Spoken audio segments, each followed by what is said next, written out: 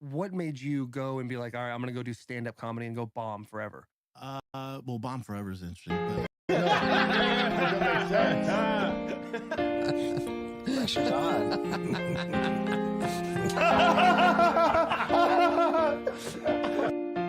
All around me are redacted faces, cancelled races, pedos and rapists, buying views and getting morning wasted, going nowhere. What are we doing here? Bush bartender used to fill my glasses. No more addies, no more baddies.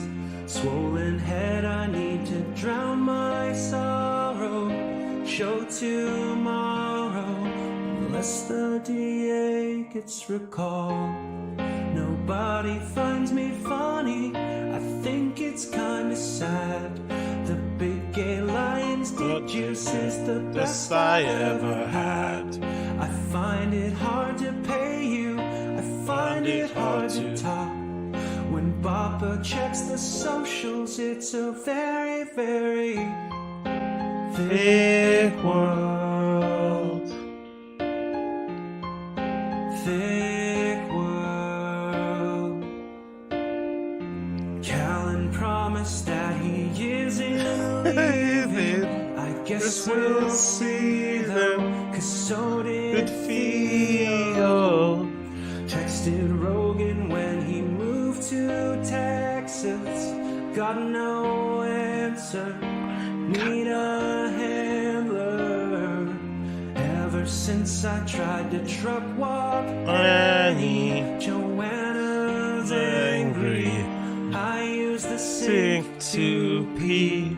Ask your girl, she'll tell you I'm a good guy. I'm a great guy. Never met me. My stand-up isn't funny. My life is kinda sad. I've ended up douching every friend I've ever had. I'm spending daddy's money. I'm killing all my fish. When Papa reads the comments, it's a very, very thick world. Thick world. Thickening your world.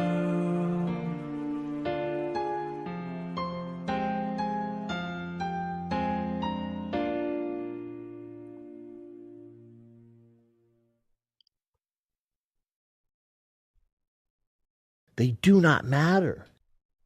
Remember that at all times. You do not matter.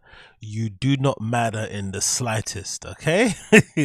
But yeah, big up everybody. Random Show episode number 95. Apologies for the lateness. You know how it is. You know how it is. We're out here hustling, moving and shaking, doing what we need to be done. But sometimes life gets the better of us. But you know what? Doesn't matter, because man's here right now. You feel me? Man's here right now.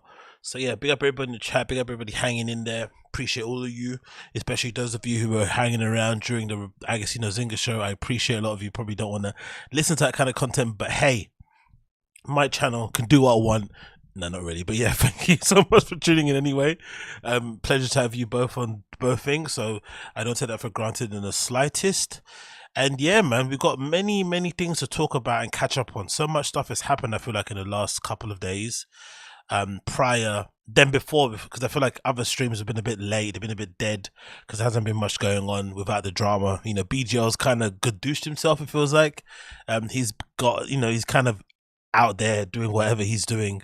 I don't really want to think about or talk about it too much, but I don't have to, if you don't mind. Hopefully some of you aren't upset about that, but I try my best not to speak about that guy because he just repulses me in every way possible. I think there's parts of his personality, because I think in general, when you don't like somebody as a person, it's usually because they've got something about them that you probably fear you might have in yourself. And there's probably sides of me that are very conceited, that are probably a little bit delusional, that I probably maybe see in him that I may have in myself that I kind of keep in check. So when I see him often, it's sort of like a reminder of like, oh my God, man, that could easily be me. Like I could easily be that redacted guy. I could easily be that, 45-year-old social media manager. Do you know what I mean? Like I can't. I just cannot. So you just have to kind of keep it at a distance. So as long as BGO isn't involved too tough with what's going on, and I don't have to talk about him, then I'll gladly not talk about the guy. But apart from BGO drama, it's been a bit quiet. I feel like everyone's been in their best behavior. Maybe because of the Joe Rogan opening of his comedy club. Is that a stretch to say that? I feel like ever since Joe Rogan's comedy club opened up, everyone's kind of been a bit chill. Everyone's going in their best behavior. It's not been as much drama.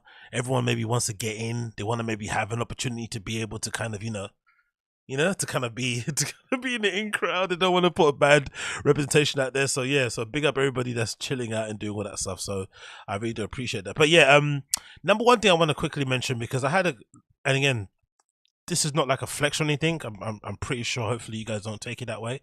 But it's been pretty nice to see people reaching out in general, and saying, hey man, I enjoy the show, enjoy what you do and whatnot via the DMs or via emails or whatnot. It's been quite nice to see that. But it's been interesting in the last, I feel like, few weeks. I've had way more way more girls reaching out to me and basically saying, hey, I enjoy the show, catch it sometimes here and there, and it's been fun. And it's been really surprising. I'm not gonna lie, it's kind of surprising because a lot of the stuff I talk about is really kind of like niche-y, like a little bit tismy, we're all a bit on the tism spectrum, right? But you would imagine it kind of would attract the same people that watch Flipping Fire and the Kid, which would be like 18 to 45-year-old dudes who got like tattoos, who drink liquid death, who unironically listen to Nickelback and shit, the type of guys, right? You'd imagine the type of guys like Brenda who basically lie about being on a diet all the time. They lie about what they bench, those type of dudes. But when you hear like random, like well-adjusted looking women saying, hey, I actually enjoy the show, it's like, interesting. So it's either the show is good or it's more so to do with the comedians and the fact that they have a really wide kind of base of people that are fans of it and people that don't like them and want to laugh at them a bit, and they come to this show. So who knows? Either way, big up every single one of you. I appreciate you guys who have contacted me. It's a pleasure. Try not to focus on that and just focus on the flipping work and smash out the flipping content, because that's the best part about it. But it has been quite surprising, I'm not gonna lie, over the last few weeks and stuff. I've been seeing a few more of it, and it's just nice to see that the rubbish that I speak about here, regardless of genders, regardless if you're a they, them, he, her, waha, right? It's good to see there are people there who connect with it and who like it, because I legitimately do this all for myself. I would be doing this if I had one viewer. Honestly, it's that flipping funny to me because I don't watch any other reality TV. So this is like my opportunity to kind of dabble in that sort of nonsense type of world where you're kind of laughing at people and their dumb decisions and shit. So that's been pretty decent, and I really have enjoyed it. So yeah, big up everybody. I appreciate every you guys who do reach out and say whatever you say in terms of stuff that I do here. It really doesn't. I don't take it for granted in the slightest, because there's so much content out there, so many good people doing amazing shit. If you'd spare even a minute to watch me, what I mean, I'm so appreciative of it, really, really am, because there's so much out there, and I know how kind of selfish and strict I am with my time. So I know, like, if you're definitely here, you're definitely here for for the vibes, for the bants, as per usual, for the bants. Anyway, drink check before we continue. I've got a nice little cold brew espresso that I put in here, right? Nice, going in there, and then I've also got this little thing I picked up, right? I don't know what it is about dudes. Maybe everyone's got this thing, but sometimes when I'm on a real big health kick, right, for some reason I'll be in a supermarket and I'll be browsing, and I don't know why, but these little protein drinks just jump at me. I don't know if it's like a boy thing, if it's like a bro thing, if it's like a gym thing, if it's just like a redacted thing. But whenever I'm on a health kick, these little weird protein, milky, drinky things. I never bought this in my entire life, this UFIT nonsense. But I saw it, I was like, oh yeah, man, 25 grams of protein. Yeah, I'm going to go for it. So I don't know why I got this. I just saw it on the thing and it kind of jumped. Exactly. Everyone's saying it's marketing. Yeah. It kind of got me straight away. I just came from the gym. I did a couple of good heavy deadlifts, and then here I am in a supermarket buying a fucking protein drink. Allegedly it's 25 grams, but obviously it's not. But yeah, it's also made from recycled bottle as well. But yeah, that's what I'm on at the moment. A cold brew and one of these stupid chocolate things. No added sugar, 155 calories. Like, I feel like this is the equivalent of like fat people when they drink a lot of water. You know, when you're fat and you're in denial, because I know I've been like that.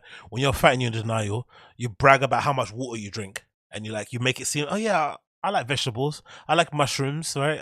That kind of shit. I feel like it's the same thing you do when if you're trying to pretend like you're working out. You start drinking these protein drinks that are basically just chocolate milk. They're basically just yoo-hoos, right? This is what they are. It's just chocolate milk. But you kid yourself thinking that this is actually good for you, and it's not. It's just chocolate milk, really. But yeah, big up marketing. Marketing works. That's the newsflash of today's show. The beginning of the show. Guess what? Marketing works. Marketing definitely works. Oh, mate, honestly. But anyway, moving on from that one. Nah. Sneaking. That's not an ad. Crash. Is he sneaking in the ads like Bill Burr? No. Don't even try that. No, that's not me. This is not ad. I wish this was an ad. If this was an ad, you'll see. This will be a full studio. You wouldn't be seeing my fucking shelves here. Do you know what I mean? This is an ad. This would be a full studio with fucking neon lights in the background, like proper streamer. This is just me buying this with my own hard-earned money, mate. £1.25. But I do remember. Do you guys remember that time Joe Rogan experience when Joe Rogan tried to, let me see if I can get a picture of it actually. Some might have uploaded it on Google, but Joe Rogan one time didn't declare that he'd had a McDonald's thing, McDonald's sponsorship.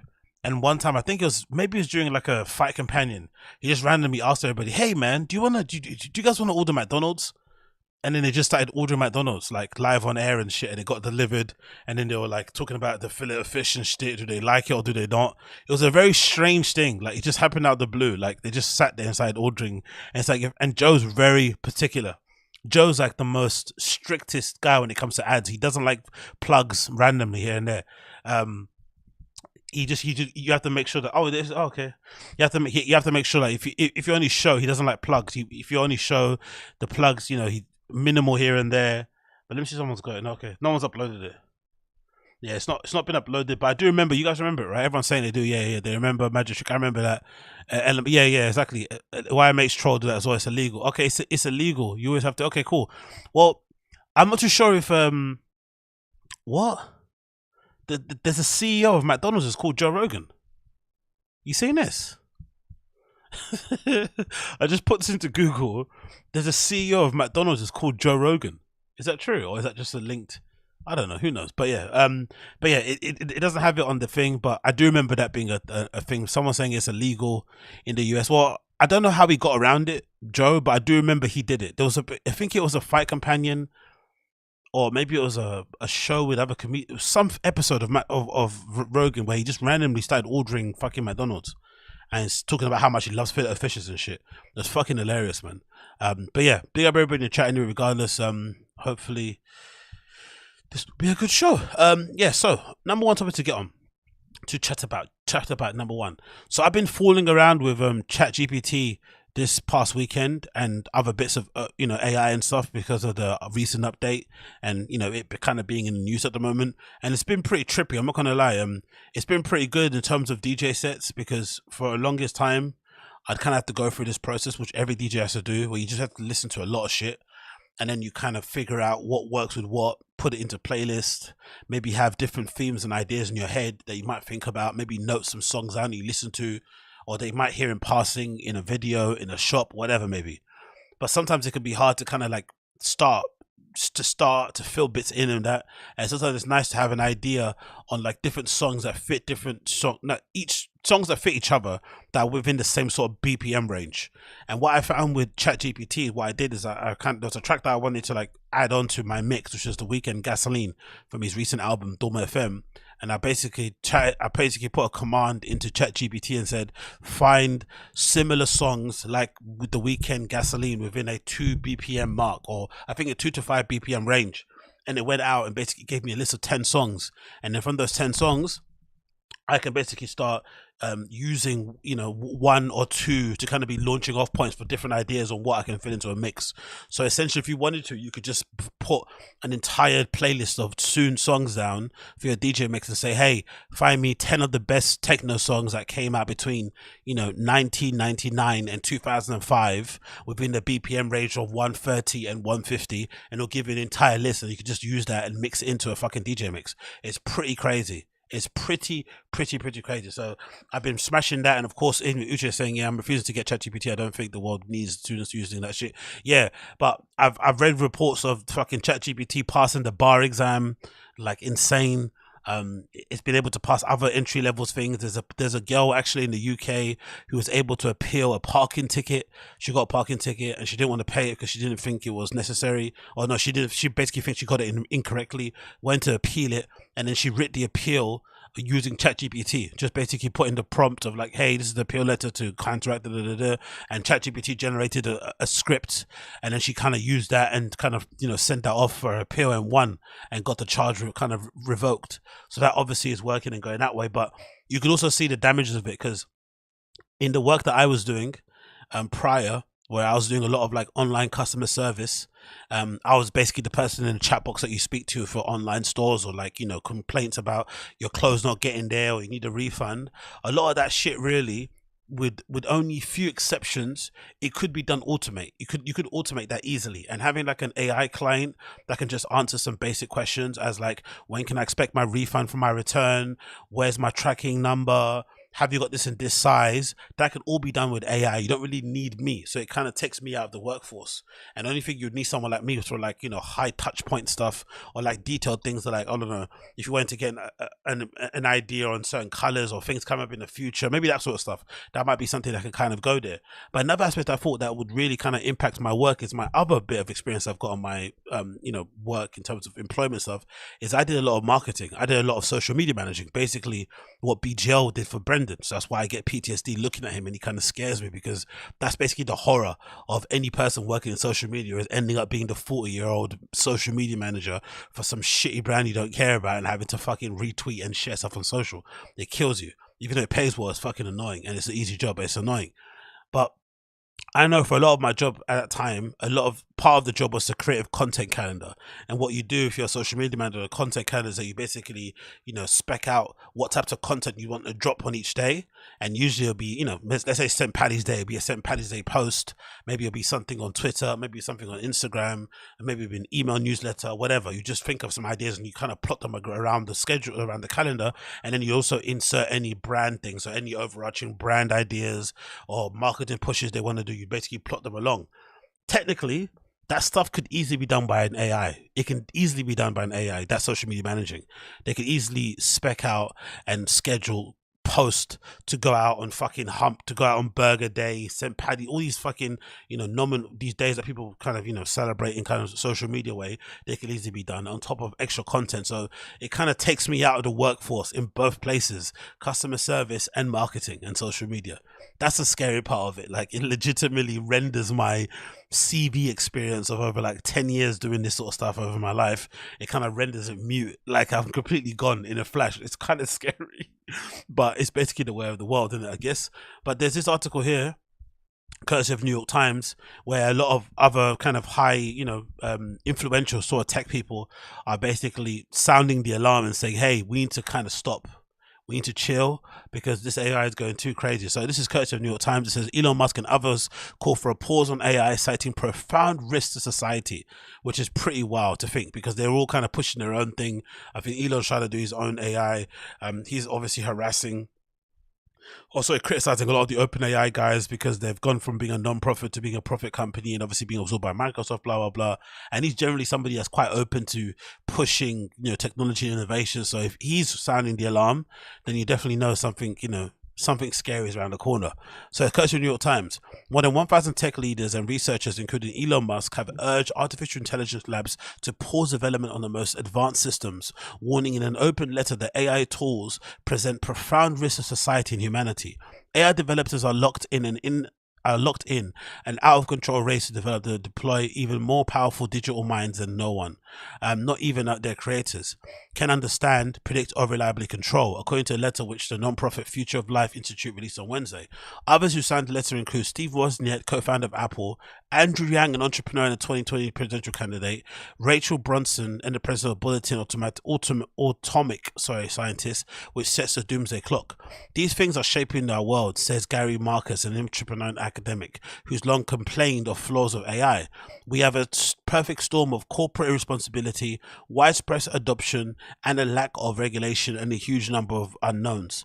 AI powers chatbots like ChatGPT, Microsoft's Bing, Google's BARD, which can perform human-like conversations, create essays, and on endless variety of topics, and perform more complex tasks like writing computer code.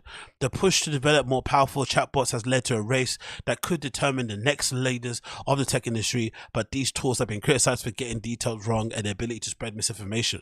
I'm just curious though, I'm sure this has been done, but I'm curious if this will also limit the amount of people who are making money on like those ebooks and doing like, you know, drop shipping. Because for some reason on my TikTok now, I barely use it and stuff, don't get me wrong, but when I go on my main feed now, I get so many people, content creators, talking about fucking drop shipping, these kind of entrepreneur hustle type bro types who talk about drop shipping and Amazon FBA and shit, and it's all the same nonsense, right? It's not that hard to kind of figure out. You don't need to buy some $50 ebook, just to spend a couple of weeks doing it and you could probably figure it out yourself. But maybe AI tools could essentially do all the work for you beforehand in terms of specking out and finding out what the best things are to buy, where to get them from, what to sell. Like it could do that pretty easily, even creating copy for the listings itself.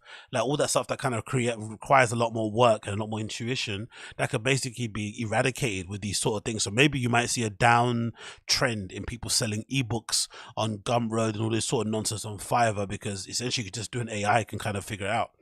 Anyway, an open letter called on the pause of the development of AI systems more powerful than GPT-4. So then GPT-4, that's the newest one. The chatbot introduced this month by a research lab, OpenAI, which MUSK co-founded. The pause would provide time to introduce to introduce shared safety protocols for AI systems. The letter said it could pause, cannot enact. Oh, let me slow down here. If such pause cannot be enacted quickly, government should step in and institute a moratorium. Development of a powerful AI system should advance only once we're confident that these effects will be positive and their risk will be manageable. It's actually quite interesting to see that they're actually caring about this stuff, because you'd think a lot of these people would just be racing to innovate and to be first so they can profit from this. So the fact that they're really worried about this probably, I would say, is more of a self-preservation thing than looking after the wider society. Like they're actually worried about their own jobs, about their own standing, as opposed to us. Something tells me, because I think a lot of us, you know, we're hardwired to look after our own personal interests. So I don't really think this is like some altruistic point that they're trying to do and we're trying to save humanity. Nah, I think they're trying to save their own jobs. Like a lot of these CFOs and CTOs are going to be rendered mute, basically, because I'm also thinking about on the back of it. I remember there was a time when I first started working into startups. When I first started working in startups, like everybody, I wanted to start my own startup, right? But I don't have any knowledge of coding or how to code in the slightest. So, you know, a lot of people would basically start a company and have one person be the ideas person and one person be the coding person. But to find that coder was just, it's just hard. There was no Fiverr. There was no, like, I don't know, platforms you can, maybe, I don't know what else you can go on, but it just didn't exist where you could just find someone to code something for you. And in your head, you think, you know, developers, you have to pay them a lot of money. So it just didn't make sense. So nowadays, if you're that person who's got loads of ideas and you want to ideate and you want to basically, you know, put out the minimal viable product out there to kind of test your assumption or your idea to see if it works and there's a need for it, you can spec out some pretty basic code on ChatGPT and kind of get it running, or whatever platform, open AI platform, and kind of get it set up without having any experience or knowledge of how to code. So you could essentially build the next Uber, the next Facebook, the next Instagram, just from an idea alone with no technical expertise whatsoever, and then kind of flesh it out as you go along. You legitimately get these one-man machines or one-woman machines who just, you know, publish and create these startups, and then just with a sole intention of kind of selling them. Like, okay, I proved this idea works, I'm going to sell it to this company. And then you just kind of keep on rolling on, just like rinse and repeat. And you can just maybe launch and sell 10 startups in a year and become a gajillionaire in a short space of time, because you just got all these amazing ideas, but you never had a chance to kind of, you know, enact them because you don't have any technical expertise. Yo. Oh, also, it made me think, what about jokes? I'm actually see that because there's a Tom Brady special where he did it with AI. I'm actually going to search that and get that up. But imagine with jokes as well. Could you do that as well with jokes?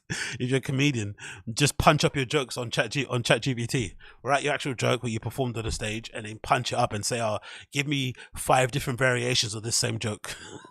Mad. Anyway, humanity can enjoy a flourishing future with AI. The letter says, having succeeded in creating powerful AI systems, we can now enjoy an AI summer in which we reap the rewards, engineer these systems for a clear benefit of all, and give society a chance to adapt. Rata, they're scared, innit? They're really worried. Give society a chance to adapt. That's how fast we're going. So on one sense with technology, I feel like, especially with smartphones, right? Most of us have a variation of these, right? Most of us have a variation of an iPhone, a phone that's kind of like this rectangular design with the touch screen that you can touch and stuff. What basic shit. And it feels like we've kind of reached a bit of a brick wall with the design of these phones. Hasn't really evolved or developed any further than this. So this is where kind of innovation has stopped. And then it feels like with AI, this endless is still going, but it's going so fast now that the tech guys are getting scared, right? They're sending out warnings like, please stop. Anyway, Sam Altman, the chief executive of OpenAI, did not sign the letter. Of course he didn't. Mr. Marcus and others believe that persuading the wider tech community to agree to a moratorium will be difficult, but swift government action is also a slim possibility because lawmakers have done little to regulate artificial intelligence. Yeah, maybe that's something that lawmakers end up doing, because you would imagine, right? You'd imagine this. If AI does end up taking over and it does end up rendering, again, imagine, myself included, it does end up kind of rendering my job experience mute. So any experience I have in marketing, any experience I have in social media, any experience I have in customer service, any experience I have in operations, it completely goes, because ChatGPT and OpenAI in general kind of take all those jobs away and automate them in some way, shape or form. That would then mean someone like myself, who's just working a regular job, would then need to have the government step in and support me in some way. They would have to kind of pick up my slack in some way, shape or form, or kind of give me the ability to make a living, because I can't make a living in that way anymore because technology has kind of rendered me mute. Then what? Because I can't exactly, because that whole term about learn to code, we can't learn to code anymore because there's, you know what I mean, these things have taken over our ability to kind of code and become, you know, actually viable in the job marketplace. So it does throw up a lot of interesting suggestions and solutions. So maybe governments will step in, because most governments especially won't want to pay, you know, people money not to work and shit, or to kind of make up that slack. They don't want to do that. They'd rather, you know, rather enact some laws that kind of halt the development and innovation of these things, which again, you'd think is very Russia-like. Right? If the government does step in and say, hey, AI is becoming too advanced, we need to rein it in, it's very totalitarian. It's very big brotherish. It's very much like Russia. People complain about Russia and say there's no innovation coming out of Russia because of how it's set up over there. But this is giving North Korea if they end up doing it. If governments around the world end up halting the development of AI because they're scared of the wide impact of society and they don't do anything else in between, it's a little bit spooky. So it makes you seem, you know, is Putin really that bad of a guy, really? Who knows? But yeah, what people saying in the chat here, the government's wild for allowing the purchase with no oversight and allowing it to become about maintenance of shad. What people saying here, no bros, coding is still valuable. Yeah, of course, no, coding is still valuable for sure, but over time it will become less and less valuable. It will become like all things. The top coders in the world will still always be in demand, but entry-level type shit, I don't know what that means, entry-level coding, but there is an entry-level, I'm sure, that will become mute because you can just have it done by artificial intelligence. What people are saying here, I don't want to be stuck on Earth forever, says Natasha Ski. Yeah, I want to get on that plane, mate. Fly me on that flipping fly me on that fucking SpaceX rocket, mate. Get me to Mars. Let me start on there.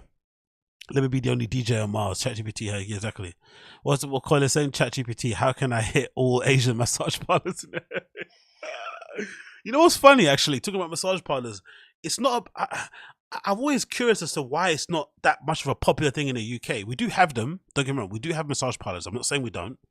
We do have massage parlors, but massage parlor culture isn't as popular as I would imagine it would be here, because I don't know. Part of me thinks if we don't really have strip club culture in the UK. They do exist, but they don't, not in the same way we have it in America. And I'm always curious as to why massage parlors never really kicked off here. I don't know why that is, because that's the kind of feels like it's the kind of easier way to kind of do it, you know, to kind of do that shady business. I'm not really too sure why it didn't kick off. It just hasn't really taken off. But yeah, we do have some massage parlor, but not as many you have in the States. You have a whole map, because I remember I did my Googles. There's a map that exists. There's a site that has like a map that you can kind of find local fucking massage parlors in your area and shit, and they use code words for places that allow you to, you know, get fucking tugs and whatnot. It's kind of hilarious, to be fair. But anyway, bring up the massage parlor mandem. Anyway, moving on from that, we got this again, courtesy of Twitter Daily News, regarding the removal of the verifications, which has been pretty funny to watch. All of these platforms, all of these publications, all of these celebrities really throwing their toys out of the pram because they won't be getting a free verification anymore. It's kind of interesting to see these people. Like, maybe it's a sign that to stay rich. I think LeBron James said it, like, he's kind of tight. Like, the actual wealthy don't spend frivolously on shit like this. Like, they don't have a Netflix. You know what I mean? They kind of like watch their money in like a really tight way, more so than you'd think them being rich. You think because they're rich, they'd be a bit more, you know, loose with throwing the odd $7-8 here and there. But maybe the fact that they are so strict about how they spend their money on the small things, that's why they basically stay rich.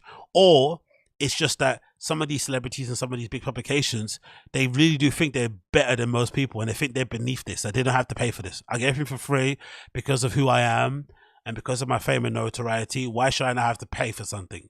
They just don't understand that concept. It's really been interesting to see in real time, because Twitter especially, I feel like you see way more people who are like in the sort of like, what do you call it? The man hustle. I don't know what it is. There's a lot of these guys who work out a lot, who post pictures of like Switzerland and all these places where they don't have much immigration. They like talking about fucking, you know, movies with lots of white guys in. I don't know, this weird accounts on Twitter that exist, right? And they all seem to be verified. They'll have like, you know, 100 followers or some shit. Whereas for some, yeah, I'm saying, so those guys have signed up to Twitter Blue. Those are the ones that seem to be like way the ones who like to sign up to Twitter Blue. Whereas the actual people who you meet, who you think to be celebrities and famous people, have kind of gone against it. Maybe because it's not cool, they don't want to look desperate, but I don't really know why that is. It's really strange why that is, why that's become a thing. But anyway, regardless, from going on today onwards, or no, from April 1st onwards, and we're obviously seeing that the Twitter verification has been removed for a lot of people. And also now what it does is that when you go on someone people's accounts, if it hasn't been removed yet, it has this thing when you click on the blue badge. It says this account is verified because it's subscribed to Twitter Blue or it's a legacy verified account. So there's no way to tell if somebody's been verified because they pay their $7, $8, $11, or because they're an old school verified account. And of course everyone's kind of getting crazy, and again, you know, this meme is basically gone now.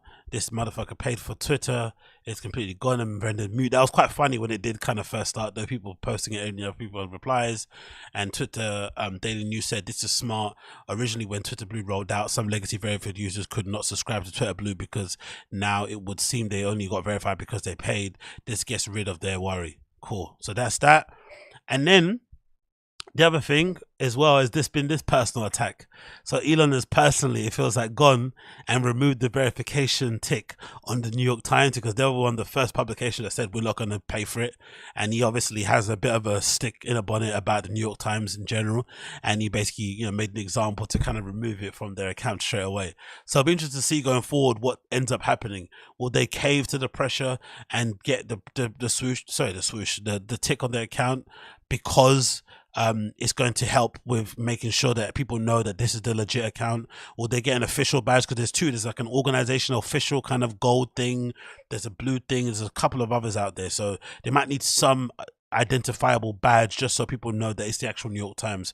Or will it matter? Maybe it's a different world we live in now where verification badges become mute. I'm not really too sure, but the Elon thing's be interesting to see, because Elon's clearly gone on a bit of a mad one, because the Twitter algorithm also got released, and this guy called Matt Binder said as follows: Twitter's algorithm specifically tracking tweet metrics for 4 groups: power users, Republicans, Democrats, and Elon Musk. right? So they basically, you know, opened up the algorithm. People can kind of check in and see what tweets get pumped through the algorithm, why they don't, this and that. And people basically able to decipher that one of the 4 metrics or groups that they measured the algorithms from were power users, Republicans, Democrats, and Elon Musk. And then the other tweet is a hilarious one. This is the one. So Mitt Binder said as follows: Elon was he jumped onto Twitter Spaces, Elon Musk, when he released the when he kind of released the algorithm, right, back end of it, and he went on Twitter Spaces to talk about it, and he said as follows. This is Matt Binder.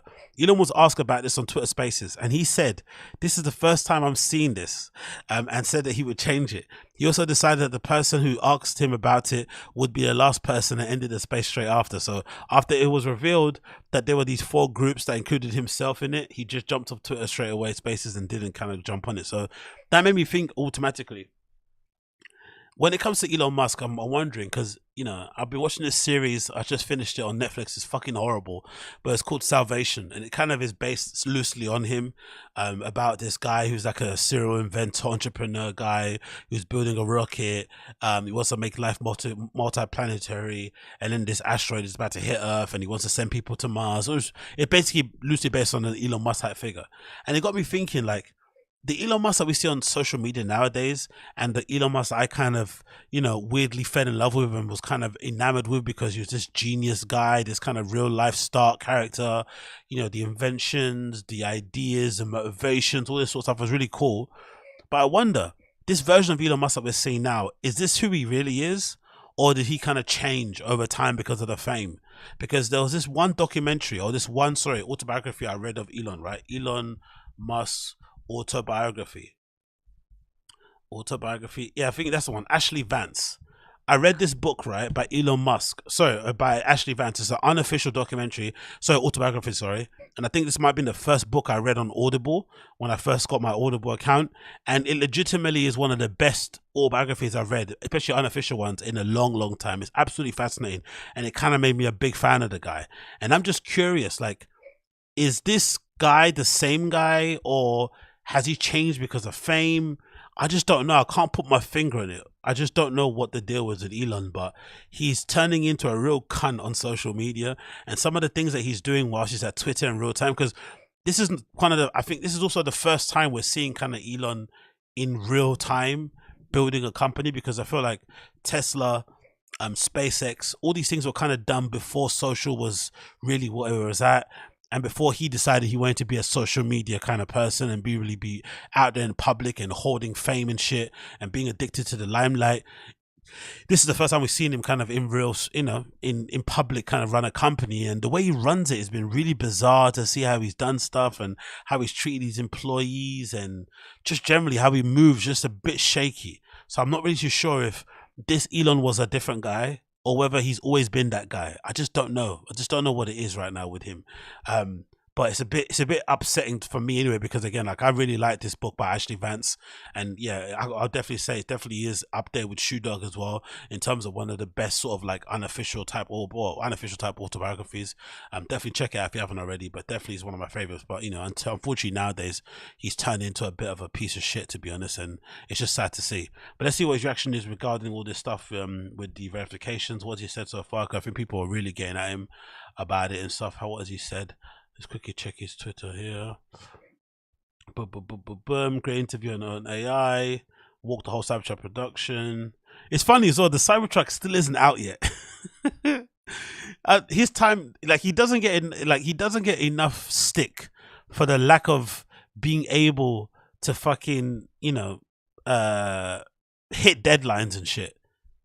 After all that fanfare, all those pre-orders, all the leaks, all the test drives and shit, we still don't have Cybertrucks out there in the public, like in people's hands and shit, the ones I pre-ordered. Like, fucking hell, it takes so long, innit? The real, so here, look what he said about the New York Times. The real challenge of the New York Times is that the propaganda isn't even interesting. Also, their feed is Twitter equivalent of diarrhea. It's unreadable. They would have far more real followers if they only posted their top articles. Same applies for all publications. Jesus Christ.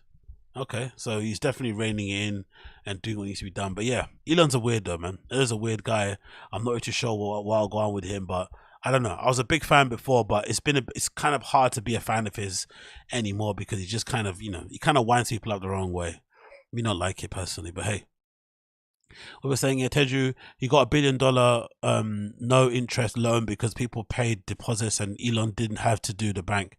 Yeah, man, I'm here for Vegas stupid loop.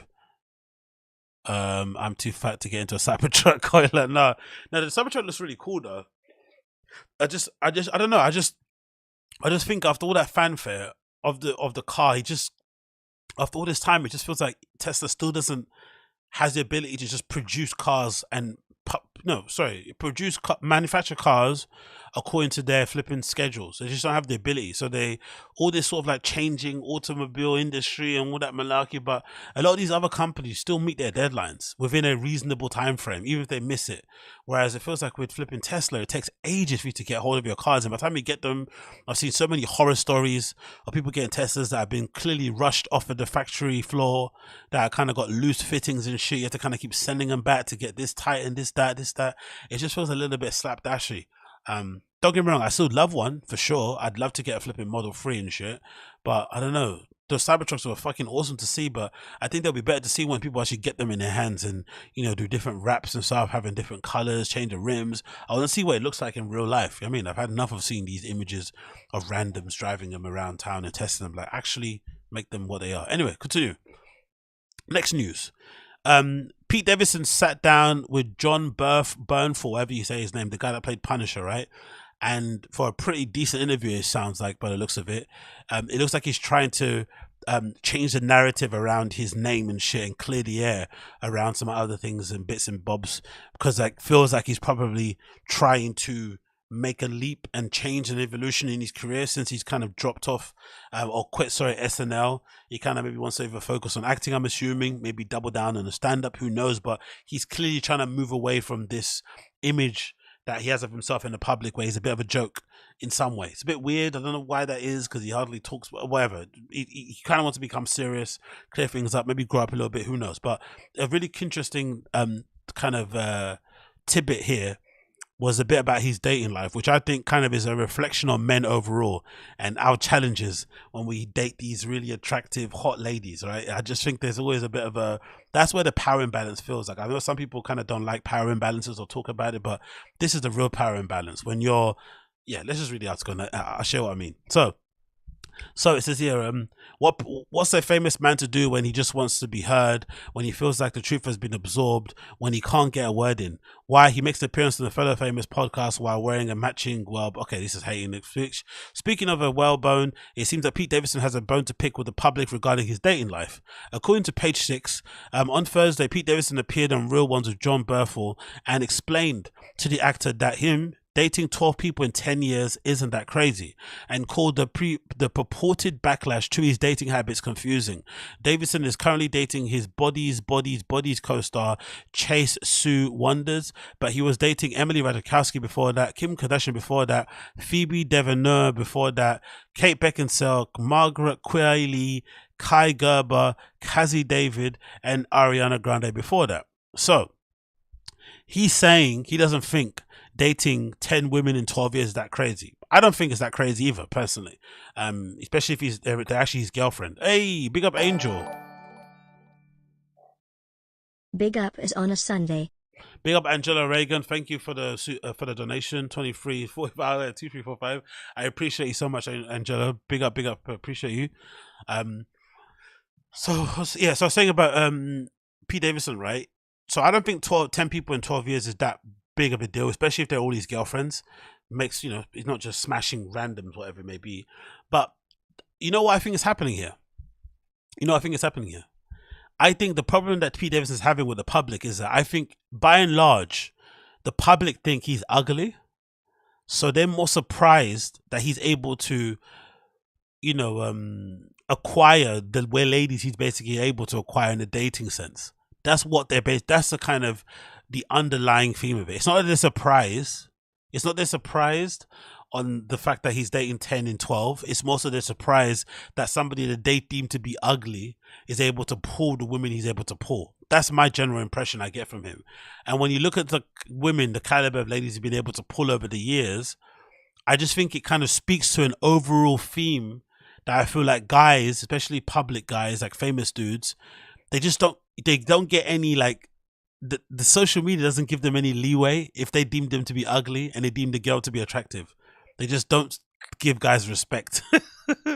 And you're always reminded that you're the ugly boyfriend going at the really hot, you know, celebrity, woman, singer, actor, whatever it may be. And God forgive you if the internet thinks you're ugly and then you end up cheating on the really hot woman who everyone kind of likes. You're gonna get blasted. You're gonna get ruined online. People hate it on social. I don't know why it is, but people hate it. So all these ladies that he dated over the years, I don't know who this girl is, Carly Aquinlo, Katy David, who I'm assuming is Larry David's daughter, probably, right? Ariana Grande. Like, I think every single fan of these ladies thought Pete Davidson didn't deserve the ladies that he's with. Kate Beckinsale, like, all, like, he can pull flipping winners, that's for sure, if you're into this type of lady, of course. Maybe not black ones. He does look like he's a fan of the black women, but hey, it is what it is. And not the Asians either. But anyway, Margaret Qualley, he looks like here. Another woman, Kai Gerber. Olivia O'Brien, I don't know who that is. Phoebe Divino. Kim Kardashian, of course. Emily Ratajkowski. Chase Sue Wonders. Yeah, cool. But I think that's basically the problem he's having. People just don't give respect to ugly dudes who are able to pull baddies. And I think a good example of it is this currently going on social media. Look at them disrespecting Dua Lipa's new boyfriend. So Dua Lipa's allegedly dating this guy. I don't know what his name is. What's his name? Let's see if we get it here. I think his name is here somewhere. Filmmaker Romain Gavras. Yeah, but look at the picture they used of him when they look at the picture they used. They use this picture of the dude. He's probably lovely. He's probably got good bands, really creative, inspiring dude. Probably sparks all her imaginations, digs her out when needs to be done, and just kind of makes her happy. But look at the flipping picture they use of the guy. No respect, right? No respect. So I think that's the issue. Like, men who people deem to be ugly just don't get the respect for pulling baddies. But if it's the other way around, if it's a fat, tubby, ugly-looking lady going out of a real dime piece of a man, everyone's like, oh yeah, she deserves that. Yes, queen, slay. But when it's a dude who the internet thinks is ugly, yo, they remind you at all points. Look at the pictures they're using of this guy. Look at the pictures they're using of him. They're using all these horrible pictures that make him look disgusting and really average. But yeah, they're using all the glamour pictures of flipping Dua Lipa, right? There they are at a gallery somewhere, do a scene with their boyfriend. What are the comments saying about this as well? They're probably ripping him to pieces as well, I'd assume. Look, see? Laughing face emoji. Hey, big up that Indian dude. Remember the Africa is a country moment from Schaub. Yeah, exactly. Yeah, the Africa. Yeah, exactly. Of course, the Africa, of course. That was a classic one. But big up the Indian dude. Appreciate you for the $5 super chat, my friend. Thank you so much. But yeah, I don't know. I've noticed this online. Again, maybe I'm just looking too much online and I need to go outside and touch grass. But I've noticed when somebody... When the internet deems a man to be ugly and they're able to pull a baddie, they don't like it. They really don't like it. Whereas in my head, I feel like these relationships are probably more common than people think. There's not that many hot people out there. That's why hot people are so in demand and so highly desired, because there's not many attractive Stonewall model looking type people in the world. So you'd imagine if you're really attractive, more likely you're going to end up dating someone fairly average looking. Just as the way of the land. And usually anyway, the more average looking you are, the more ability you have, to kind of, give birth to an absolute dime piece. So maybe that's something to kind of consider. But yeah, more respect to Pete, more respect to flipping Romain, who's dating flipping Dua Lipa. Ugly dudes needs to keep winning too. Let's continue a bit on the article as well. It says here, Pete Davidson says in the interview, I'm not on Instagram, I'm not on social media, I'm not like flexing, what I mean, the 29-year-old said, clarifying, at work and wasn't in anyone's DMs. Though he doesn't find his love life interesting, Davidson said it was all anyone will talk about, even during Saturday Night Live. While he was still on the show in 2022, teased him for his romantic endeavors. He says the show just made fun of you, so why is the audience going to laugh at you? They just dodged you. Okay, cool. So clearly he's trying to change and develop and evolve into another part of his career. I don't know how that's gonna go. I've not watched a single bit of Pete Davidson stand up. I don't know what he's like as a comedian. Is he actually funny? He's got some good skits on SNL. I thought he was pretty decent on that, but I don't know how good he is as an actual stand up.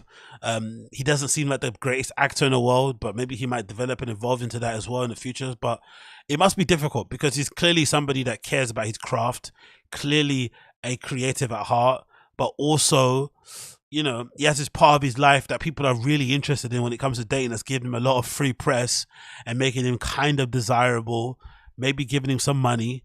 It'd be criminal to ignore it, yeah, to kind of not use it to your advantage. But I also understand if he's an actual artist, it gets annoying after a while. People only want to talk about the people that you're hooking up with, when really that's not the be and end of what you do.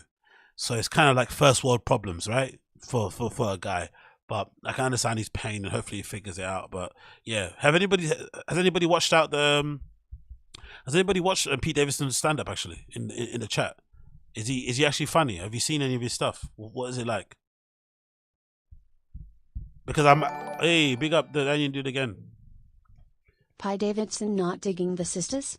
He might have one thing in common with the brothers. Sorry Agostinho for the insensitivity.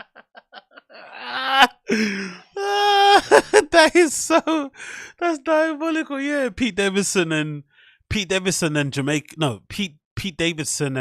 Jamaican guys have one thing in common, right? They don't like black women, right? The whiter they are, the better. No, but I just can't imagine. Big up Pete Davidson. Big up that Indian dude for the donation. I appreciate that. I just can't imagine Pete Davidson would be appealing to a lot of black women. That's the only thing I'm thinking. Like, can you imagine, for instance, can you imagine JT from the City Girls wanting to be with Pete Davidson? I think day to day, that's the thing, because I think he's really funny and obviously kind of cool to hang out with, but he's also very Caucasian. He's also very white. He's not a wigger in any way, shape, or form. I'd imagine his humor is very white.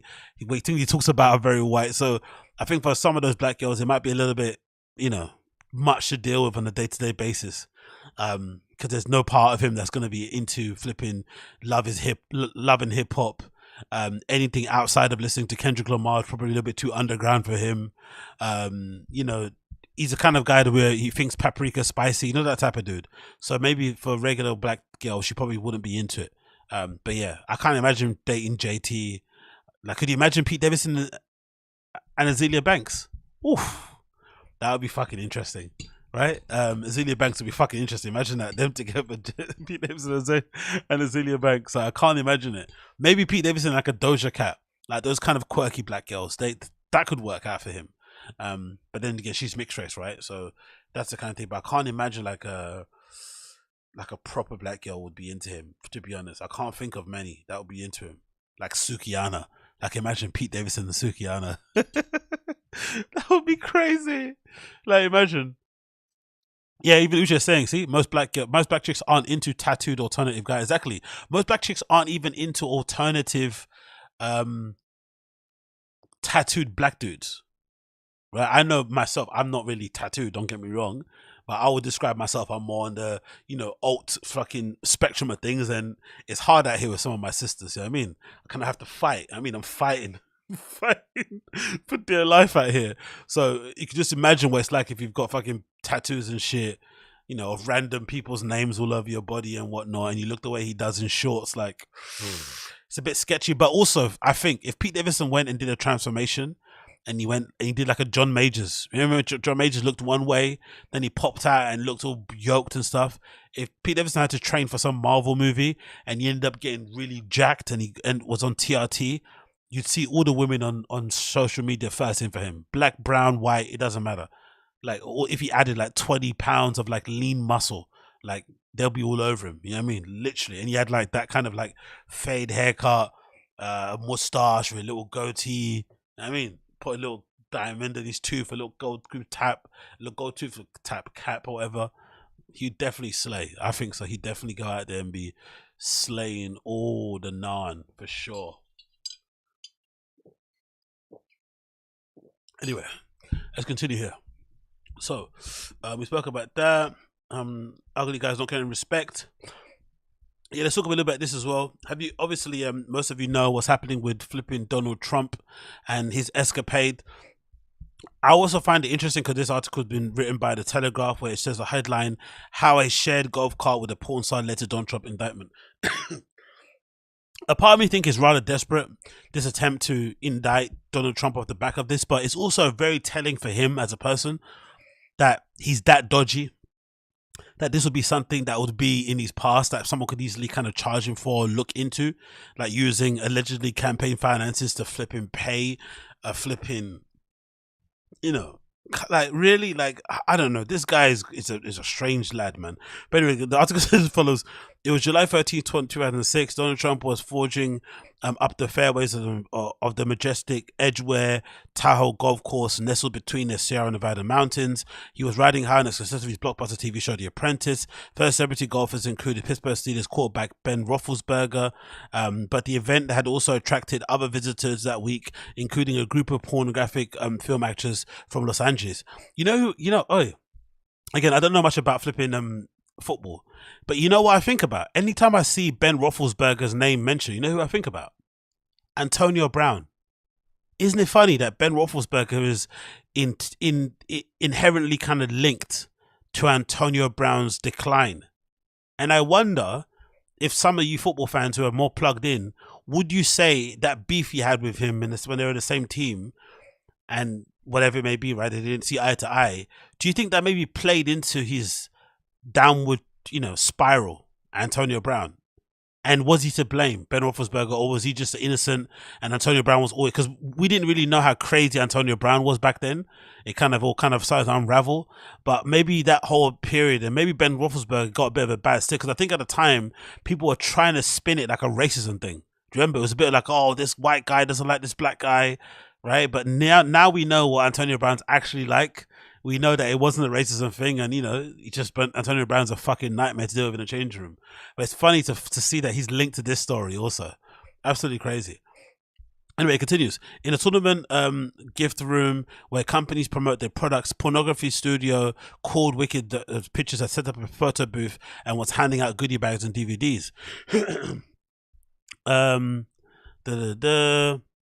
The actress included Louisiana-born Stephanie Clifford, a rising Los Angeles-based star in the porn industry who is known for a professional name Stormy Daniels. What happened over the course of the ensuing 4-day tournament is hotly disputed. Miss Clifford, at the time 27, later claimed in U.S. interviews that she had found herself riding in a golf cart, smashing with Donald Trump before taking a photograph with him at the gift room and then going to the penthouse of the Harris Casino Hotel. In the book, she claimed Mr. Trump, dressed in black silk pajamas, was interested in how profitable her pornographic films were. And then she claimed they had sex. Miss Clifford also claimed that she later met up with Trump in the bungalow at the Beverly Hills Hotel in Los Angeles. On that occasion, they talked, watched Shark Week on television, and did not have sex. Mr. Trump has repeatedly denied ever having sex with a porn star. So Trump denies ever even smashing in the first place. That's a funny thing. He's never actually admitted to smashing.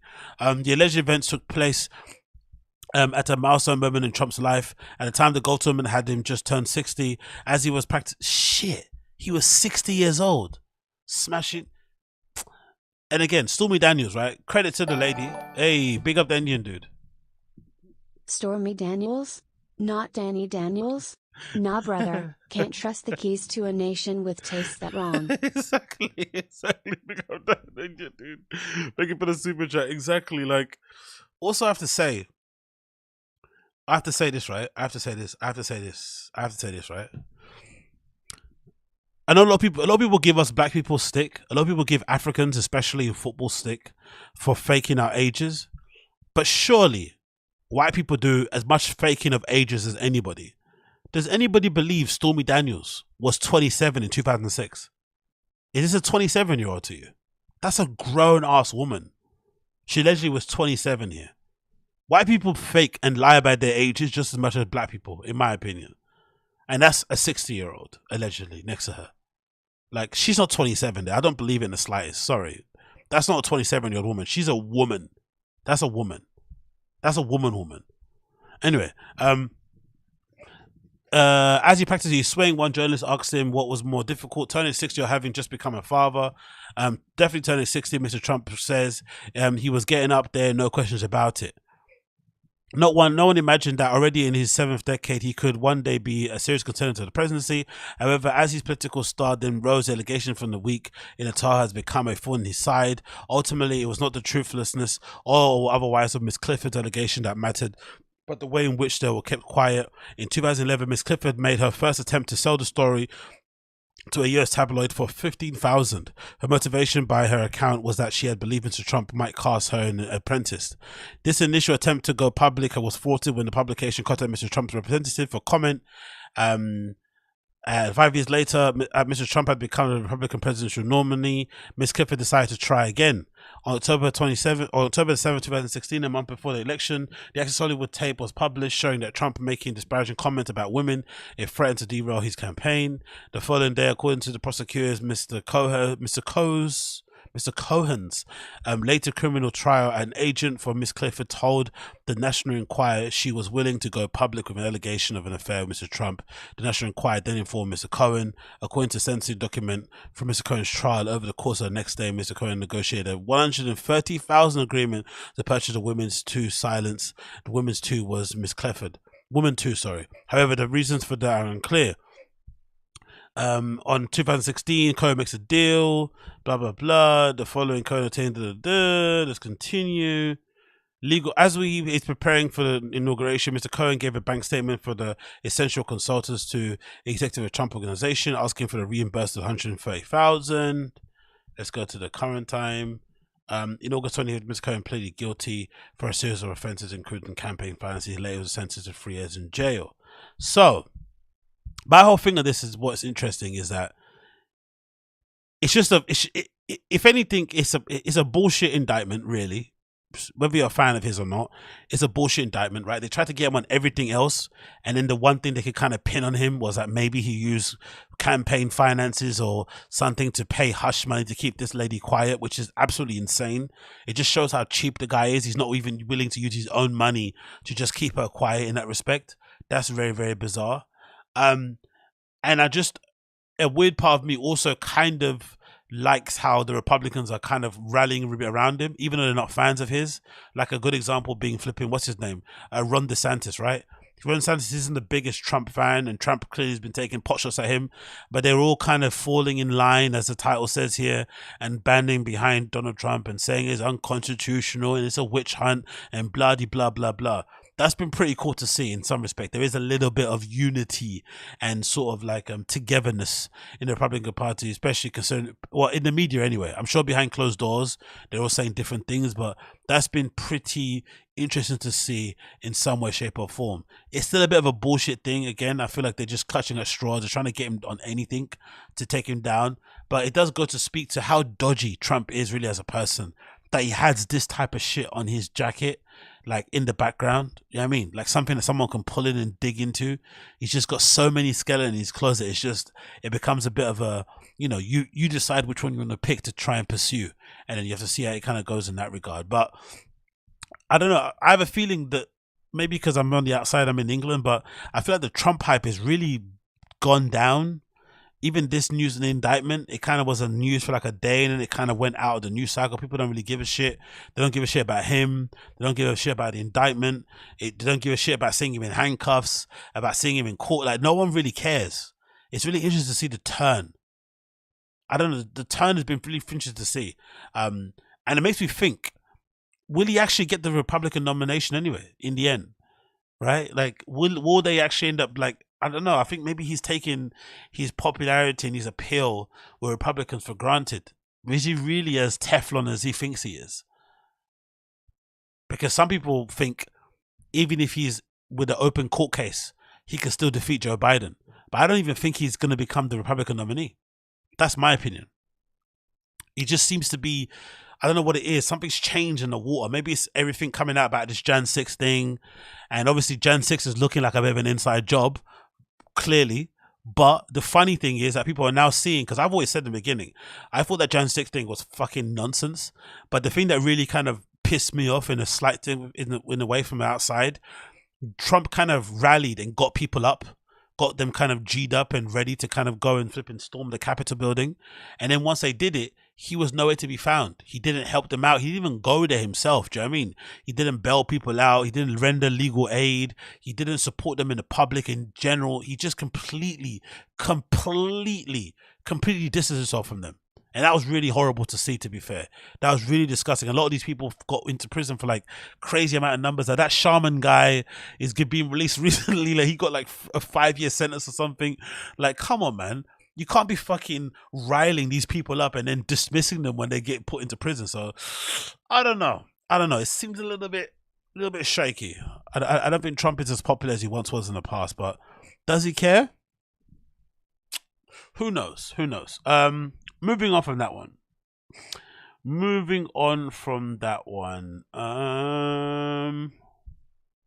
Let's talk about this quickly. So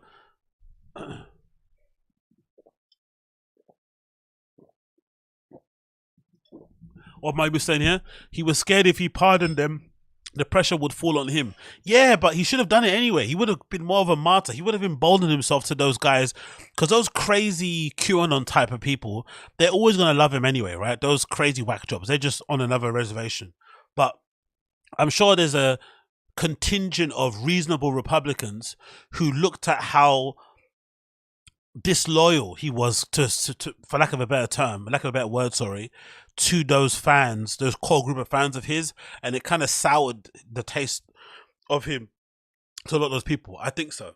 Because even myself, I wasn't necessarily the biggest fan of him. I thought he was, I thought that whole being unpresidential thing was just a little bit awful to kind of see from afar.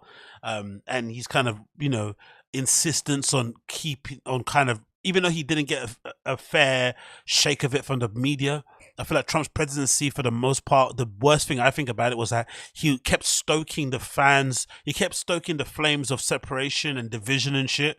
He wasn't trying to bring the country together. He kept trying to basically, any instance that he could get to kind of be like, oh, it's us against them. He kept kind of doubling down it, which I thought was awful.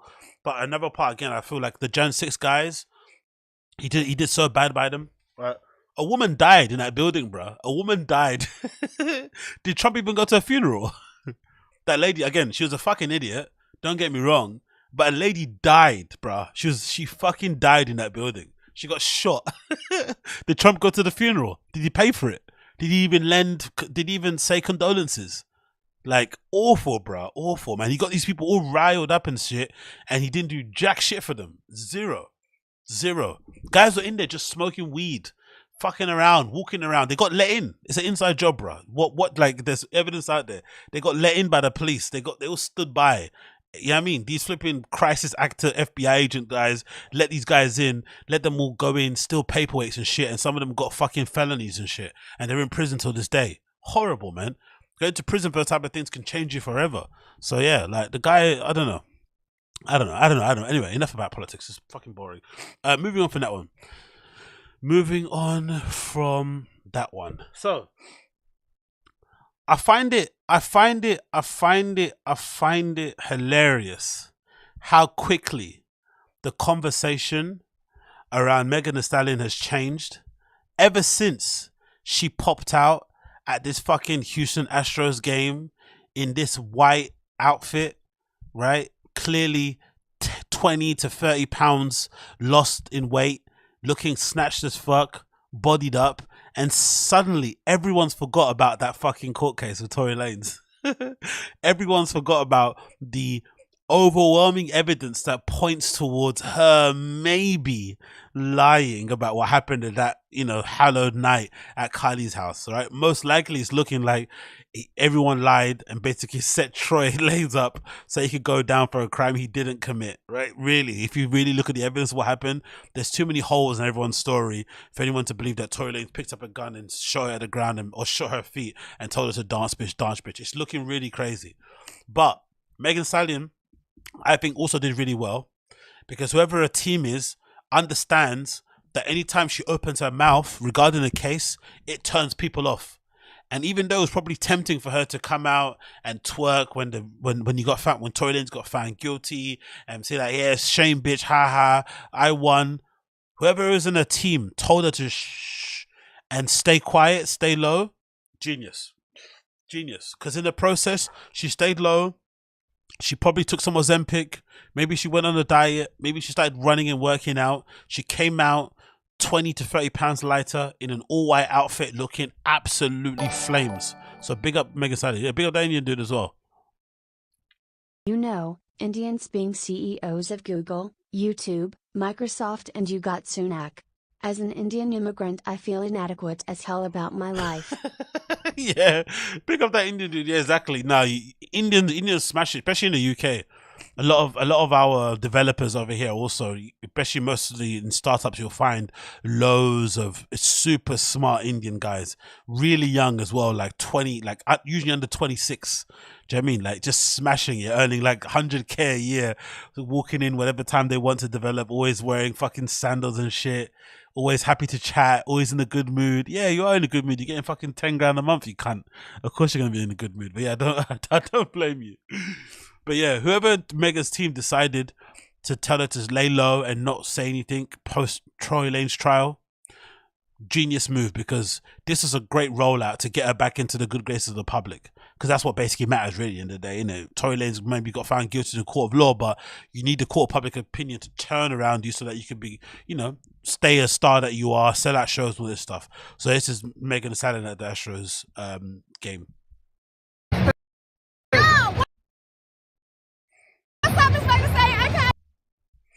That voice.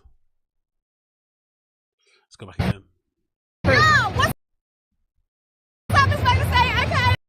Oh, come on. Stop it.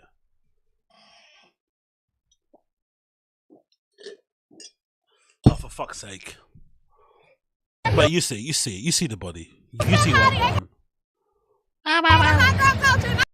Oh, God almighty. The computer's not having it today. I just threw out the first pitch at the Astros game. Was that porn buffering? Yes.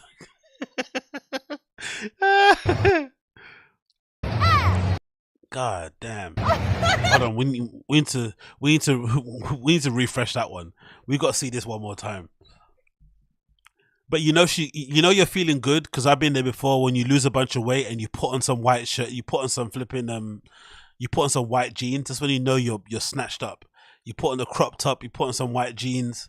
You know what I mean? That's when you know what I mean, you're looking scrumptious. So let's just refresh this again and see. And we need to hear this one more time. But yeah, her voice is fucking a nightmare, mate. Imagine her screaming to you at night. What was you say? I had no idea she sounded like that. I'm dead.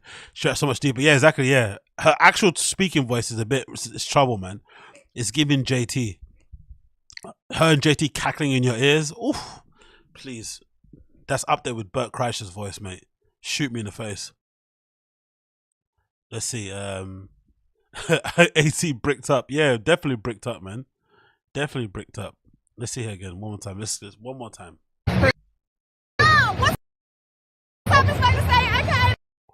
That's not having it. Anyway, you see it. You see what we're dealing with here. Even Twitter video is not able to handle. Not able to handle the flipping the hottiness. But yeah, let's just scrape across and you can see what we're dealing with here. You see Wagwan. You see what's happening here at the back when it gets to shaking. When it gets to a shaking, where is it? Somewhere around here. There we go. There we go. You see Wagwan. You see what time it is. You see what time it is. There's another video here also we can see here. The World Series trophies. She's fucking massive, isn't it? It's hard to tell with celebrities because some of the taller ones look short, but that's a big woman, isn't it? That's a big ass lady. Like, and she's wearing Air Forces, I know here, but in flats, she must be easy 6'1", 6'2". Because I'm 6'4", and I know why I look. I can, you know, you can kind of climb, you can kind of spec.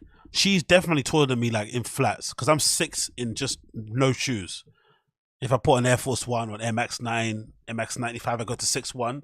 But that's a big lady, isn't it? Like, those are athlete legs, you know? That's a long ass, like, that's a fucking woman. You know what I mean? Imagine her legs wrapped around your head. Like, that is serious. Megan is not for play. Not for play in the slightest. Like, that is magnificent. And I think that's why I'm actually curious as to why or how it happened. Maybe you have to pay extra. That's probably why BBLs look so weird, because I don't think they've figured. Wait, does this make sense? Maybe this doesn't make sense. I don't think surgeons have figured out a way to make BBLs look proportionate. It just makes sense, because there is something that happens, like I know from squatting, once I start getting bigger, my legs, my thighs start getting, it's kind of, what I'm trying to say is, like, it must be difficult for a surgeon. If you're doing a BBL, you're trying to fatten up someone's bum, how do you get the thighs to match? That's the thing that's the trouble. A lot of these women, they have thighs that don't match their bum. And for the most part, usually if a girl's got a big bum, even a guy's got a big ass, usually it means their thighs are huge as well. You don't usually get one or the other. So it's kind of hard to kind of, fatten up the thigh also, I'd imagine. And I imagine a lot of girls probably don't want that. They just want the bum to be bigger. They don't want their thighs to be bigger. But you end up with this weird little like chicken legs with a big bum. But Megan just looks proportionate. I mean, everything kind of like matches in kind of stature, in kind of the frame. So I don't know. Maybe it's a thing. But yeah, she's that is a big lady. Yeah, exactly. Yeah, they look at ants. Exactly. Yeah, exactly. Jordan Ray. They look at ants. Exactly. That's a big lady. Look at that. That's a.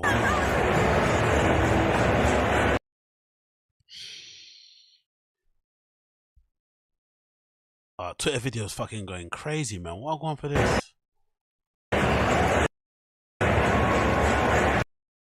Anyway, you see. Megan Thee Stallion. This fucking it's buffering like I'm on fucking 3G or some shit. But anyway, you see what I'm going. Big up Stallion, of course, doing her thing. Big up her doing her thing. Anyway, moving on. Let's get into some comedy shit. Had enough of fucking thirsting over Megan Thee Stallion right now. Let's get into some comedy shit. Let's see where I'm going with this. What can I post up on here that I want to check up on here? Oh, yeah. So about this.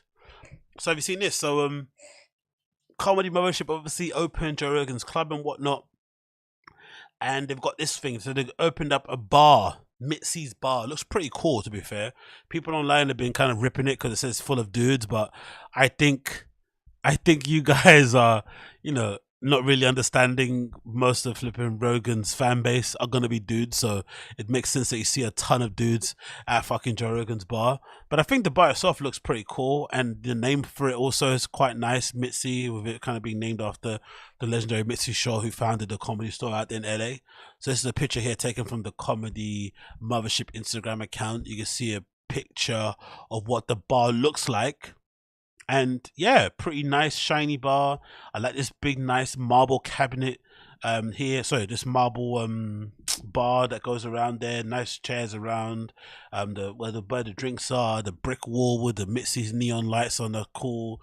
Like every comedy club, it feels like, as nice as this is, I felt this could have been a bit different. Maybe this marble too, or maybe just made it granite. But why is it every comedy club loves having like fake brick walls inside interior design? What's with that? Is that to make it seem like comedy's from the streets, like, or did the first stand-up comedian start by doing stand-up outside a brick wall? Like, what's the obsession with comedy stores and brick walls? But anyway, the neon sign's pretty decent.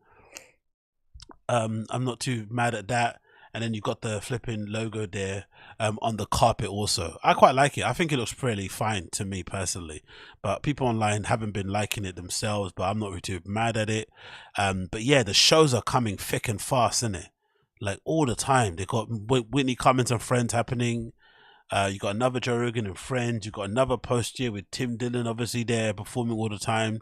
There was a time where he was complaining that Rogan was taking too long to open the club and that he moved to flipping Austin for no reason and shit. Now look at him. He's there like every fucking week, it feels like, performing. So that's probably awesome. He's probably enjoying that. It's fucking Whitney Cummings spamming her comments all the time. Look, can't wait to be there next week. There. Was she doing the other posts as well? Or am I bugging out? Oh, my chest. Okay, cool. Thank you, Uche. I appreciate you. Let me reload that. Apologies for that. Thank you. Yeah. Look at Whitney Cummings spamming. Trying to make sure people attend her flipping event. Can't wait to be there next week on one post. Next post again. Is she posted on everything, or is she trying to be funny? Look at this. Can't wait to be there again next week. Winnie Cummins is being so thirsty right now. Let's see if she did it on that poster too. Did she post it on there too? Winnie Cummins just needs to fucking relax, bruh. Oh no, she didn't put it there. Okay, cool. How about this one? Oh, she definitely put it on her own thing for sure. Did she post it on her own poster? Yeah, there she is. Fucking hell, Whitney's fucking thirsty. Relax, girl. But yeah, okay, cool. Let's see what they posted on their story.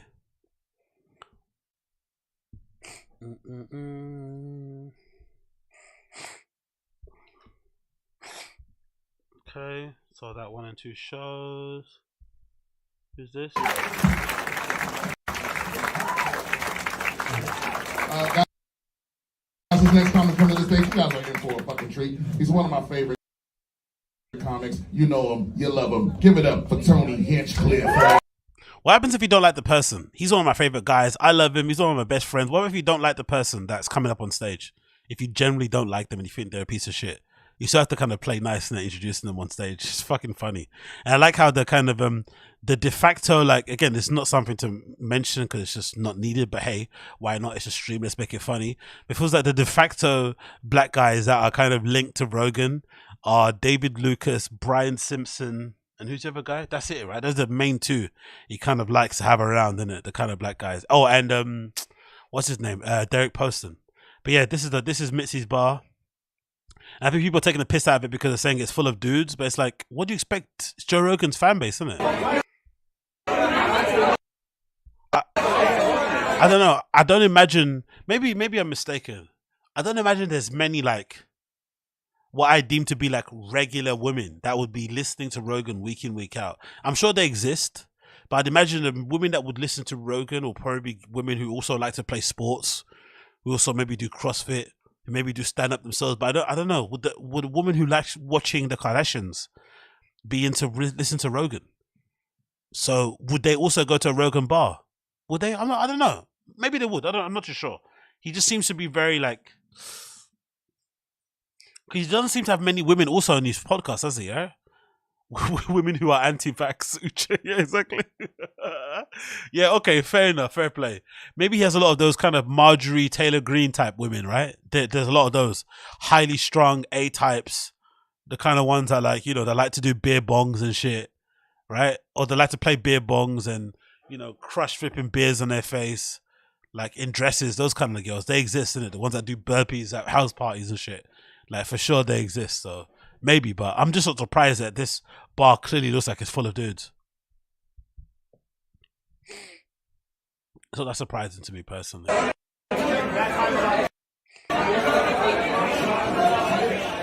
Looks nice though, isn't it? I like it. It looks pretty decent.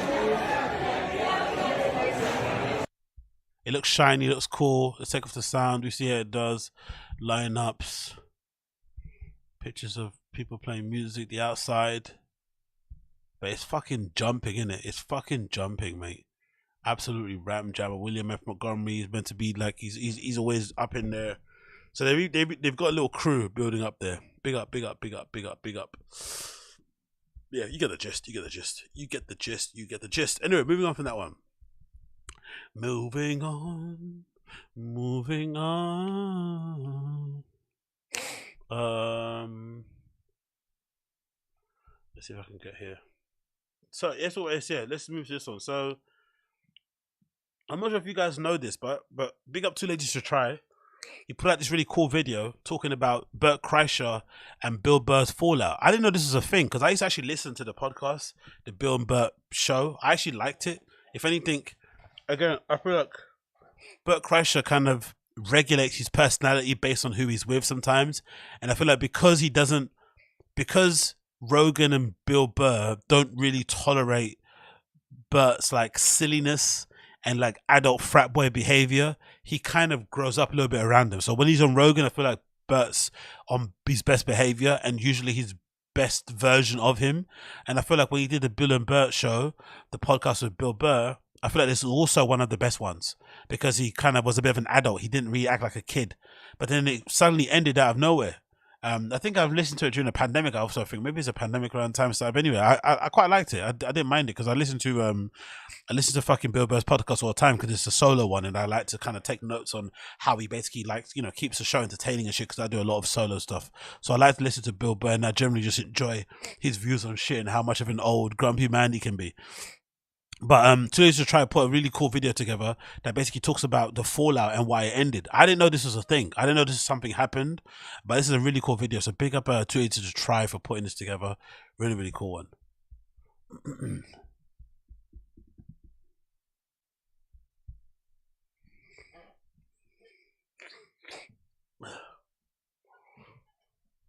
Okay, it's loading now. Bear with me a second while it loads. Alright, so in this video, I'm going to be talking about the podcast that Bill Burr and Bert Kreischer used to do together and what happened to it, because it randomly ended in June of 2021, and they haven't done a podcast together since, and I don't think they've talked about what happened at all. But I think most fans probably just guessed that Bill got sick of Bert, which I'm sure is true. But just recently, Burr actually talked about this when he was on Dan Le Batard's podcast, who's actually the last guest on the Bill Burr podcast. And Bert claims that he's the reason the podcast ended because Dan and Bill got in a giant argument right when the podcast started. It was like a perfect storm of events.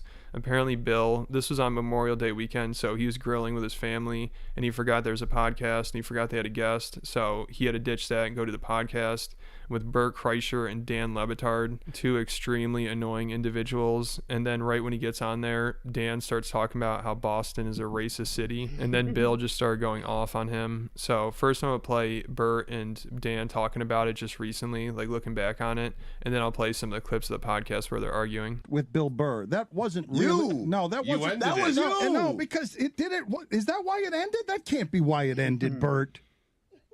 Please say it did. Please say it was. Please say it was. Leaning back helps, I feel like. I wish I I'm could. going to take... I gotta lean back. So you're serious? You invite me on and we blindside Bill Burr during a barbecue and he was mad about it and that's it? It ended a popular podcast? I thought it would go so much better. He was... You know what's so funny is it was the second to last time I've spoken to Bill. Oh, no. Wow. Jesus Christ. Oh, my God. And so I haven't... And so... I think it was probably more. I don't know what happened. Again, big up the fans, because when I used to listen to the Bill Burr show, right, that podcast, there was times I'd be perusing the flipping Bill Burr subreddit, and a lot of people on there will be saying Bill can't stand Burr, but I always got the impression that Bill Burr doesn't mind having some kind of. He's quite protective of his space and his time, but he didn't mind how chaotic Bert was. He kind of lived vicariously through him because at the time Bill was, I wouldn't say get into sobriety, but I think he was getting comfortable with the idea of basically not drinking anymore because he basically quit booze completely once he had kids, because I think he kept saying that how he didn't want to be that person who their kids would see hungover in the morning and shit, which is quite, you know, noble of him in that regard. But I always felt like he kind of lived vicariously through Bert and he didn't mind it. But I guess all the people on the subreddits and the fans who were basically keeping an eye out and said, nah, they can tell that Bill gets annoyed by Bert, were definitely right, because I don't think this one occasion would lead to the end of the show. This was probably a build-up. He probably was getting annoyed with Bert for the longest period of time. This is an easy excuse to kind of, you know, decide, you know what, let's fuck this show off again. Because Bert doesn't do that much in terms of podcasts, really. He kind of does his own podcast, so he does it often, don't get me wrong. But you would imagine he's got time. I mean, he does a lot of acting as well, don't get me wrong. But you'd imagine he had the time to figure out, to do like one show a week with Bert. You'd imagine it would be quite beneficial to both of them, because I remember the views as well for that show were pretty high. They were like always in the high 100,000. So it definitely had a big audience. But for them to kind of end it just out of the blue definitely speaks to some underlying things going on in the background that probably Bert's embarrassed to mention, because I think he's also aware, which is the kind of, I think, good thing about Bert in a weird way, is that he is he's really, I think, self-aware more than a lot of self-comedians. He's just unwilling to change, which maybe a lot of people don't like, but I think he's very aware of like how annoying people think his laugh is, the fact that people think he makes up his stories and all this shit and thinks he's, you know, alcoholic. He's aware of all that shit. He just knows that it's good for business. and he doubles down on it. So I think he's aware that Bill probably doesn't like certain things about him, but he's not going to mention it for free. You know, he'd rather spin this narrative that it was about this argument they had. I don't think it was that. I think it was other things also. Bert, I went in knowing do not provoke Bill Burr, do not provoke a comedian. It will go very poorly for you. I spent the entire interview backpedaling, but he got very angry off the top about the idea that Boston might have some racist tendency. He was extremely ornery. But isn't he always? It was a side of Bill. Like I've known Bill for a long time. I've been friends with Bill for probably 20 years, 20 plus years. I'll always be friends with Bill. We have not talked in a while, but I'll always be friends with Bill. I love Bill. I respect him. But man, that was a ornery interview. Like I think what was happening was he was grilling out with his family and forgot that we had a podcast. So it's crazy that I'm also confused. Why do these comedians? Why are they so hesitant to be like, oh, this person isn't for me? It doesn't need to be hate or something, but just, you know, this whole pretending that everyone's friends makes it weirder when they don't talk, because this happens often. This happens probably more often than we know it as fans on the outside, but they always pretend like they're all kind of chummy when really it's pretty easy to tell if you're a fan of certain people who would get on and who wouldn't. If you listen to enough of their content, you'll tell, okay, this guy would like this person, would like this girl, would like this. I mean, it's kind of easy to tell, but they try and pretend and give this some illusion that they're all best buddies and they hang out all the time, when it's like, not really. We can tell you're a little bit highly strung. You won't like this guy's silliness, and vice versa. So why don't you just like be upfront with it? But I guess that's the nature of the business, isn't it? You just kind of have to keep happy, smiley faces. that was one of the last times Bert even talked to Bill. So I'm sure Bill, after that podcast ended, he's like, I need a break from this guy. And he was really annoyed that last podcast. Right from the start, he was already pissed off and he started going in on Dan. And this was during the NBA playoffs. And Bill, he's a Celtics fan. You know, he's from Boston, even though he claims he's not really an NBA fan anymore. But he still knows what's going on. And this was the series with the Celtics versus the Nets. And I believe this podcast was right after Game 4. The Celtics lost in Boston, and then they were down 3-1. But during that game, a Celtics fan threw a water bottle at Kyrie Irving, and he called the fans racist in Boston. He said it's a racist city. So when Dan joined the call, he brought that up right away, and Bill just went off. Oh, and we have a wonderful guest who already came in hot. The real hot take about the city of Boston. Oh, the white people, because then they get to act like they're not racist and there's no issues in name Maybury. Live from the Andy Griffith show, but up we got Dan fucking Liebetard. Go ahead, Dan. Go ahead. What do you mean? Go about how woke you are. No, you came on the podcast here. We interrupted you. You were grilling and you didn't want to stop grilling. And now you're on the podcast. And by way of saying hello, I just said that you seemed a little upset today because we had interrupted your grilling, and also because the city of Boston had lost the moral high ground after throwing a water bottle at the very end. They had done so well. The bar was so low, Bill. The bar was so low. It was just Kyrie Irving said, please. I could just imagine Bill's blood boiling right now because he's so defensive of the Celtics. If you listen to his podcast, you know how defensive he is about this assumption that they're somehow the only racist team. He just doesn't like that narrative at all in the slightest. It gets under his skin so much. You can just tell his blood was boiling when this guy was talking. You can just tell he was probably seething. Don't say racist or do racist things out loud. What happened? I didn't watch because, you know, I didn't watch. I don't like watching those Ocean's 11 basketball teams. Brad Pitt, George Clooney, Matt Damon. We still need another piece. Here comes Don Cheadle. And then they're walking around acting like they're winning championships. That is pretty funny. And I agree with Bill. That stuff is annoying in basketball. I hate Ocean's seeing 11. That stars That's just going to other amazing. teams that have stars. I like when players get drafted and they stick with the team and then they build the team from there.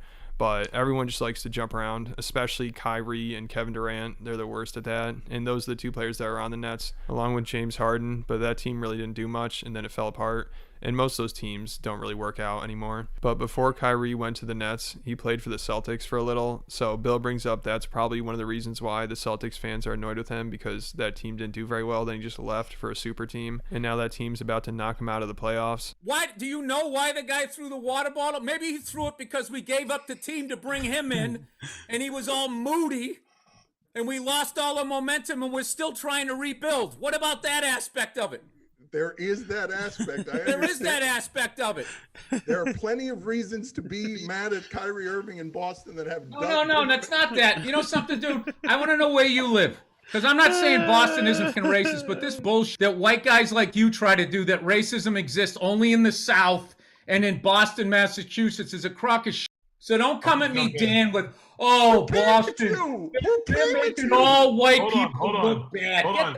Got Just it. for the record, Dan Levitard's Cuban, and they are way more racist than white people. Who came at you? Nobody came at you. And I know America's racist. I believe. Well, then stop with this. Oh, Boston again. Get the. Who came at you with anything, Bill? I was saying hello to you. You did with the moral high ground, like your heart was broken. My heart is not broken from what happened in the Boston Celtics game yesterday. My heart is broken as what happened in America over the last year. We come out of a pandemic, and as soon as we do, we're throwing popcorn at Russell Westbrook, we're spitting on Trae Young, and we're throwing bottles at Kyrie Irving after what we just came out. All right, well, in fairness to me, I don't watch the NBA because I think it's rigged.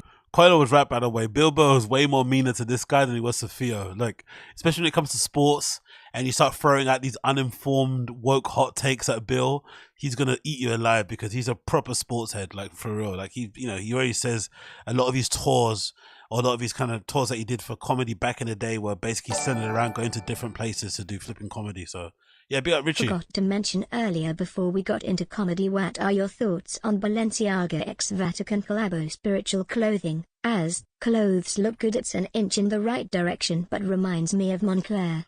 Yeah, big up Richie. Appreciate you for the $10 flipping donation, brother. Quick thoughts on from what I know, that Balenciaga flipping Pope thing was AI, so it wasn't actually real. So that's the one thing. If that's the case, I would want them to make it real, for one. Number one, that would be absolutely an amazing flex. But considering what Balenciaga's gone through in terms of PR and press, I don't think the Vatican will be. It wouldn't be a wise PR move to link up with Balenciaga now, post pedo, BDSM bear allegations and whatnot. Just probably leave that to the side. But it was a pretty sick AI, to be fair. I've seen people kind of throw up pieces of, like, toys and shit of it as well, which has been pretty cool. But maybe it's not the best brand relationship thing, at the moment. Balenciaga needs to focus on what they're doing. The Vatican needs to focus. Vatican's got a lot of, they've got a lot of bodies in their flipping, in their cupboards too. They need to probably hide. So probably best they stay away from each other for now. But yeah, big up Richie. I appreciate you, brother. It's cast like a fucking soap opera. I think all they try to do, I'm not saying it's 100% fixed. What I think they try to do is recreate the Showtime Lakers versus the Boston Celtics, which were two teams that were put together because of incredible draft picks and all of that. And then Bill just rants about this for like 5 minutes about how the NBA is rigged and they're trying to build super teams to compete against each other in the finals. But it sounds like Bill still watches the NBA. Like, it sounds like he knows what's going on for the most part. But him and Dan argue about what the first team was to do that, because Bill thinks it's the Lakers with Kobe and Shaq, but Dan thinks it's the Celtics with Ray Allen, Paul Pierce, and Kevin Garnett. So they argue about that for a while, and it's pretty crazy. Bert doesn't interrupt for like 5 minutes maybe. I know he did just interrupt there, and he interrupts again, but for him, that's pretty good. I mean, usually it's just all about him. He has to be talking every 5 seconds to make the conversation about him. But with this, I think he's just trying to stay out of it. But then he does eventually interrupt again, and he's trying to like change the topic and make things more civil, and it's pretty funny. You started it. Oh my God. The last 12 and 13 years of basketball being dominated by those draft picks they had all throughout. I'm gonna jump in, guys. Kobe was a Charlotte Hornet. Shaq was from the Magic. Phil Jackson is from the Bulls. I mean, it was going right down the buffet table. And Robert Horry, all of these guys. Derek Fisher, write down the thing. They didn't draft any of those guys, but okay, we started it. All right. So I thought He's so We mad. had a mobbed up ref. He's so I just love mad. that there was other guys in the officiating group, and somehow they had no idea that he was doing it. I'm going to guess I'm never going to get offered to come to an NBA game after this one. So it's great, guys. 'Cause I thought The we could get silence. together and talk about Dan's journey, and then maybe a little bit about sports. I want to pivot on the sports thing. I was up for that, but before we started, he came at me with the whole, Boston, God. That is not how I sounded, Bert. Look, I need you to be fair. It's exactly what you did. You lit the fucking fuse, and now you're going to play the victim like some chick on a Real Housewife show. All right, go ahead, do that. Press charges. Shout out to the Real Housewives of Potomac. All I did was come on here to talk basketball. No, you didn't. I didn't actually. No, you The didn't. voice You is know using what from you're him as doing. well. You're saying the Celtics are the first pylon team. You're saying Boston's the. You know what you're doing. You know what you're doing. It's great, and I took the bait. So good on you. So that was pretty much like the first 10 minutes of the podcast. They're just going at it. And eventually they did settle down and just talk normally. And I think Bill did apologize and he said he came in too hot. But that was the last episode of the Bill Burt podcast. And I'm sure it's a combination of things why it ended. I don't think this is the only reason. You know, Burt wants to probably put it all on Dan. But I'm sure Bill was getting annoyed with Burt. And also Burt, I think, was the one that invited Dan on. That's what it sounds like. And then Burt had to interrupt Bill in the middle of a cookout and tell him he had to do a podcast. So I'm sure he was just really annoyed with it all. And just the fact that Bill and Burt haven't talked to each other since this podcast. Like, I'm sure they're friends and I'm sure they're cool with each other. But Bill probably just has to take some time off from being around Burt. He has a lot to deal with. But yeah, that's the entire thing. But big up to you to try. Big up. I love it. Really, really cool. But yeah, I didn't know this is a thing. I honestly just assumed they just stopped because their schedules are busy. But I didn't know there was an actual falling out. But I don't buy, again, I think Twitter tries right. I don't buy the excuse that it was that Dan Le Batard's flipping fault. He obviously maybe was the final nail in the coffin. But I got a feeling day to day, week to week, having to actually be, if you're kind of a well-adjusted grown-up, having to kind of subject yourself to Bert's craziness on a weekly basis, can maybe take it out of you, even if you're just doing it for an hour a day, an hour every week, He's so much to do. And again, I'm a fan of Bert's, right? I actually like his podcast. I think, weirdly enough, he has some really good interviews on there, especially when he's talking comedy. If you like all that inside baseball talk, he's actually really good when it comes to talking about the business of comedy, talking about marketing, all that sort of shit. It's actually quite interesting how he spins it in some way, shape or form. But he's a lot to deal with, man. He's a lot to deal with. He's really exhausting. Especially when he gets into his anxiety things and start talking about running and drinking box wine on the flipping treadmill, and it just he's too chaotic. You know what I mean? Too chaotic. So it's a lot to deal with in that regard. So I can imagine in a professional way, if you're Bill Burr who's trying to become a bit of an adult, who's trying to maybe leave the craziness to one side, and you're sobering up, you're looking at yourself in a different way, maybe being around that kind of chaotic alcoholic energy is a bit much. So it makes sense why he maybe would kind of knock it on his head and say, you know what, we had a good run, I enjoyed it, but let's just kind of move on now. And he did move on, and he hasn't spoken to the guy since, which is fucking hilarious to be fair. I didn't think it was that deep, but it clearly fucking is. Anyway, moving on. We're going to watch a bit of the... Oh, thank God, it's only 57 minutes. Thank God, hallelujah. So we're going to watch the Golden Hour episode number 22, which features Bryan Callen. I guess ERIK Griffin was off. Maybe he was out there doing auditions or whatnot, or whatever else. And Chin filled in for him for a bit, and also Bryan Callen filled in for him. So we're going to watch a bit of that and see how that went on, because I'm interested to see, because remember when Bryan Callen said him and Crystalia weren't friends? Remember that? Bryan Callen said they weren't friends and shit. Let's actually get the video, because I want to see it. Bryan Callen, Brendan Schaub, Crystalia. Let's see if we can get it. Because there's a period when he said they weren't friends and they never hung out. But when you see them on the podcast in the Golden Hour, they look very friendly. And it looks like they've been around each other for a while. So I just find this very interesting how you cannot be friends with somebody and also be friends with somebody. Let's see if we can get up on here. Yeah, this is it. Right, I think got 1.k views, really? Okay, they're reacting to it. we got to play this first. We have to play this first because I think this is fucking legendary clip. Let's play this first.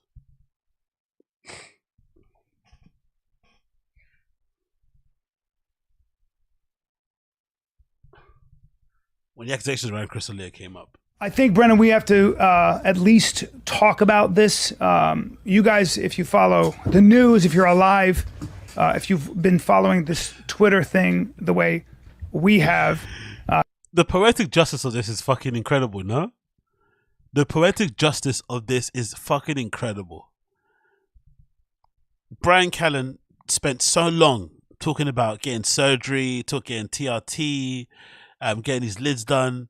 You know, his career kind of was stagnating a bit, not going where he kind of needed to go. And then he decided to kind of prolong his career, give him more options in terms of auditioning and whatnot. Hey, I'm going to go get my lids done. Right? His agent, whoever's in his ear, convinced him that getting those fucking excess bits of eyelid flaps, you know, kind of tucked in and shit, would drastically change his age and make him look like a fucking 25-year-old or some shit. Nonsense agent talk, but he bought it. He goes out and does it, gets it done, and the same week he got that done and he's recovering, he has to wear these fucking glasses because he looks like he's been beaten up. One of his best friends gets cancelled for, you know, accusations of being a diddler and doing all sorts of madness nonsense. And in an effort of self-preservation, he throws his friend under the bus, completely disowns him in a way, deletes all his pictures of him on his Instagram, because that's another thing people don't mention it also. Bryan Callen went on his Instagram and deleted so many pictures and videos, which you can't find anymore now because no one archived them. But many clips and videos of him and Chris D'Elia together, he deleted all of them from his Instagram page. And at the time when he was confronted, he said, "Oh, because my daughter was seeing them or something," which is fucking nonsense, bullshit excuse. He just didn't want to get any blowback, so he deleted all the pictures, and then he goes on his show and basically says, "I never knew the guy. We weren't good friends. We barely hung out." And then only a week later, or a couple of weeks later, he then gets accused of rape. The poetic justice is just beautiful. You know what's going on with our friend Chris. I'm not, you know, in these situations, people in Hollywood tell you what to say. And I said to Brennan, what we can do is face. Look at Brendan. He's fucking shell shocked. I can't believe that my friend, who I always see with underage women, has now been accused of doing some bad shit with these underage women. I'm so shocked. I also find it funny. Part of me finds it funny how, for some reason, this happened when it happened, right? BGL wasn't in the equation, I don't think. I don't think he was super latched onto the group just yet. I would have thought, if this was me, and I was a real scumbag, and my friend got accused of doing some crazy shit with girls, I would be scared it would be me next. So I'd fix up. I'd turn into a fucking nun. No, sorry. I'd turn into a monk. I'd completely cut off all communication with any thoughts, any baddies. Like, it's gone. There is no baddies talk anymore. I'd go completely sober, chuck out all the addies. I'm done. I'm over it. And I'd be like fucking husband guy all over social media, right? With the kids, with the wife, kid stuff, wife stuff, kid stuff, wife stuff. We got a dog, right? And that's how I'd be husband guy all the time. I find it even more hilarious that all this stuff happened and this wasn't an inflection point. This wasn't like a fork in the road of like, okay, cool, I'm going to give up my playing ways and just commit and be a family dude. No, they just doubled down and just kept doing it anyway. This didn't change anyone's behavior in the group. Chris D'Elia, after his apology, was still out there DMing fucking young girls. Bryan Callen, we don't know what happens there. Is he still out there raping? Who knows? Brendan Schaub didn't change. He was still texting and reaching out to baddies. It didn't change anyone's behavior. This stuff didn't change anyone's behavior. That's the really funny part about it. But at the time, they were fucking so sad. And I said it before, watch. This is really sad to say this, but I don't want this to happen anytime soon.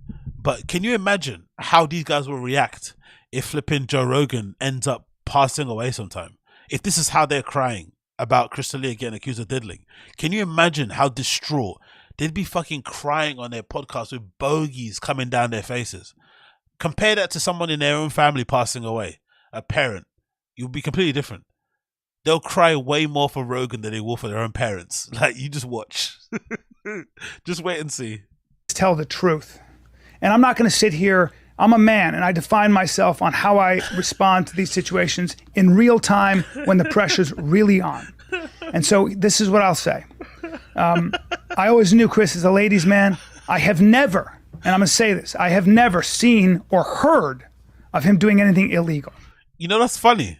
I'm a real man, so let me get in front of the camera and bury my friend while I protect myself, right? I don't agree with the flipping Irish Shafir type of stuff where he's basically in a roundabout way saying comedians can just do what they want. But surely, if that's your friend, no comment.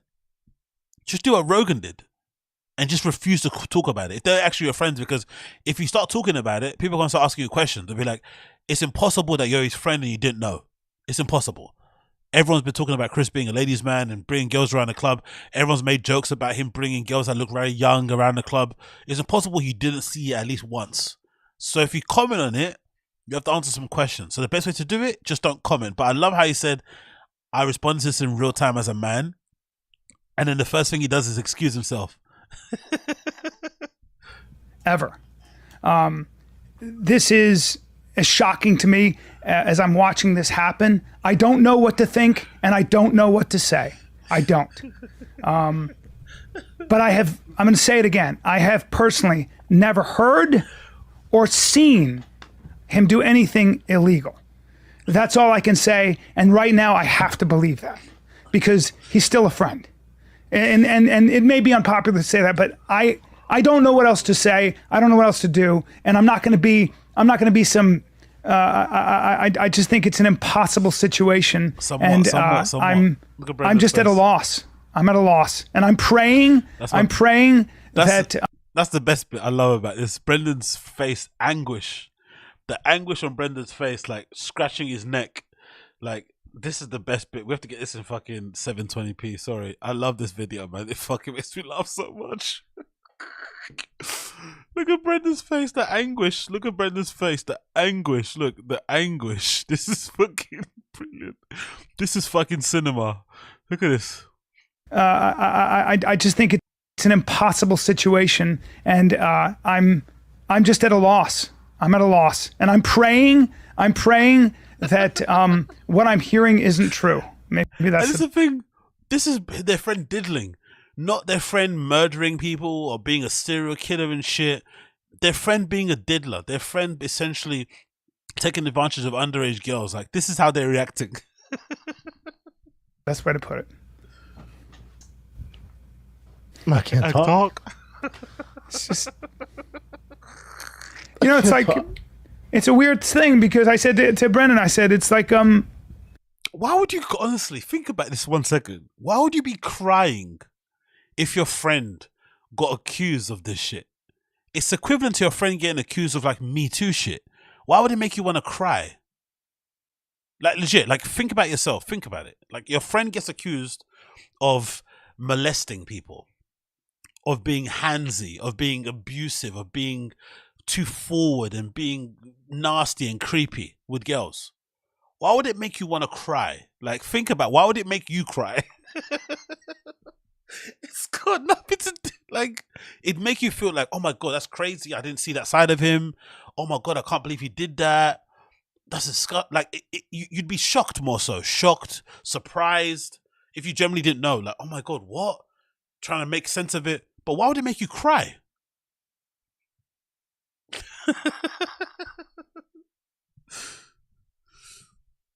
It's like watching someone die. Oh, exactly.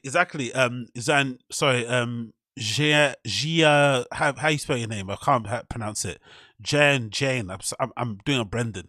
Because the good times are over. Exactly. And at the time, I don't think I realized that. At the time, I didn't realize at the time that he's probably crying because he knows the good times are over. Because if you remember, this was around the time when the Fire and the Kid are doing that thing where they had like Guest of the Year in it. And like Theo Vaughn was winning and had a belt. And they had, Will Sasso coming on the show, Chris D'Elia, Theo Vaughn. Those were the best ones. Those are super funny because those guys are just like machines, right? They're great on podcasts. They're super hilarious. And those were getting mad amounts of views. The ads were flying out all over the place, right? Crazy, great time. Merch selling. So that's what he was actually crying about. At the time, I didn't realize it. I didn't make connections of it. But if you think about it, he's not crying because his friend got accused of being a fucking diddler and an abuser and a creep. He's crying because the good times are about to end forever. Like subconsciously, he probably knows, hey, this is going to change the dynamic of the group forever, because it did. You know, Chris Lee hasn't been back on Rogan. Callen hasn't been back on Rogan by himself. Rogan moved to Austin. You know, D'Elia had a documentary come out about him. Callen had rape accusations. It kind of changed everything forever. Like, it kind of sullied, you know, Will Sasso doesn't really fuck with him anymore. So maybe that's what he kind of, you know, subconsciously was going through in real time. Oh my God, this fucking great thing I had going is gone. Theo Vaughn left. Bryan Callen might leave with Vladimir Crowder. Or something. And also, it's just... you know, we haven't. What's important to say, we haven't spoken to Chris. No.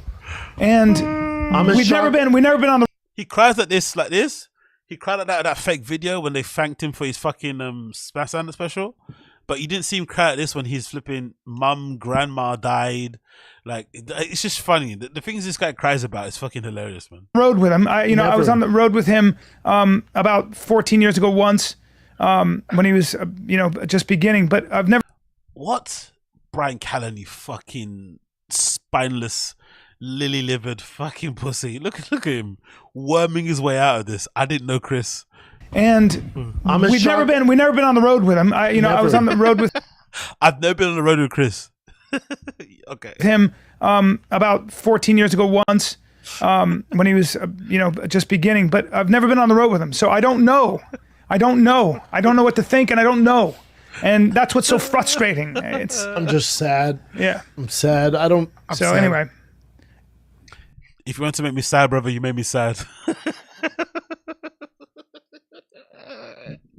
If you wanted to ruin my career, brother, you ruined my career. Yeah. Sometimes that's the best thing to say, is to say, I don't know what to say. And I'm just... With the fake fucking specialized merch, right? The Find the Kid guys, big up for the subreddit for figuring that out. Brendan made it seem like this merch she made was a collaboration with Specialized, when it's actually just a custom job that you can do online. Absolute cretin. I don't know, man. Yeah. It's a fucked up thing. I can't talk. I can't talk. Well, that's appropriate. That's appropriate right now. You can just pray that. I also can't forget, because I have these fucking Travis Scott 270s, the Cactus Jack ones, right? I can't think. Whenever I wear them, I think about this video. Whenever I wear these shoes, I think about this video. It's legitimately my favorite thing to watch. I swear to God. Oh, that nothing's true. Because no matter what the facts are, whatever comes out, I'm as shocked as anyone. I'm hurt. I'm mad. I'm fucking mad, man.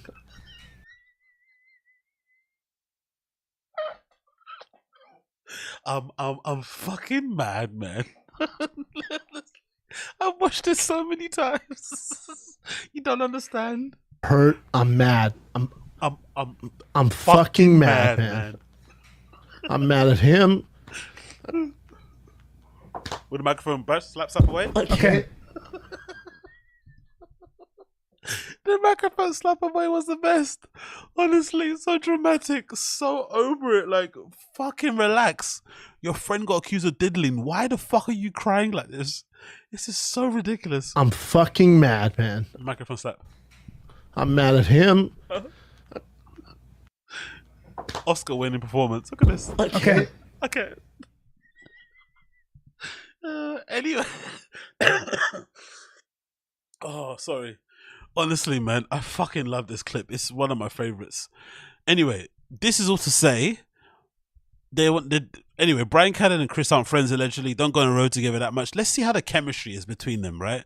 On the fucking golden hour. Let's see how the chemistry is. They're not friends. They don't hang out with each other. They don't see each other too often. Let's see what it's like. Oh, it's fucking brilliant, man. That video. Chef's kiss. Absolutely brilliant. Love it. Love everything about it.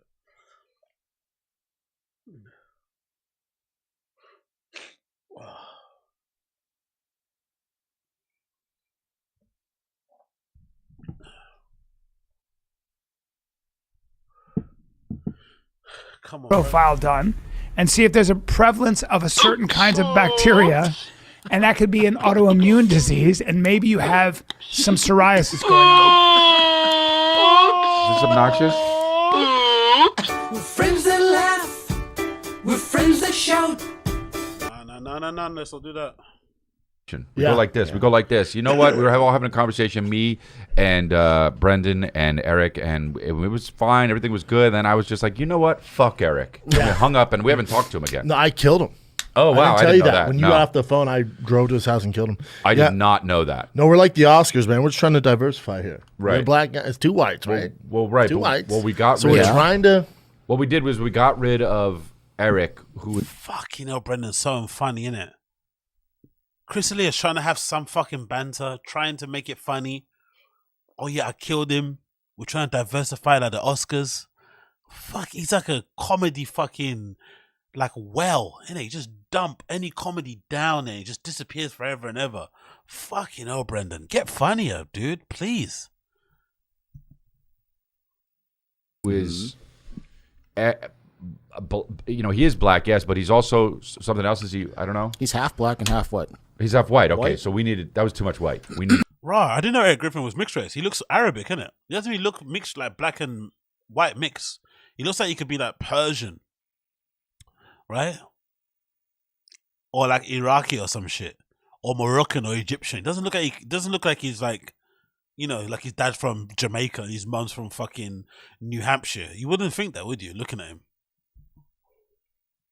Get rid of the Yeah, white. it's too much We white. got full not white. Full not white. Full not Born in white. Korea. Full from Korea, not American. Did you know that, dude? All American I thought citizen. so. Yeah. Yeah. I guess I didn't technically know that, but if We're you had like asked me, we're like the Oscars, dude. I know. We're just trying to Oh my god, a second time? Really? Is that what you do? A second time, the same joke? Well, it was podcast check too all white. boxes. It was podcast too white, and now it's not. It's not too white. I mean, it's still a little white. I'm white, and you're white, I guess, even though you don't look white. He does not. You do not look white. I know, but I'm from Texas, so I feel like I'm pretty. Got it. white. Got it. Love country What? music. I know, but I'm from. And you're white, I guess, even though you don't look white. He does not. You do not look white. I know, but I'm from Texas, so I. Was Chris talking about Brendan or talking about Chin? And why is Chin trying to... Does Chin think he looks white? What? Does Chin think he looks white? Does this man think he looks white? What, because he has tattoos and wears short t-shirts? Nah. I feel like I'm pretty. Got it. white. Love country music. Yeah, but you're pretty. He's on the spectrum for real. I love country music, so I'm white. Excuse me? There's nothing white about this guy in the slightest. Fucking hell. You're pretty Korean though. Like your lunch stinks. Culture. Oh, really? Yeah. I mean, like I gotta wait till Brendan's out of the It's studio like before I can. it's like actually hard boiled eat. eggs Every and time? kimchi. Oh, dude, it's a Why? real fart fest in there. It's just fermented foods, man. It's This is what you delicious. like. Wow, and it's good delicious. for you. It's like probiotics and all that stuff Sardines. too. I gotta do that. Oh, yeah, sardines. I used to bring them on every Ew, week. dude. Every week. Just- Yeah. And then Sardines, when dude. you open the can, sometimes the juices spill out. Ew, that's People- disrespectful, I'm dude. thinking of sardines and boiled eggs. I'm like, what are you doing? What? He's not lying. That's Kimchi. exactly what I eat for lunch. Kimchi. Yeah. It's good. Don't you find it interesting that Brendan's finding this so weird? It's just a standard lunch, right? Kimchi, hard boiled, like doesn't seem that crazy when he's eating chicken wings covered in cheese and shit, or like crispy chicken burgers. Like, what's the difference, like, of eating that sort of shit or pizzas and having some kimchi and a hard boiled egg or some sardines for your lunch? Like, I don't really see the problem with it, me personally. Good for you. And you like the way it tastes. I love the way sardines taste in See, that tomato sauce. Like the way the dick tastes. You remember that Brendan joke? That was horrible, man. About that flipping female, I think footballer or something that was raped by like a team. Remember? He just said randomly, like the way the dick tastes. It was like a pretty insensitive joke because I think she actually got raped by somebody in the team or something. I forgot the story. Some girl, I think she may be a cheerleader or something. If you remember the law, if you know, you know. But if you grew up on that shit, it would be good. That's the thing. Like now when you taste that, it's like, what the fuck? Yeah, like Eric grew up on peanut butter burgers.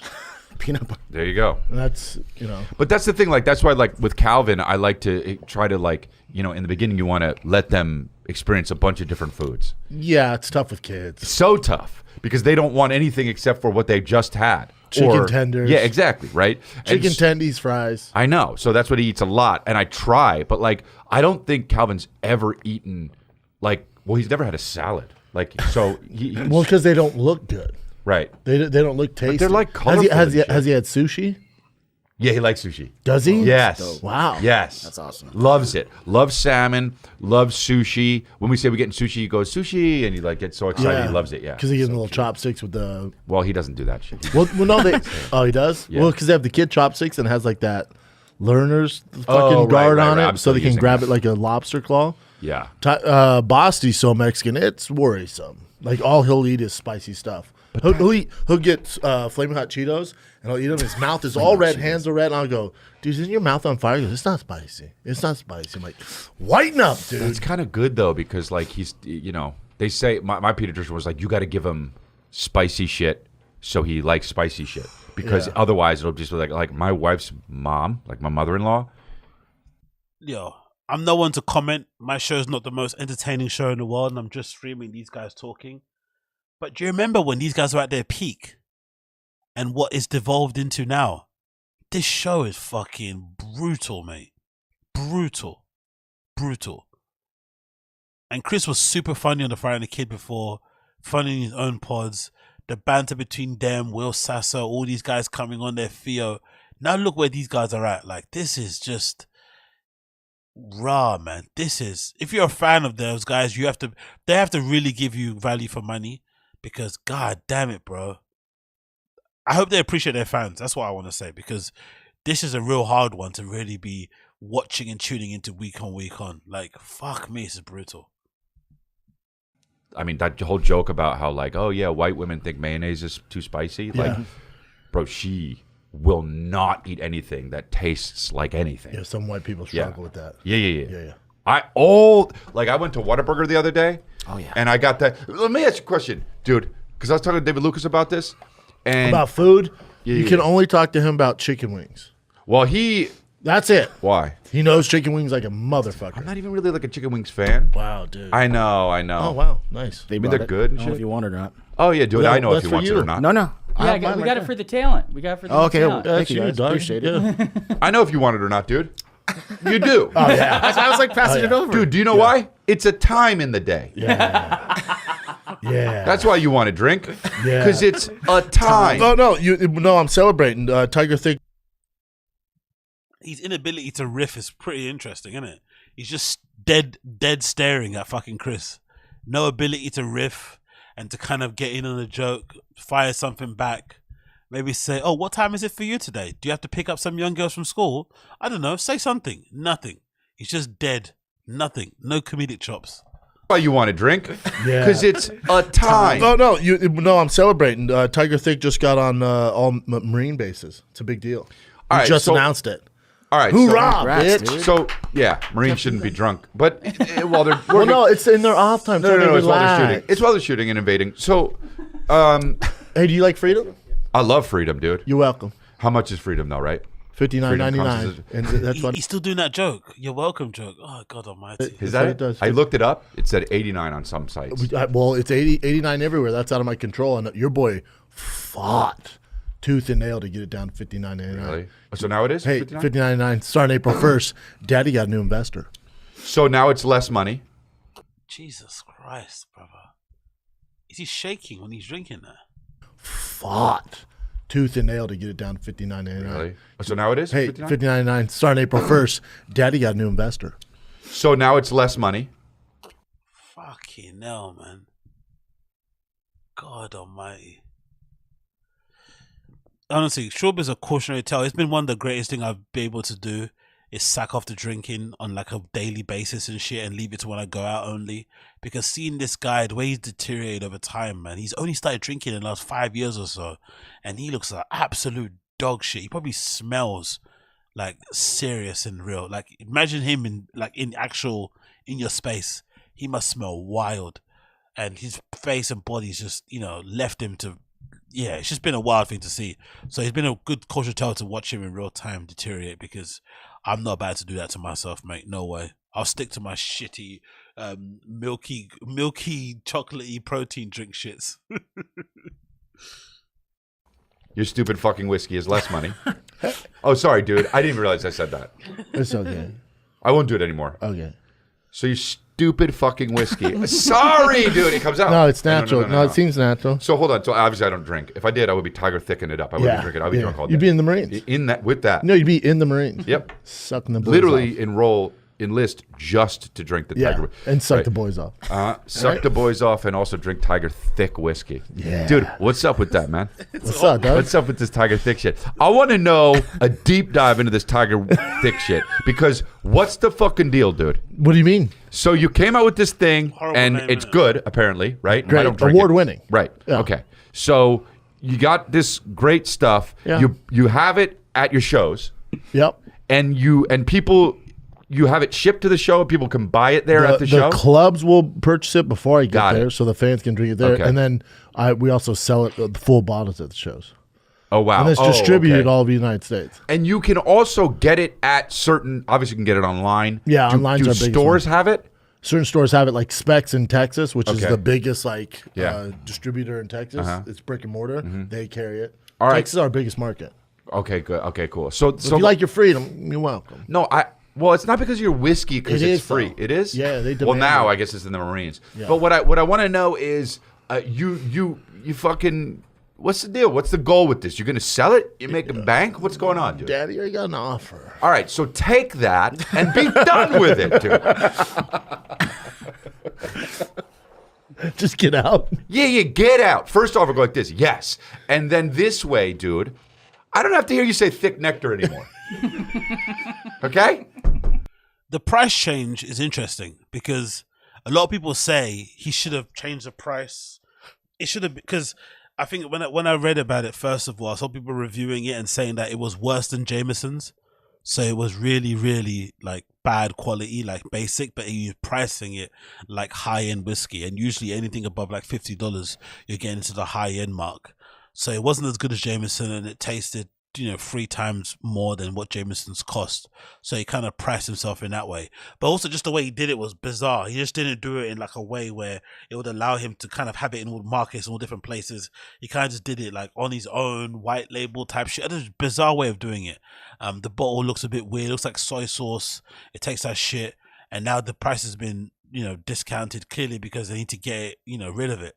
But can you imagine how many bottles, how many pallets, crates of this shit he must have lying around that haven't been sold yet?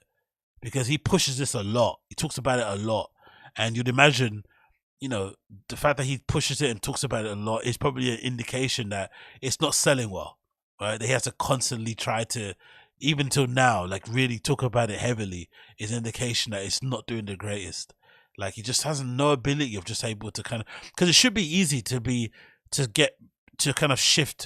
set up a whiskey brand if you're Brendan, plugging and playing into an already established thing, get someone to sort out all the distribution. There's a way it can be done, but for some reason he just decided not to do it that way, and now he's basically left scrambling, trying to get rid of whatever crates he has left before they go off date or some shit, right?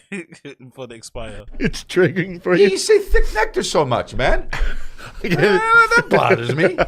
So, you know what I mean? You know what I mean? You're gonna see it on your fucking goddamn Instagram story.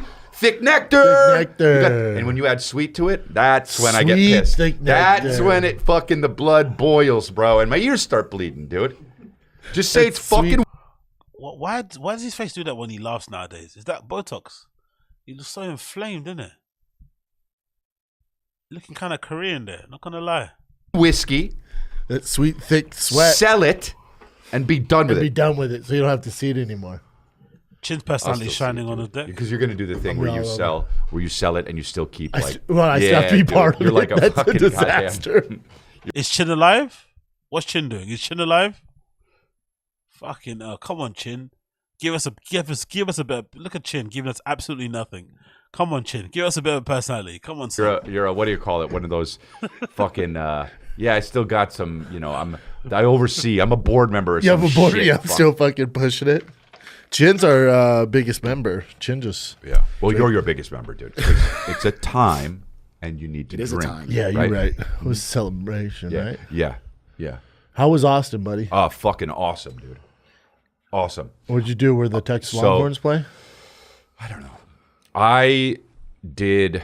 Where was I first? Midland, bro. Have you done? No, well, no, you haven't done Midland because like I went to Midland. People are like, yeah, they got money out there and shit, and I guess they do, dude. There's an $81 million theater there that they put in the middle of nowhere, and just for comedy or for like music and shit. It's just music, comedy, whatever. And you drive there. There's nothing on the way there, and then there's this big theater, and it's so weird to see, dude. And there's those oil digger things like on the way there, like that look like birds going. Yeah, beep, exactly. beep, beep. And I was with my buddy, David Sullivan, he's from great. Texas, and he was like, "Man, have you ever ride on one of those?" Like, dude, and I was like, "What?" He was like, "I've ridden on those." That's some Texas shit. Crazy. You get drunk and ride the oil Crazy, rigs. dude. Yeah. So he, so then we went to the Midland show, and it was great. But there's you could probably Google it. What is it? The fucking Midland. Midland's around theater? what area It's in like Texas? it's like from in between Dallas. Do you and, know Chin? I don't remember Chin's from Midland. Texas. Oh yeah, that's right. I'm from via Central Texas. Well, he's from South Korea. Korea. But he said Korea earlier, but I am from Korea originally. Midland. No, it's not that. Zoom out. Let me see go where on, Midland, go on, Texas go on. is at. Okay, now that's too far. That's, Chin's from Texas, and that's why he thinks he's white. Fucking hell. He's fucking insane. I swear to very God. obvious. Because it was, Chin wondering if Koila. Chin wondering if he cleaned up all the blood. It's just like a fucking personality vacuum. Like, come on, Chin giving us absolutely nothing, man. Chin's equivalent to like, this is a bit of a fashion nod, but Chin's like when Kendall Jenner does a editorial photo shoot, the same face in every pose. If you know, you know. That's what Chin is on podcasts. Like, just fucking nothing. Kendall Jenner, every editorial. Absolutely nothing. Looks incredible. Body banging. Face doing whatever it does, but no expression. No nothing. No motion. No zazz. No voom. see, Midland Community Theater. I don't know, but bro, this theater is like to the nines. This is just where you played. We're looking. Yeah. At. Let me see where Midland, Texas is at though. On the map, right? Yeah, but it won't be there. Yeah, because old show, right? Somebody hit Nick for me. Right. Just Nick should know better, right? So. Yeah. Midland, Texas, and then hit maps. Wagner. Oh, Wagner. Oh, that's it. Wagner Noel. Yeah. So Google image the outside of this fucking place. Ooh, Mr. Steal Yo Jeans in that picture, huh? Just posted Yeah. up against the wall. Yep. Speaking of which, I'm going to be in Whoa, Minneapolis. that looks dope. Got to go to chrisley.com to get Minneapolis tickets. I'm going to be there on Saturday. How many does Midland, Texas seat? This seats Too many windows, right? like 2,000. Too many windows though. Yeah, that's a lot of Way windows. too many windows. I didn't even see the That freaks outside. me out. But bro, if you like were to zoom out, which I don't know if they have those pictures of that, but like there's fucking literally nothing around there. Like look at the one on the right. Like go right. The one upper right. Oh, there. where it's just Yeah, it's like in the middle of fucking there's nothing there, bro. And I mean nothing. It's not like there's like a fucking gas station or something close. Nothing? Really, really weird. not even a come and go. Heavy on the come. Not even. But so there was, but it's really, it's That new. place looks sick. It's fucking awesome. And here's the deal: they have this. Look at, dude. They have Slurpees. There's nothing there. Weird. That's a pretty cool building, to be fair. It is quite weird that it's in the middle of nowhere. But God Almighty, can we maybe move on from this topic? Like, rotted. Isn't it meant to be a comedy show? What the fuck is this shit? And I'm like, who goes here? And people fucking. They showed must up. have to book huge names to get people I to guess. trove out there. Or there's nothing in Midland, Texas. What major cities are next to, Nick? If I have to ask Dallas. again, I'm going to hurt you. Oh, Okay, now I'm saying Dallas. I said it 3 times, and I said Dallas that time. I don't and like you're your still looking at Nick for geography, an though. answer. I don't like your geography. Anyway, so I went out and I did this show, and then this is the thing. First of all, there's no direct flight to Midland, and there's no, and then I had to do Austin after that. There's no direct flight from Midland to Austin. So how far? This producer Nick guy, he's fucking awful at Google. He can't figure out how to get a list of all the nearest cities around Midland. He can't figure out how to zoom out from Midland to see what cities are around Midland. it's just an absolute horror show. Like the Google on the left-hand side is a horror show. Of a drive are we talking? 5.5 hours. Oh, that's too far. Yeah. So you had a tour I'm like bus? to my tour manager, what the fuck did you like? You might as well book Vancouver and then Austin. Yeah. Right. Because so we went to get a Sprinter. Look at Chin. And drive. Chin's just right like, after the show. That's fun though, right? Well, because I'm like, just get the lay down shit. Let daddy lay down. Sleep a little bit, watch some movies, you know what I mean? Jack Maybe watch off. a Korean drama or Jack something. off. No, you can't jack off, it's open. Surely you don't repeat your jokes twice. Even with your friends sometimes. You just like let it ride if they didn't catch it the first time. He does that so often. Suck a guy's dick, suck a guy's dick. You hear me? I said suck a guy's dick. Like it's like a constant. Like just let it. They missed it. You know, like that's part of the funnies as well. Letting missed. I don't know. You don't have cubicles. Oh. But maybe you could if you're in the back. Yeah. I didn't. You'll figure it out. But so you drove from there to Austin. Yeah. They showed up with the wrong Sprinter. The seats didn't go back. We were Oh like this the whole no! time. Like 6:30 a.m. Like a Southwest flight. It was terrible. Terrible. Didn't have to pay for it. 'cause Then they bought the Austin, wrong shit. you went to Comedy Mothership or no? No, I didn't. I did my show. Of course you didn't go Comedy Mothership. Why would you go Comedy Mothership? Why is Joe gonna invite you to there? Come on, son. Come on now. Because I had two shows, so I got out It's late. like same time the I know, Mothership's right, yeah. open too, so I you're wanted just to go conflicting. to the Mothership, and I was going to go meet David Lucas, and then by the time I got out of my shit, it was. Yeah, you hear all the stories. Like he just had Schultz on his show. You had Shane Gillis has been there, but then David Lucas is always around. Then Derek Post. All my boys are there. It reminds me of the Comedy Store days, like the golden years of Comedy Store. I'm like, feel like you're missing out. They're really doing something over there. I mean, I haven't been at the. You know what's funny about that? When you listen to Tim Dillon, he says that he had a bit of a sketchy encounter at the Comedy Store because I guess it's under new management now since Rogan essentially that's the word on road. He took all the best people from the Comedy Store and basically, told them to kind of come and follow him over at flipping Austin. And a lot of the good guys and gals are over there. And just maybe people just moved on. Who knows, post-pandemic. But it's a different group of people running the show there. And they run it a certain way. And Tim Dillon had his little running with people there. And it seems like other guys and gals post Joe Rogan leaving and post everyone getting cancelled, the bookings have kind of changed. So certain people don't get booked there anymore. Whatever. I remember once reading somewhere that someone said there was a woman that's now doing the booking who's kind of woke and doesn't like some of the guys that were creeps. I don't know. Who knows what the story is? But clearly a lot of the good boys club that were there before aren't necessarily being welcomed that they were previously. So a lot of them are, saying what flipping Brendan's saying, the good old days of the store when it basically was them running it. Him, Rogan, Brendan. So him, Rogan, Callen, all these guys, Crystalia, they're all the big, kind of the hot shots at the Comedy Store. They're all the ones everyone kind of came to see. And since Rogan left, they've all been kind of, essentially been iced out of the Comedy Store, no pun intended. And they're now kind of reminiscing over the good old days when they used to kind of run it. It's fucking hilarious. Place looks amazing with the drone shots and all this stuff, and the pictures that they post. I try not to see any of it. Makes me sad. What do you guys think of the name? Because you know what? I didn't like it at first. I got to say, it's growing on me. I'm gonna hate on it because Rogan hated on my name on the whiskey. I think the name thing is hilarious. It's kind of like similar to that joke people say about it's people that say guys online that will say that will debate about whether or not they'd fuck Rihanna or not. It's like who cares if you'd want to fuck her or not? She probably would never flipping touch you with a barge pole. So complaining about the name of the Comedy Store or the Comedy Mothership is hilarious considering none of these guys are going to ever perform there anytime soon. If you think about it, Crystalia's probably got a better chance of performing at a Comedy Mothership than Brendan. I feel like despite one thing you have to always, I think I realized over time, especially when it comes to Joe says a lot of shit, but his actions usually are more of a reflection of what he actually thinks. So he'll say somebody's lovely, somebody's cool, somebody's awesome, somebody's their best friend, but then you see the amount of times he's actually invited them onto onto his show, and it kind of tells you everything about how he views them as a, as a person in general. And I think with Brendan, as much as he kind of used to defend Brendan, not defend him, but kind of, stick up for Brendan and say how much of a good guy he is, it's also very telling that he hasn't gone out of his way to invite Brendan to do a spot at his new club, or just to invite him to be a guest. Zero. He's kind of just, he's clearly want to do this club the right way, have any legit comics up there, people he actually rates, and him being a bit of a comedy snob.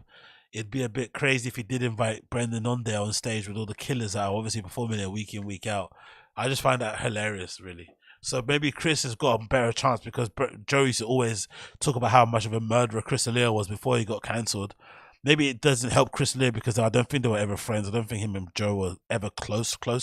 They may have been like colleagues, but maybe that's the difficulty in trying to get back in his good graces. But I think Chris D'Elia has a better chance of being invited to the comedy mothership than Brendan. That's my initial guess. Guess. Whiskey? It was Tiger Thick. Great whiskey, hate the name. Great club, hate the name. That still stings him, isn't it? That little line that Joe Rogan said that time still hurts him. That's how you can tell this guy's so thin-skinned.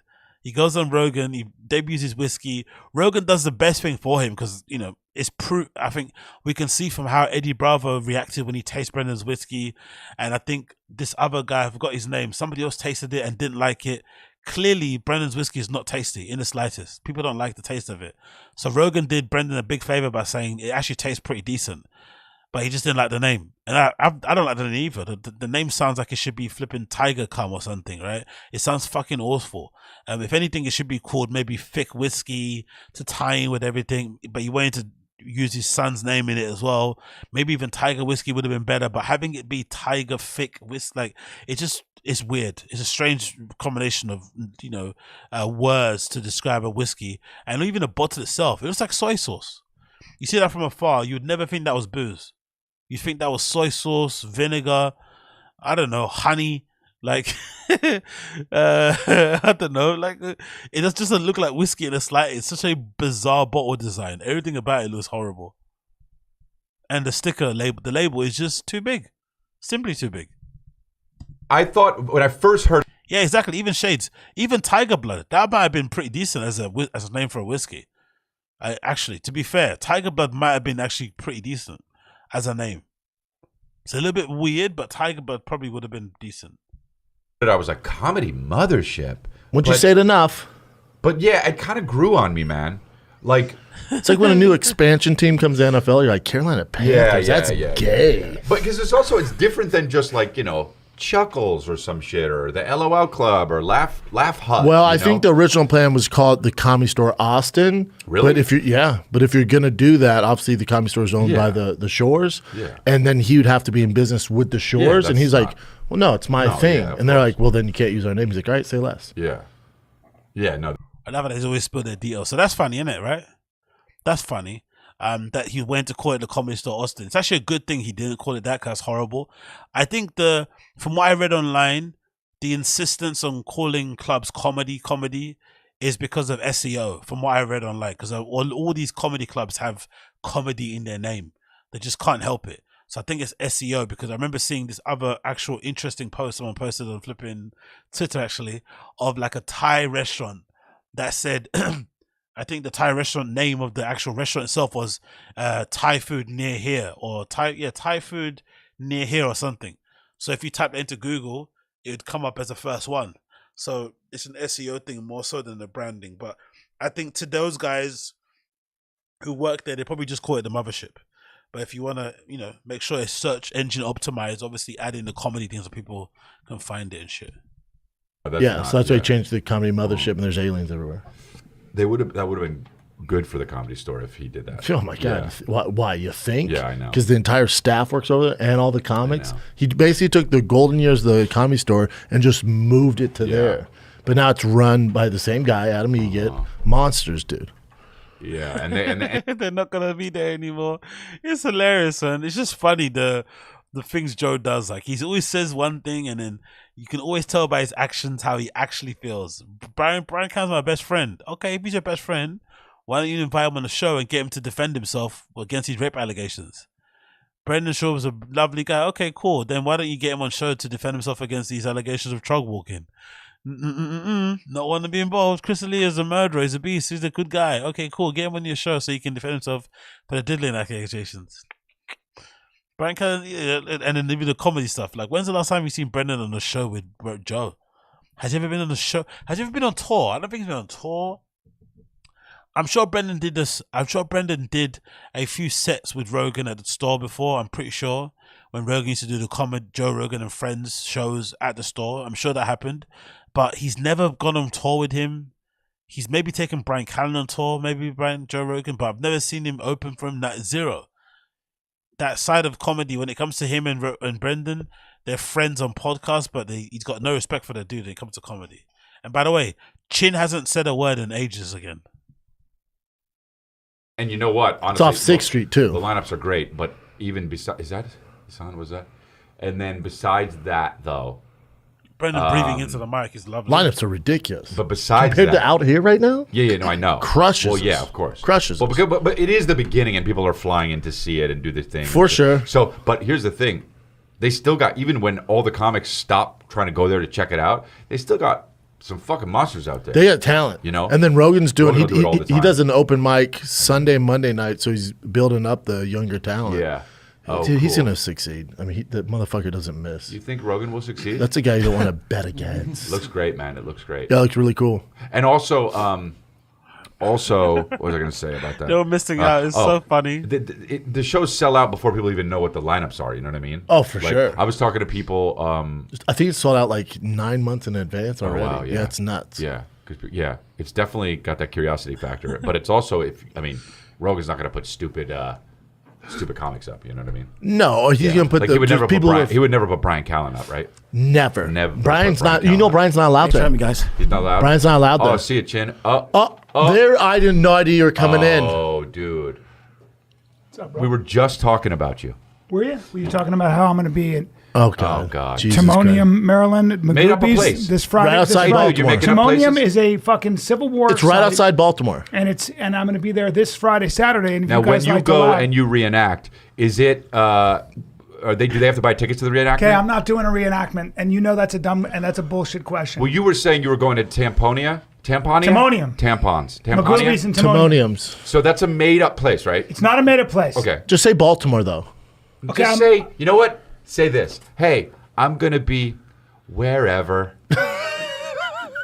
Why would I do that, Chris? And because the same amount of people will show up, right? He's saying it doesn't matter. And you know what it is? All right, you know what? All right, I'm going to give you a compliment. Thanks. Here's a compliment. Okay. And I don't do this often. Okay. Well, I'm not going to compliment your glasses, right? Because they make me angry. Because they belong on a mannequin, don't they? Well, dude, Okay. I do wear stuff very well. But that's not a You do wanna put me compliment. in windows. That's not a compliment. You do want to put me in windows. That's not the compliment. I want to say this, and it's important that I say it. Your comedy, you are you're a stand. Hold on. Thank you. Compliment Okay. coming. You're Okay. Take it you are, and I don't say this often, you are popular. Okay. The way you say that sounds like it's the problem with it. Can I keep going? Yeah, please. Wow. I guess I don't. I didn't mean. I want to compliment you. Yeah. Okay. Keep going. Okay. Thank you. My for saying- nephews Okay. See, went to the Beacon and saw you do stand up. they're welcome.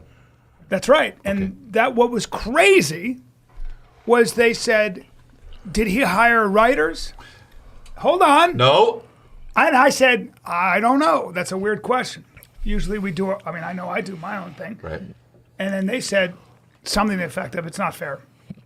This is not part of the comment. This They isn't said, Brian saying it. Usually I feel like Chris watches you and then he uses that as the, hold on, just as the North Star, the golden bar, and then he reaches and then he gets the funny stuff. The what's the frilly stuff? No, dude, you're I don't not. know. That's what they said, and then I said, I hate that. I'm not talking about that. But here's what's crazy.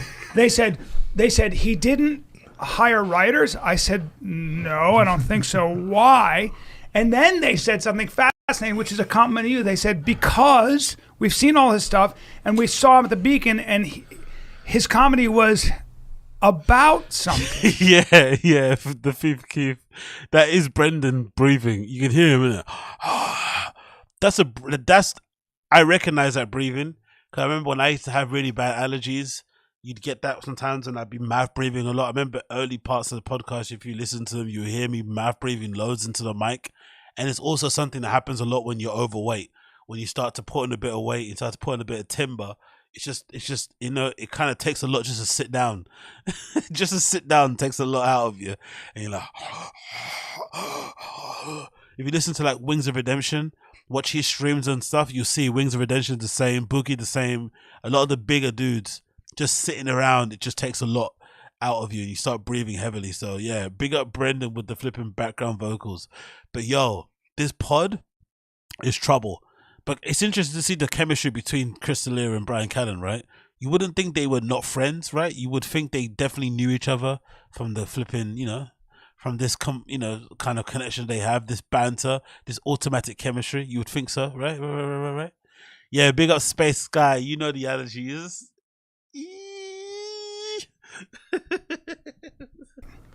Hey. And I said.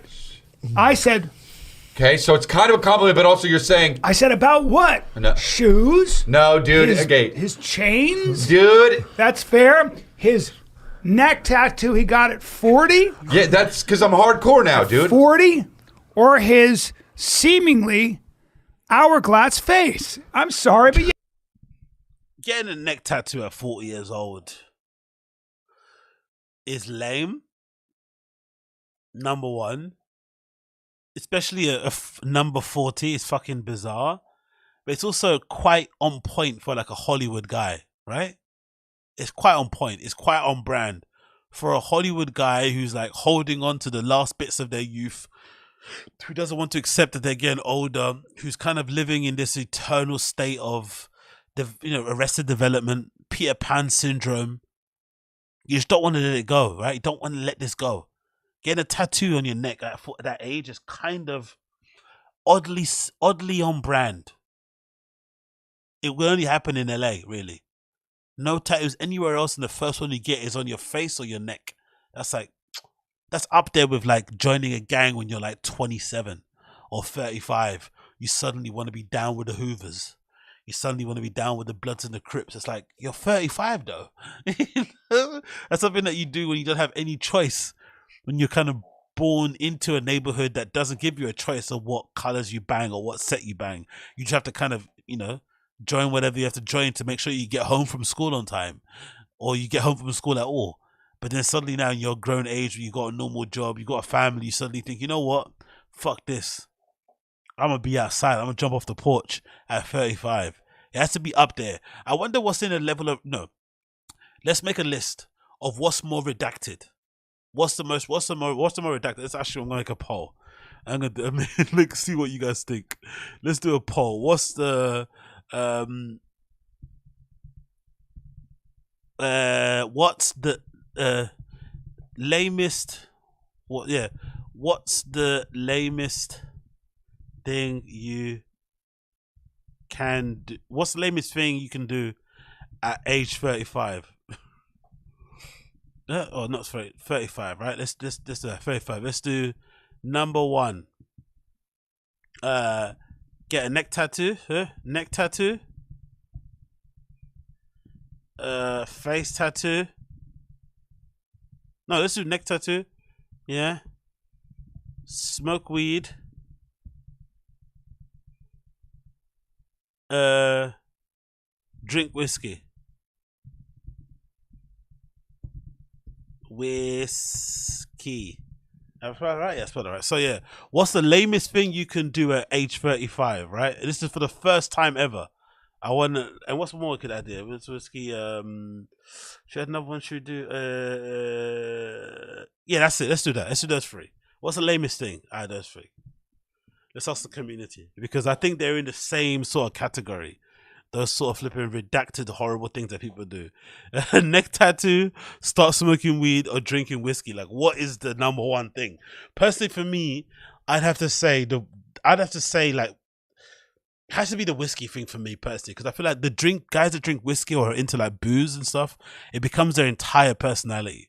I feel like you can maybe get a neck tattoo. As ridiculous as a neck tattoo is, you can probably get a neck tattoo at like 35 and it not be that big of a deal. It just be like, okay, cool, I just wanted to like change my style up and shit. You can maybe even get into, smoking weed and not make it part of your identity. You just become, oh, this is kind of a nice thing I like after work. I've discovered eases my anxiety. But I feel like there's something about guys that get into whiskey that they take it so seriously. Like, it becomes their entire thing. They start getting into making their own ice, buying certain tumblers, having a bar at home, importing shit from the States. Yeah, exactly. Coiler, exactly. The IPA brewery guys. I think whiskey guys are the evolution of IPA guys. Like it's just like a natural evolution. You become a whiskey sommelier, which is insane. But hey, let's see what you guys say in the flipping poll.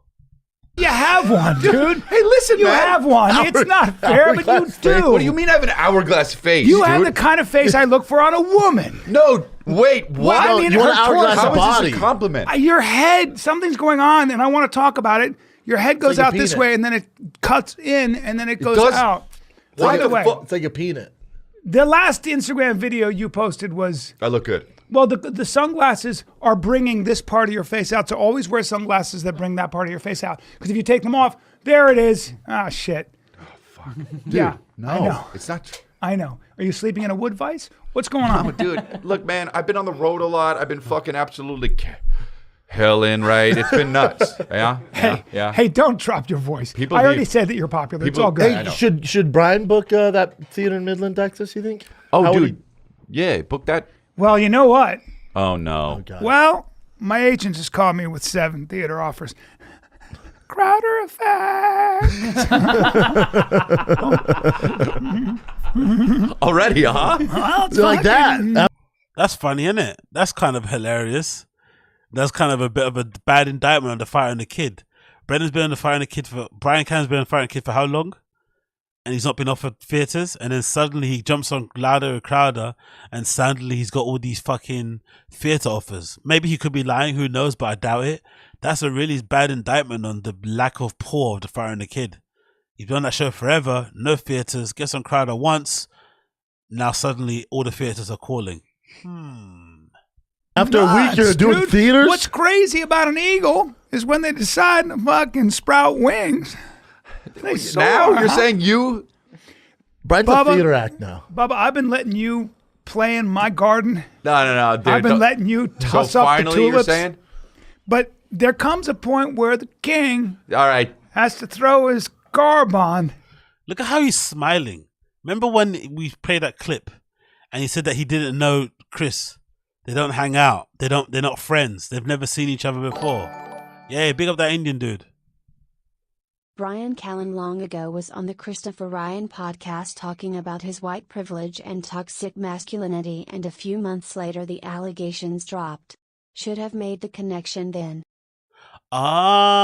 Ah, interesting. Big up that Indian dude. I wonder if that is true, if that's how it played out. He went on Christopher Ryan's pod, which I actually like. I don't mind his podcast. And then a few months later, that allegations come out. That would be an interesting timeline. Christopher Ryan, Chris D'Elia gets cancelled. He throws him under the bus, deletes the pictures. Then he gets accused of rape. It's just like a sweetness. But yeah, man, look at bigger and the Indian dude. Appreciate you, brother. Appreciate you. But look at Callen. Look at that smile. Have you ever seen Callen smile that much in a podcast before when he's talking to a guest? That is definitely. You can tell, like, love. You know, he loves that man. Like, that's love. But he said earlier in the other clip we played, they don't hang out. He's never seen him before. But this is love here. And say, No, kings never do that. yeah. But I got some The stuff king I got to is do in the back? garden. Yeah. The king's back? Yeah. No, dude, kings don't do that. Kings would never do that. And Now you the- know to take your. Hey, B, the Kings can get humbled in Baltimore, though, right? A little bit. Well, Right? well, Mendipolium or whatever the fuck it is. in Timonium. Hey, You're being a hey, dick. dude. Hey, Brian. You're being a dick. What did you say? Hey, Brian. What's up? Sup, dude? What's up, man? Sup? You got 17. So what's up? You've been on Crowder what? 1 week? Yeah. Hey, sup, dude? Okay, but sup with that? But I know, but impact, right? Yeah, okay. You know, that's why they call me the meteor that got through the Earth's atmosphere. So No you one calls you that. Boom, No one crater, calls you get that. the All right. douche. All right. So sup with Crowder. So you're on Crowder. You just started on that. Hold on. Yeah. All right. That's not. Just and, say and yeah. by the way, it started. What? And hey, y'all feel that? No, dude. Don't Hold do on. that. You will. Okay. All right. Is that fair? All right. Look at these two. Now what's annoying to me here is you and I took this exact same picture 10 years ago. Yeah, what the fuck, dude? You know not to do the back-to-back linked picture. up with Everyone does another that, big guy. stupid You're a asshole. gay man. You linked up just because he's a larger human being. He's a big kid. He's a following. Yeah. And now you post it. We have that exact same don't picture. do that picture with We with took the it many for people, On It. dude. Why do I look? This is the biggest riddle. No. Why do I look? What do you think? Do you think Brendan is slyly hating, or do you think he's pleased that his boy's been able to kind of make a bit more money outside of the Fire and the Kid universe? What do you think happens there? Because for me, I felt like Brian's kind of lazy anyway, in my opinion. I think he's been around long enough where he should be established enough. He doesn't need a Brendan. But essentially, he needs Brendan. If Brendan's business chops weren't what it was, and he didn't set up the show the way he did, these two would have been fucked, right, Jack? You know what I mean? Like Brendan's definitely very important in Bryan Callen's journey, for sure. But I don't know how he legitimately would feel about this. A part of me feels like, knowing what Brendan's like, from pods, he'd be a bit jealous that he's not the main provider of Bryan. You kind of be a bit like, oh man, I want to be the main guy, So maybe he's jealous about that. But this is a long time coming. Callen should have been doing this from a long time ago. I just find, hey, be up that Indian dude. Appreciate it, brother. $5 super chat. Also, Steven Crowder was getting offers for $50 million for Daily Wire.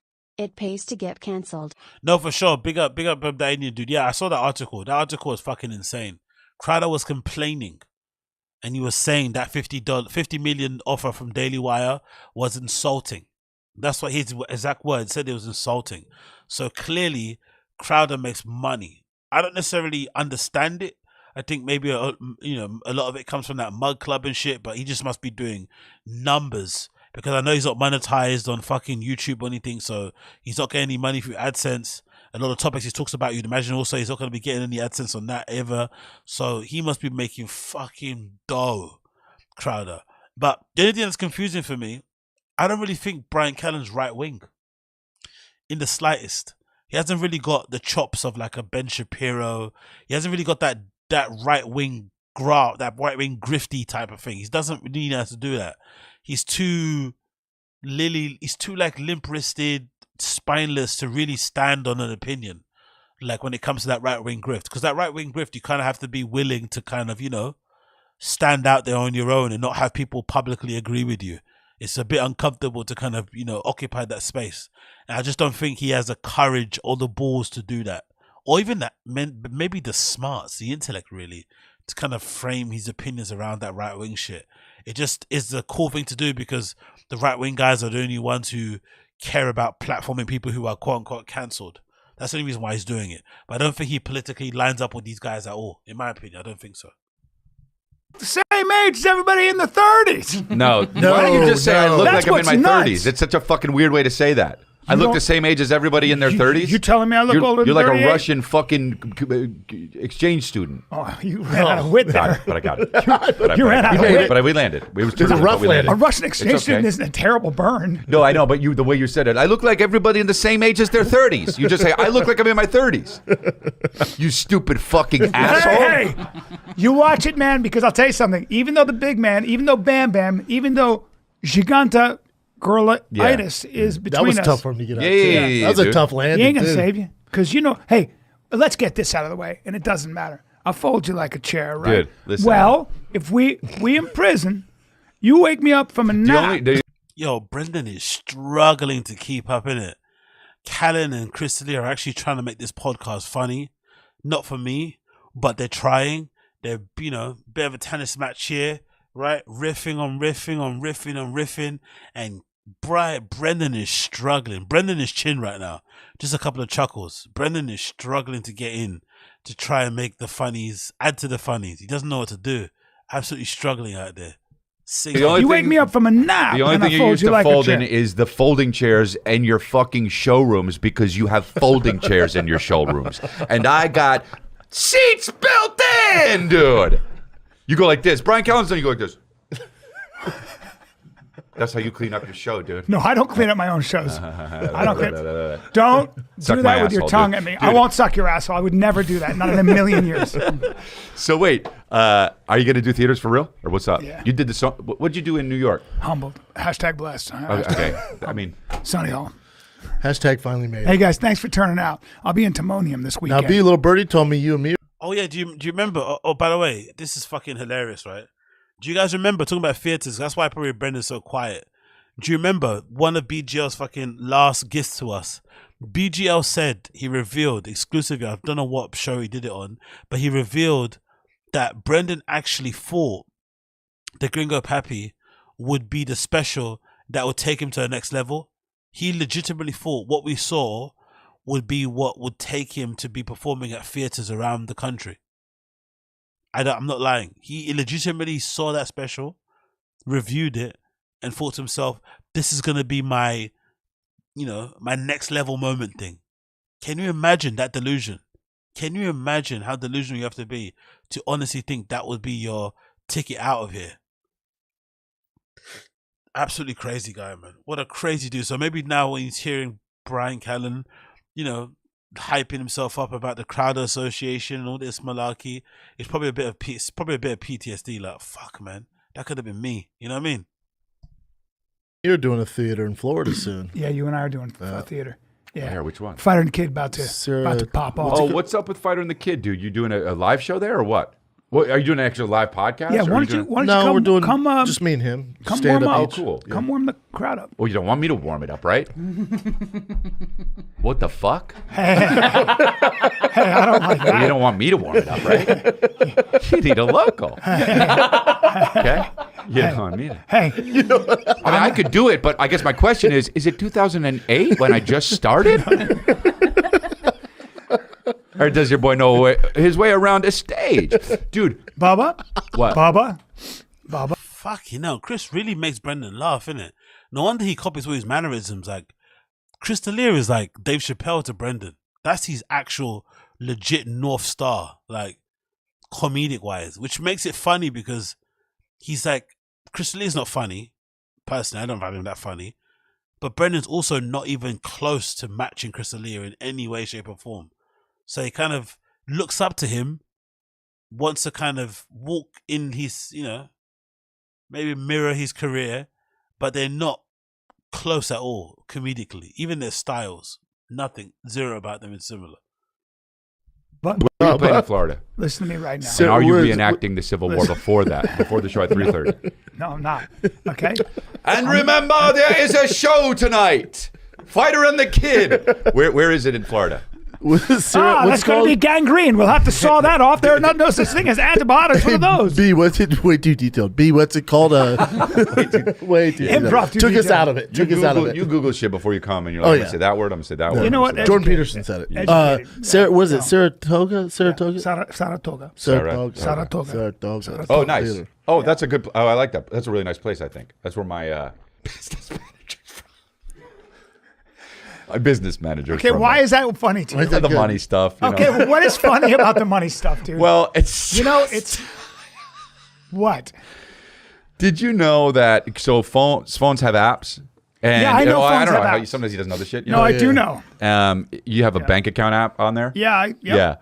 Do you know your phone gets heavier the more money you put in it? Hey, that's not true, and that's a stupid thing to say. I get what you're saying. Don't freeze frame your face like that.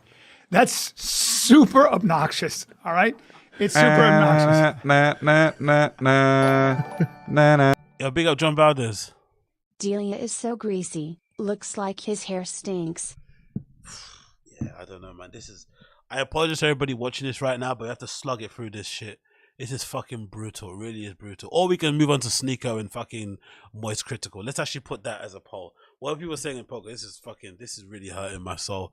What people saying? Okay, so what's the lamest thing to do at the age of 35? So far, 44 votes. We have neck tattoos, 75%, smoking weed, 11%, and drinking whiskey, 14%. So yeah, like I guessed it, neck tattoos just, there's something about getting a neck tattoo that's just a little bit weird, right? A little bit weird. But yeah, let's end this poll, and let's do another one and say what you guys, because I don't know, let's see what you guys think about this, because this is fucking brutal. Oh my god, mate, this is fucking brutal. Let's see. Should we continue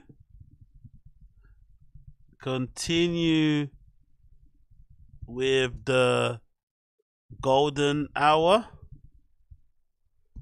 or watch Moist Critical v SNEAKO? Let's see what the community says. You got 10 minutes. Vote quickly. Come on. What is that? The credits. Show's over, dude. It's a freeze frame. That's the MASH credit. That's the MASH theme song, everybody. And you know, yeah. So anyway, I also have to be. I also have to be honest with myself. There was a point in time I found these guys really funny. So as much as I'm ragging on them, I also have to take a little bit of a. I also have to take a little bit of an honest look at myself and think, I was down real bad, man. These guys used to make me really laugh, like legit. Like I was down so bad that I used to think this was funny.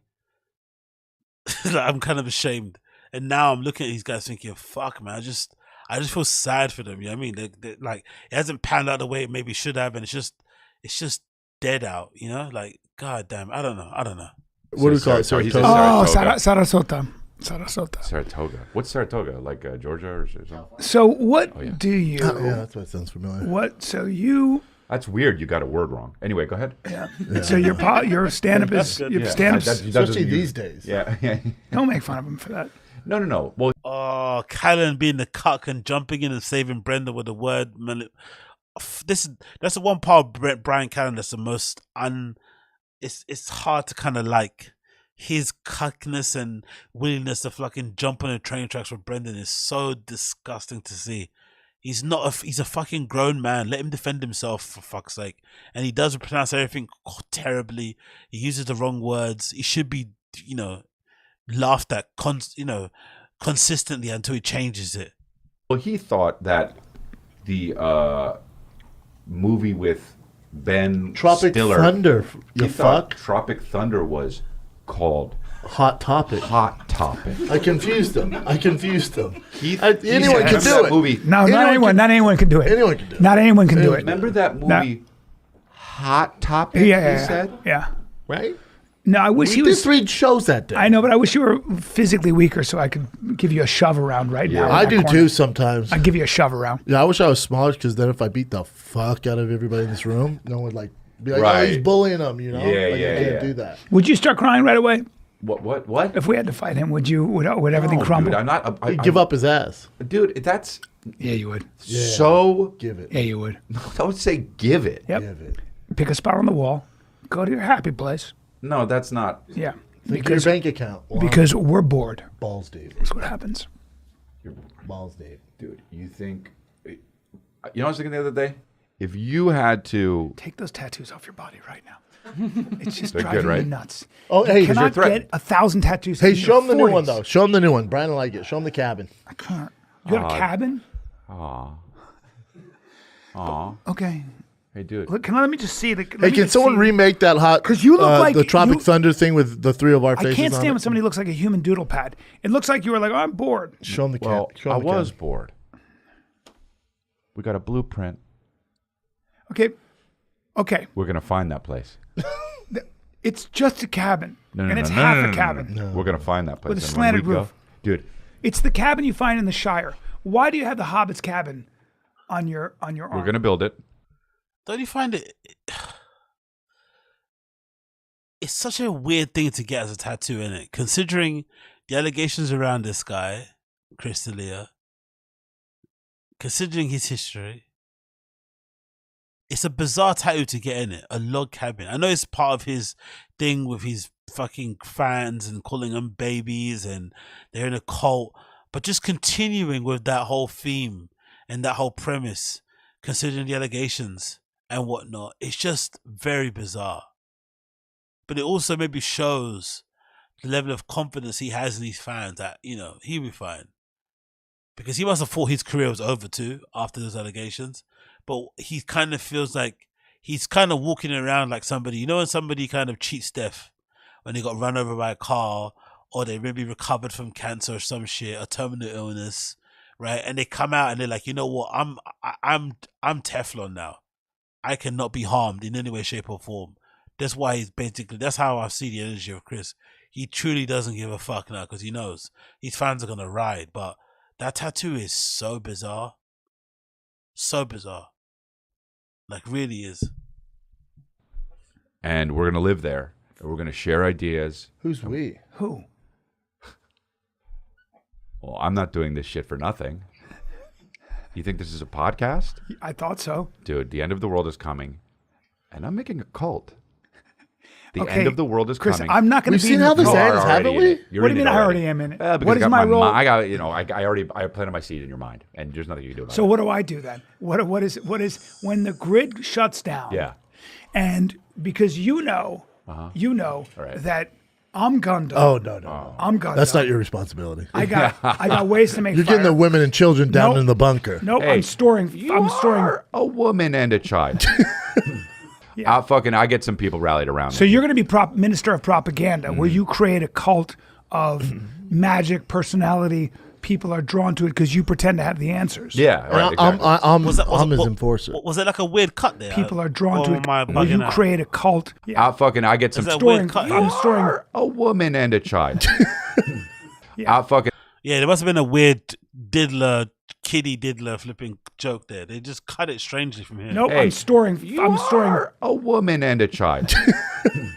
I get some people rallied around So me. you're going to be minister of propaganda, where Mm-hmm. you create a cult of magic personality. People are drawn to it because you pretend to have the answers. Yeah, right, exactly. I'm his enforcer. Yeah. You're the enforcer. Yeah, so you get out of line, Daddy. Yeah. Well, I'm pulling your Daddy's scalp a little off. more ruthless than I'm you are, pulling your Bobby. scalp You're off. too nice.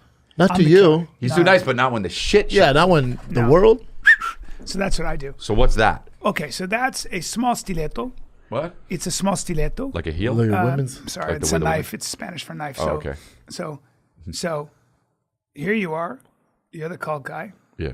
You take a little nappy poo because you need a lot of sleep. I do, right? actually. I know. Yeah. Cult, I know cult you leader. I know. leader. And I just Really go hard to like wake this. up today at 10. And I go right here, right down here, and pop it out. You bleed out in about 8 seconds. It's a bummer. Too But much you can go info fast. again, right? I know. Is it but 8 then- seconds you die? Yeah, but then I'm going to raise your kids. No. I'm going to raise your kids. Kristen's going to be sad. Well, yeah, no shit, dude. If you kill me For a while. For a while. don't. And my goal is for her to go, I was so sad. Had no idea No. what I was missing. No. And that's a fucked up thing to say, but that's my goal. All right. So That's hold on. my goal. And how long does this take? Huh? Seems like a 10-year plan. Yeah, it's a big. I gotta wait till you get the minions so I can use them. But B, you'll be 80. Yeah, that's what I'm saying. Is this normal banter of like middle-aged men to be like joking about fucking each other's girls and shit? Or again, girls as well, they're your wives, aren't they? Like, surely after a certain age also, referring to your wife as your girl is a bit like...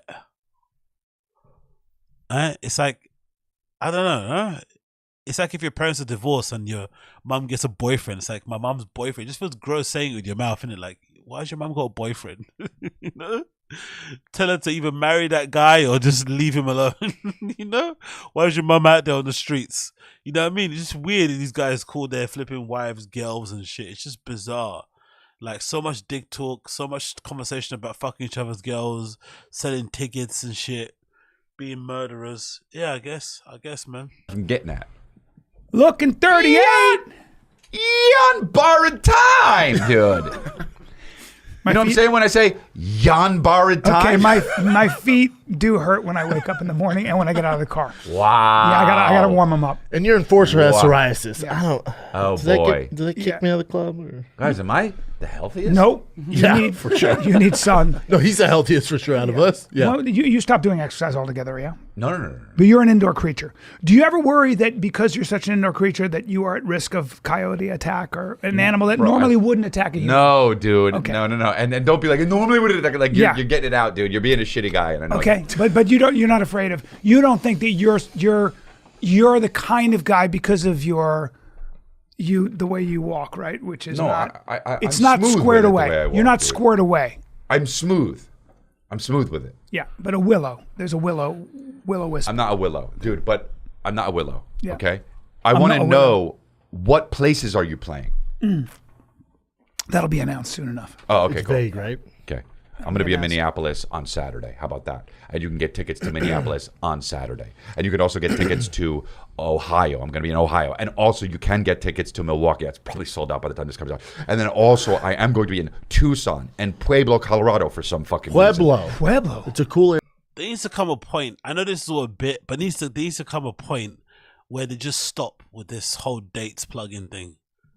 Honestly, more time than not, if you're just funny and the show's entertaining, and then at the end you're like, hey, check my website for dates if you want to come see me play, done. Or see me perform, done. This whole constant bit of like the jokes with the dates, it's just, I don't know. Maybe it's me and I'm being a little bit thin because I truly think, I don't know if people actually are sitting there making notes. Oh shit, he's coming to Pueblo. Oh shit, he's coming to New Hampshire. Are they really like doing that? Or they're just like seeing you're funny, Googling you, double checking online, and if you happen to be around my city around a date that I'm free, I'm going to go. Maybe, because I don't really plan things too far ahead anyway. I'm not really buying tickets for a show in fucking July now. Do you know what I mean? I'm not that losery. I'll just buy them on a day when I want to go. So the constant date plugin, just, enough. Area. Is it? It's awful. Yeah, that's what I thought. Yeah. I'm going to be in Colorado Springs. I'm going to be in so many different places. I got fucking Canada coming up. I got Australia coming up. You're going to Australia and Canada? Yeah, I am. Hey. Australia. Oi. That's the shit. Huh? Yeah, I am. That's right. Oi. Yeah. Be careful of the wandering spiders. Nah, I don't got to be and the careful great for white them. sharks. Surprised he's getting let into Canada, to be honest. They're a little bit, I know you didn't get you didn't get flipping charge of anything, but Canada can be a little bit rocky with people who'd had, stuff happen to them in the press and shit. Surprised he's let in. That guy looks. Oh, dude, let's talk. I wonder how law CRITIKAL.com, school's going get for those that guy. tickets. And I'm at the Ice House this Saturday. Schaub and Friends, 8 p.m. Doesn't show. matter. Adam Carolla, Eric Griffin, who's not here right now. And April Fools, he's not dead. Who? Eric. Oh, I did not April kill Fool's him. on shit. He'll be He at is the on Ice an House. iron lung, though. He'll be at the Ice House on Saturday with me. Nah, it's like and that's Adam not funny. Carolla. The iron lung was good. No, it's not that funny, man. And also, Eric, he's still on the show, Eric. Yeah, we didn't kill him. I have a fucking karate class I have to get to. No, dude. How much longer? Let me just see what this guy's doing. Okay. Then See what look at his beard. You don't want to. No, you don't want to miss this. Yo, what's good, Golden Hour? It's He's your got the boy wrong Carson boyfriend, so. coming at you from Carson, Washington. You're not going to know where the fuck that's at, but it's about an hour outside of Portland. Just taking a break from slinging that devil's lettuce. Same tattoo as you have. Same tattoo. But that's weird. He sells weed. Club. Was curious what your favorite or most attractive accent is. Mine for sure is that Australian. No, hair. that's If I had insane. an Aussie girl, You I would ever met an definitely Aussie? try locking Yeah, her down. they're really I fucking hot. love that accent. Yeah. But then when they talk. But yeah, Yeah, how's it curious as to going? what your It's guys' not. favorite It's not mine. accent. No, that's not hot. Hey, Favorite. mate. Yeah, get fans to submit questions in and then just talk over them as they're speaking. Brilliant. I quite Shout like out to Chris. Gotta rock that Carhartt hoodie, man. You gotta get you some hoodies. Carhartt's ours, Mike. Shout out Brendan. I just missed you in Tacoma, man. But I do get to see Rink's Sweet Tart Nass next month. That's perfect. So that'll be really fun. The way you perked up, And then you shout out fucking Eric. bitch. I see you on Twitch, man, doing your thing. Hey, man. And then shout out to Chin and Nick as always. Shout out to Eric. I see you on Twitch. That's so insulting. Hard to see. Shout out to Eric. I see you on Twitch. Is this a troll? I see you on Twitch doing your thing. Shout out to Eric. Oh, that's fucking. And big up Chin back there with his computers, with the screens. Always. Nice. Holding Two people down on the the show, fort. huh? Hope you kept going. Hope you guys are having Yeah. a great rest of your day. Nice guy. Buzz, buzz, soar, and woo, woo, woo. What a woo, sweet woo. guy. Yeah, sweet Really guy. nice guy. Okay, so what was the vote saying here? What's the poll? The poll so far is saying, okay, cool. See, it's everyone's saying to stick with it. 61% says continue Golden Hour. Okay, cool. What's critical? Finish after Golden Hour then. Yeah, they actually have fans. People saying and thing in it. Yeah, they actually have fans. Who would have thought it? They actually have people that actually like and support their show. Interesting. That beard I've will been throw you singing off. and dancing. That's So- all. To be fair, didn't he say that he had Brendan incorrect, mistakenly leaked? They have, or maybe Eric, 9,000 Patreon subscribers. So it shows they have a pretty decent following. 9,000 Patreon subscribers is a pretty decent. I think I've got like 20 on my Patreon. I don't really update it as well. I'm a bit shit on that. I need to fucking update that shit. But they have I think they had 9,000. So if it's like $6 at 9,000, what is that? 6 times 9,000. What is that?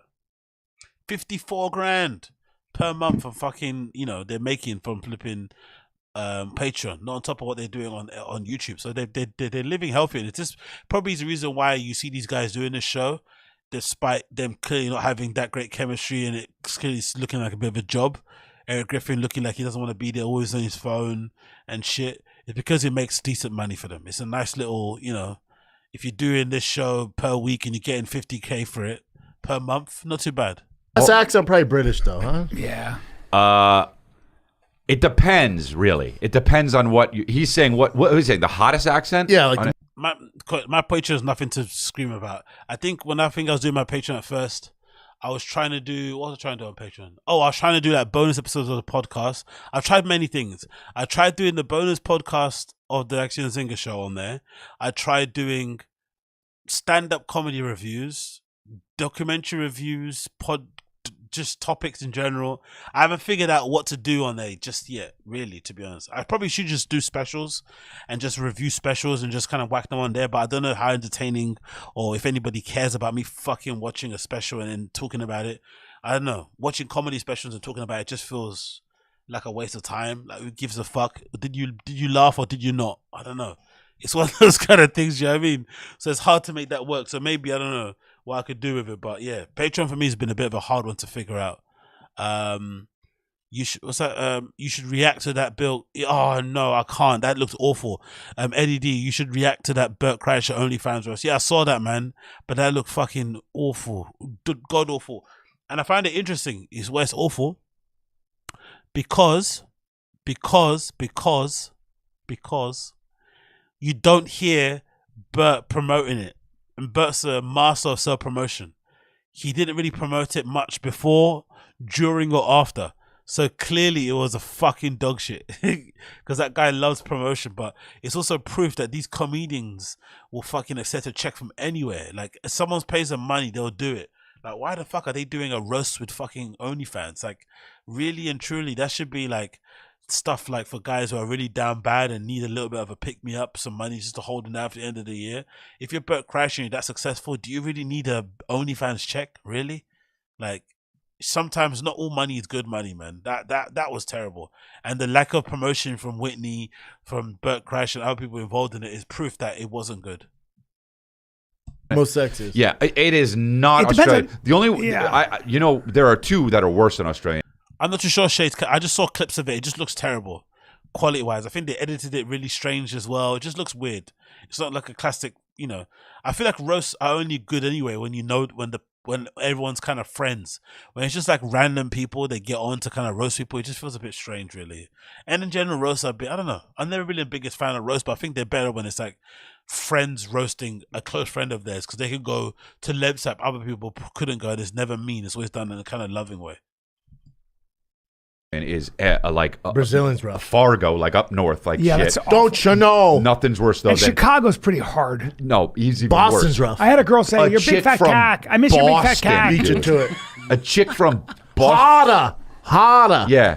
Where's your scarf? That's just like, where's your scarf? Honey, do an impression or But something. that's a little bit like New York, but New I York remember and Jersey is pretty rough sometimes. There was you don't want a girl like, hey, how's it going? It's like Hey, you want to see my tits or something? I'm walking here. You know what I mean? Hey, what's up? You want to lay down and get this done or what? Whoa, you want? You know? Yeah, take a look at my dick. I'm a chick, but look at this. Well, You know, well, I don't know. I don't know. Yeah, no. It depends how you identify, but Right. But Chicago, there was a girl. This is a true story, and she said, "I miss your big fat cack." Yeah. She said that. And I didn't know her that well. And I was It's so like, not hot. I was like, "Oh, that's not hot." You feel sick. I know. I miss your big fat cack. Bring your big fat cack over here, cacks. Because I was like, "This is so aggressive, man." Are you? What's that, Frank? You should react to SNEAKO meets. Oh yeah, true. I added to my list. Yeah, nice one. You should react to SNEAKO meets MEATCANYON. Yeah, cool. I'll react to that one as well. Thank you for the suggestion, Matt.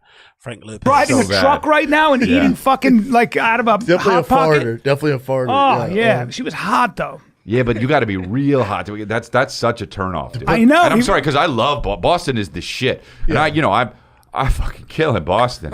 And like, Oh man, stop bringing it back to that. I know, but 8,000 people last time I was there. Okay, dude. but I'm just saying. You are popular. All right. So, but it depends on what you're doing with an accent, right? So if you're an overlord, it'd be British.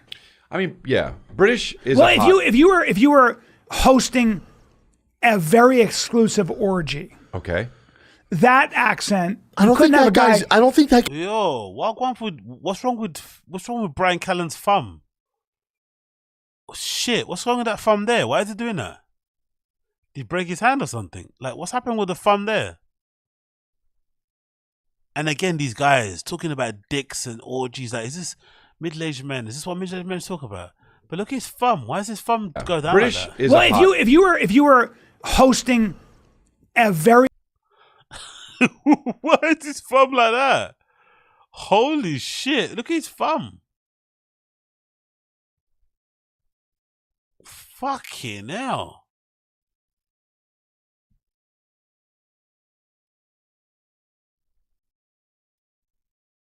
very exclusive orgy, okay, that accent. He's got like he's got the hands like similar fingers like what's that guy's name? What's that white guy, that little white kid that was hanging around with Kanye for a bit? That one that hates black people. What's his name, man? He doesn't think people should mix, but he's like Mexican himself or some shit. What's his name? Fucking hell, man. What's his fucking the little white kid? Dweeby. Yeah. He's always moaning about something. What's his fucking name? Yeah, Nick Fuentes. Yeah, Nick Fuentes. He's got really long fingers in it when he's talking on his show. I don't know if he does it, if it's an angle on the camera when he's talking on his fucking show on, or is it on Roku or wherever he does his show? Kick. Is it Kick? What's the show? No, what's that platform they use? Rumble. He's on Rumble, like, with his fucking, daddy long leg fingers. That's what Bryan Callen's thumb looks like. I don't think that guy's doing that. I'm going out on a limb here. Right, but that guy, but I'm saying, depending on the role you're playing, if you were a guy who's like, oh, you guys came for the orgy, come on in, we got chicks, we got guys with big dicks. Oh, I like that. That's okay unless there were chicks that were like, hell yeah, can't wait to see a cock. Then that's not good. But the host should always be someone who that speaks is very alluring. He very set alluring. us up. He's good at that. I'm getting hard as shit. You do I'm rock Oh, hard. yeah, he'd do this. He'd go, oh, yes, you're the comedian. Unfortunately, everyone have to wear sunglasses because your skin is so white. I've seen more color in a cloud. Hello, Casper. I trust that It's guy. kind of hot. Yeah. Who's the giant next to you? Drinking rain. And then They are Brennan naked would drinking just rain. Naked. And then Brennan would be like, front and center. I want to showcase him. And then he'd take his pants off and they'd go, He'd go, now the Disappointing. party's... No, he goes, now the party starts. yes. No, they say it's not even a penis, it's a clitoris. Well, rather intimidating body, but not so Is much. that the tail? Is that the tail? I thought he'd look like a monster with a tail, right? Fucking hell, Brendan just killing every bit in it. He's like a real bit killer in it. Fuck me, Brendan. Get funnier, dude. You've been doing this for ages. You're just stepping and trampling and just elephant stomping on every bit and premise Bryan Callen and Chris are trying to work in. Brendan's just like, bah, bah, bah, bah, bah, bah, bah, bah. It's like horrible, man. Come on, get funnier, bruh. If anything, Brendan should be actually funnier on podcasts than he is on stand-up. This should be his bread and butter. He should be able to just be like, but he's struggling. Father, it looks like a piglet. Yeah. With a squiggly tail. Does your dick go like that? Yeah. No. Wow, imagine, huh? You know what's weird about my penis is, and this is fucking, you take Might be a this little as you will, but, so medium. Yeah, exactly. James Banks ranks. Brendan is a bit killer. It's so worse because he sits in the middle like he's on a throne. I've said from the beginning, I don't understand why he does that. I'll get it why, because ego thing. But I think overall, he should actually try to cultivate or construct a panel of the funniest people you can get, and then just act as a host and kind of lob them bits and premises and set them up to do jokes and stuff. And he just kind of sits there as the actual host and lets the other guys be the shining. So maybe he should sit on the side and let those two guys sit in the middle and then just be like throwing things up and lobbing them bits and stuff. That'd actually make for a better show. But instead he wants to be like the main guy amongst like peers and appear like he's on the same level. But once he starts talking, you can quickly tell he doesn't have the comedic chops. Like, really and truly. That's what he should be set up with. But, you know, he wants to be the big honcho main guy, so he sits in the middle. Penises, which are what, like 8 to 12 inches? Jesus. Yeah. So mine's on the larger side. Okay? Yeah, where you going? Okay. Is it wider than your face? No, it's just my penis said, my doctor said that my penis, because I went in, because when I get erect, and I'm saying this medically so we don't get flagged on YouTube, but when I'm erect, it gets a little bit smaller, right? And I went to the doctor and I was like, usually penises, they get bigger, you know? And he was like, if it got any big, he just said to me, you know, straight up, but he said, he looked, he goes, you know, if it got any bigger, all the the blood going to it, I would pass out. And so he said, it's very rare. I have not seen this, right? Except for a few times when people who were from tribes in Africa came in. They said that your penis needs to get a little bit smaller. Yeah, your penis needs to get a little bit smaller. Right. Otherwise, you would pass out, and there's no way you could procreate, right? Because it's about furthering the species. So yeah. So it's your body protecting you. It is Dick protecting gets smaller. me. Yeah, and I do get lightheaded, but my cock aspirates. What, dude? I know. Breathe. What do you even mean? Breathe, like lungs on the side of it? You can breathe underwater? Yeah.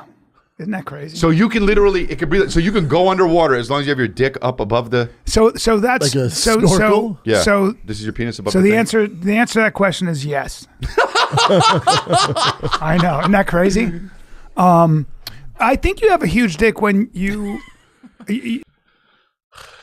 I swear, I can't remember the last time with a group of friends hanging around, joking, shooting the shit, where I legitimately entered into conversations about dicks. I can't think of it.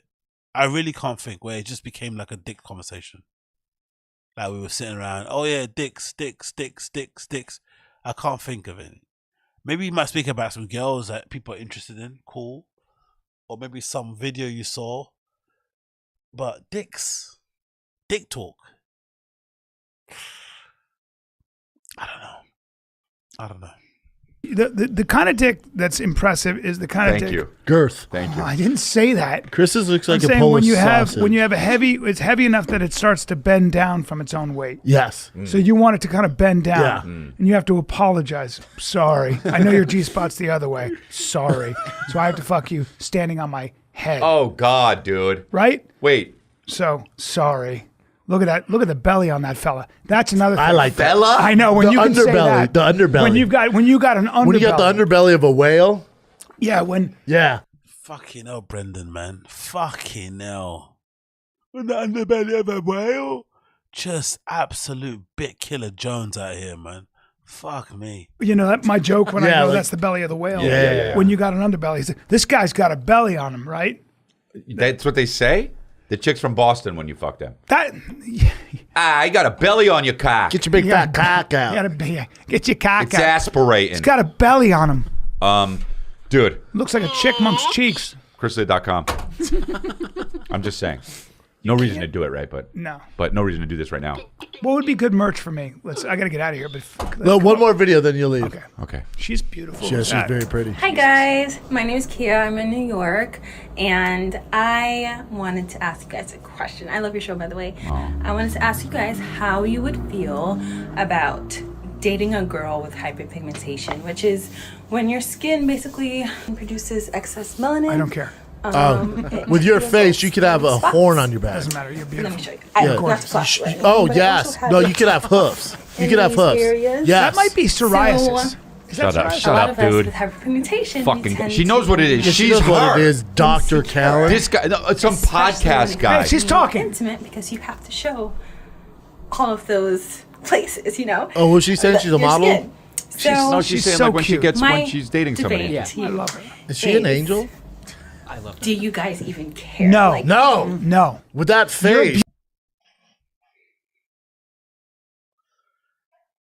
Should we press X for doubt that this girl listens to the fucking podcast? Press X for doubt? Surely not. Do you think they're paying fans to submit questions? I would actually prefer it if she's actually a real fan, then find out that they're paying guests, paying aspiring actors and models and shit to submit questions. That would be so lame if that's a fact. Imagine how lame that is. It's lame enough buying views and likes and followers and comments. Imagine being so damn bad that you're paying people to submit questions.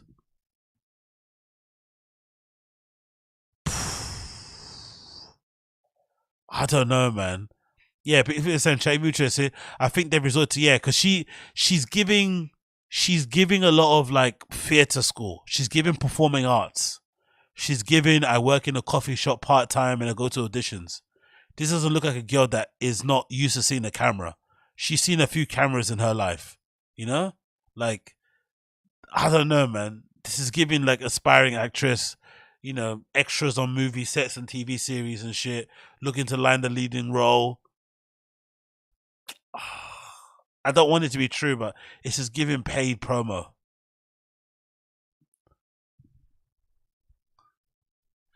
She rehearsed the question. Yeah. She rehearsed the Beautiful. Oh my God. And she has a great personality and she's vulnerable and I like everything shut about up, her. man. But hold on. Yeah, I agree. Here's Brandon. here's my advice. I wonder if that pigmentation Oh, God. is Oh no! Hey, It's not right. Fuck you. Hit it. No, go ahead. I mean, maybe I won't use it. Okay, can I do you mind? No, yeah, but I'm saying I just have some for- experience. on Tread standby. lightly, MD. It may be a gut issue. Perfect. Yeah. Keep going. So take a look at get a gut profile done and see if there's a prevalence of a certain kinds of bacteria. And that could be an autoimmune disease. And maybe you have some psoriasis going on. Is this obnoxious? Dude, Sorry, here's the I deal. couldn't hear a word you said. Dude, I was staring at her face. She's beautiful. Here's the deal. That's right. These guys are just dummies, right? But like, let me just tell you right That's now, because so I took it in. condescending. I took it in. I didn't speak until she was done. You guys were just like, oh, it doesn't matter. It's a bad impression of me. That's not how I You sound. guys were both Nah, doing it's more him. You were going, that doesn't matter. Yeah, he's No. going. So No, yeah. no. So Follow me. let me tell you, dude, I'm like way better than these guys, and like, it's just Exactly, Kyla. All three in her DMs, but she ain't answering after that cash app hits. Exactly. She's off. Fucking hell, man. Honestly, man. If they're having to pay like up and coming actors and stuff and people in the business to submit questions, fuck, bro. That is so bad. But it's just, I don't know. I just can't picture someone who looks like that listening to this show. What are they getting out of this? Humor? Like, are they like a real hardcore Crystalia fan? I don't know. it doesn't Get it matter out, at all. dude. Man. I just want her to understand. Hey, say something of substance right now. Go. Dude, go. in Say the something world, of substance. today, there's so much stuff going on that you got to really, you have to like look at all the different angles and. You're being exposed right now. Fuck! You're being exposed. I'm going to give you another chance. Okay. I'm going to give you All right. 1 minute. Okay. And then I got to go. I'm going to give you 1 minute. You better say something of substance Okay. that I can take home and that the listeners can take home. You have a minute and 15 seconds. Go. It's about love. You know Oh. what I mean? We each have to live in harmony, all of us together. And Empty, let's just- man. Come I on. know, come on, dude. All right, so Sound like a Hallmark. Brendan absolutely struggling for breath, struggling, sinking out here. Say something, when bro, I was that younger, I can use. I was playing pool with one of my buddies. Okay, and hold on. I broke Go his- back in time and talk to yourself who's 20. Give yourself good advice. Go.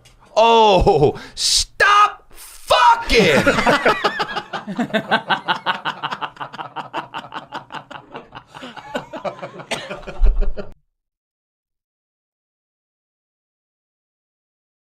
This new thing he's trying to do now to become viral is kind of gross. I'm not going to lie. This new laugh Brendan has now, the knocking the head back, the kind of Rogan-esque laugh, because before he was doing that, that Rogan laugh, holding his hands to his chest and screaming that Rogan does. Now he's doing this new laugh now to be viral and shit, touching people, putting his head back so you can see the hole underneath his flipping mouth. It's pretty cringe, not going to lie. Pretty cringe.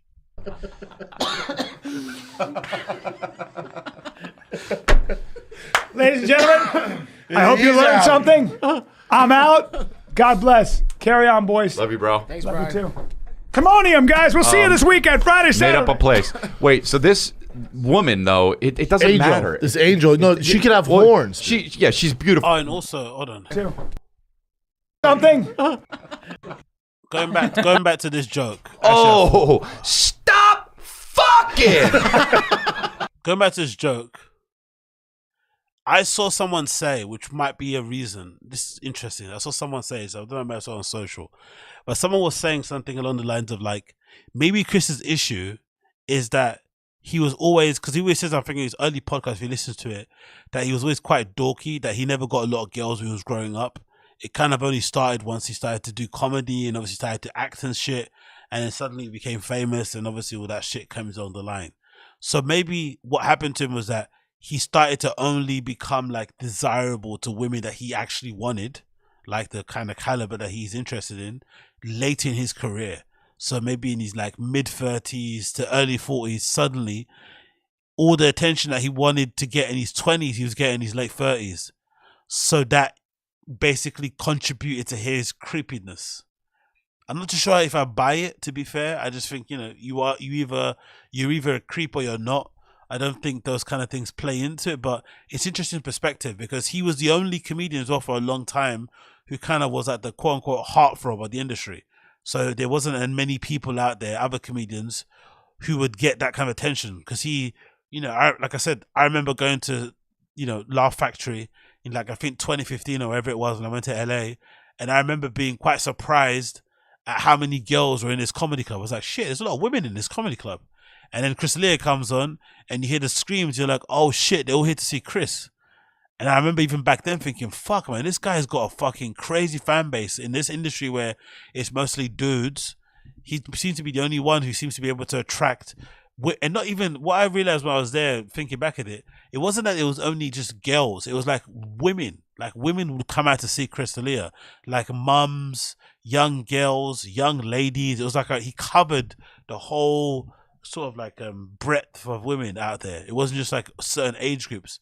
So you can imagine what that must do. And look what's happened to I use a good example all the time. Look what's happened to Jordan Peterson. I liked Jordan Peterson for a while. He was pretty decent and pretty normal and interesting to listen to. He then becomes insanely famous and rich in his late 50s, right? 60s even. And look what happened to him. It legitimately broke his brain. He got addicted to benzos, got put in a coma and shit. Like crazy shit happened to him. Like that kind of level of fame, to get it so late in your life can be sometimes a blessing and a curse. Because you go from being a regular dude who no one gives a fuck about, living your regular dude existence, to suddenly being a heartthrob, suddenly being a legit public intellectual. People are inviting you to do like it can become a little bit dizzying. So it wouldn't surprise me if Chris maybe lost his mind because he legitimately was able to like pull women that he was never ever as a pull when he was younger in his mid-30s or early 40s, and just made him go goo goo gaga. It's not to excuse his creepiness and his awful behavior, of course, but maybe that's part of the reason why he went so crazy.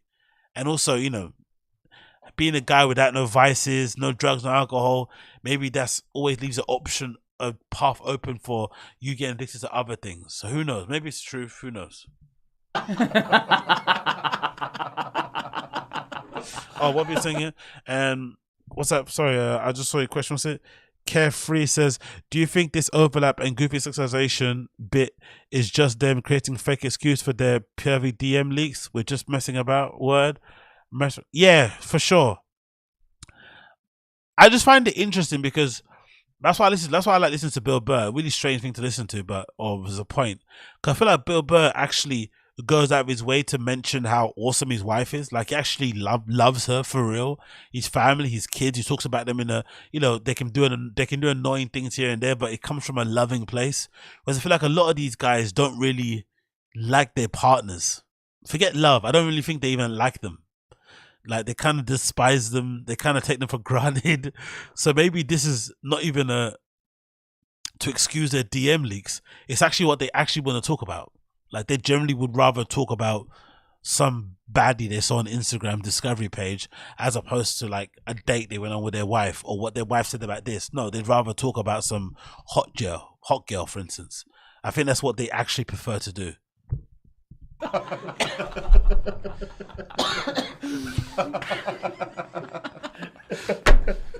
Ladies and gentlemen, I hope you learned something. I'm out. God bless. Carry on, boys. Love you, bro. Hold on, is that true, Brandon? Diddler doesn't bring his iPhone on the road so he won't cheat on his wife. He has a cheap flip phone. That's really redacted, personally. I think if you're the kind of dude that has to bring a flip phone with you on the road to not cheat on your wife, you probably have bigger issues than the phone. It's like guys or girls who announce, I'm going to quit social media. I'm deleting this app from my phone. It's like, that's a real issue. They have to delete it, not to use Instagram. It's troubling. Just maybe don't use it. It's not that hard, really, to be honest. It's just an app. Love you too. Commonium, guys. We'll see you this weekend, Friday, Saturday. Made up a place. Wait, so this woman, though, it doesn't matter. This angel, no, she could have horns. She's beautiful, obviously, but it doesn't matter. Guys do not care about that. And if they do, honestly, if they do, it's like, bro, what? Suck. But also, like, I would say most men, they wouldn't even register it. No. You know what I'm saying? Especially on a woman like this. No. I wish, this is one of those things that I wish somebody like this, who's such a sweetheart, seemingly such a sweetheart, that she knew how special she is. I wish she knew how it sounded, she what does she's now. saying. Because she's such a beautiful, and not even her look, it just her. Fucking hell, Crystalia, man. Put your fucking tongue back in your mouth. Like, he's still talking about this black girl. Fuck me. He's fucking starving out here, reaching out into thin air. If I could just touch her Nubian skin and let her know that although I might have a log cabin on the side of my arm, I would happily tattoo a picture of a strip club or of the chicken shop or whatever black people like to hang out on the side of my arm and invite her to that place so that we could be together. I just want her to know that she actually looks like a weird mix of like Alicia Keys and Chloe Bailey if they had a daughter or something. It's just amazing that I see a black girl that looks like her, who has this cheetah print style type of skin condition that makes her somewhat exotic and Nubian and urban at the same time, like a kind of mixed race version of Wakanda, if that makes any sense. I just want her to know, like, Jesus Christ, Crystalia, chill out, brother. Her person, yeah, she seems like her nice. Vibe. It's like that. Take it down a notch. That doesn't matter. Yeah, no, because take I it down see, 2 notches. Because I know people are insecure. 2 notches. All right, 2 notches. Because I know people are insecure. It could be freckles for all. Because we're all insecure about some shit. I mean, I have psoriasis. Yeah. There's nothing you can do. No, it doesn't matter, dude. No. Don't even like. At least it's not on her face.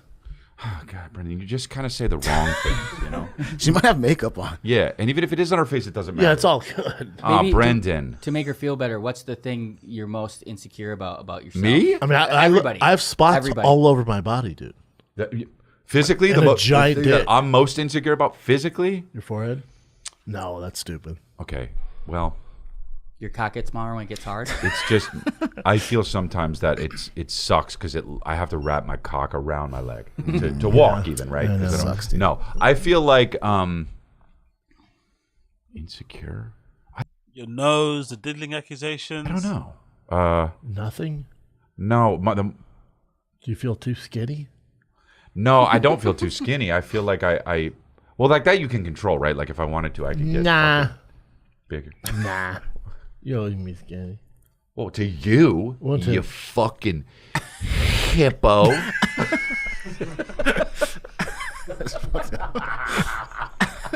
So aggressive.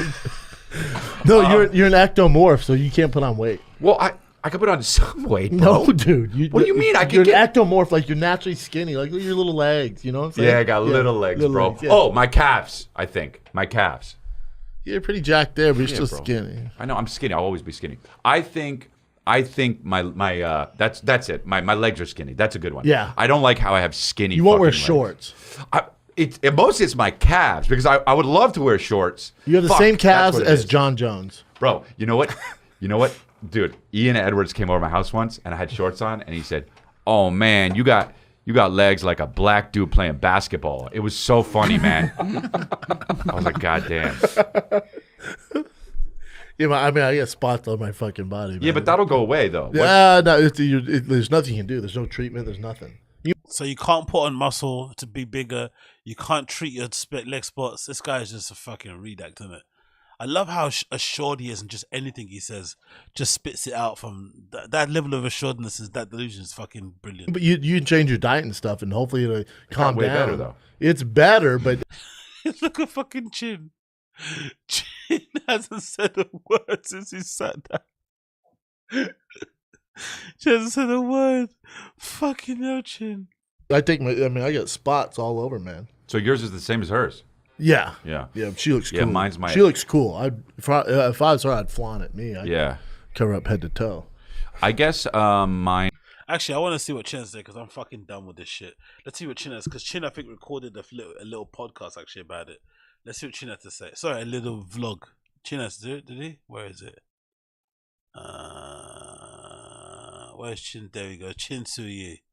Yeah, Chin. See, Chin did a little vlog about his experience as being a guest on the show. Oh my god, he's got a song as well. No way, he's got a new song out. What's this? Elements of Life, I Fall So Deep. What is this? Chin's got a new song out. Let's see Chin's new song.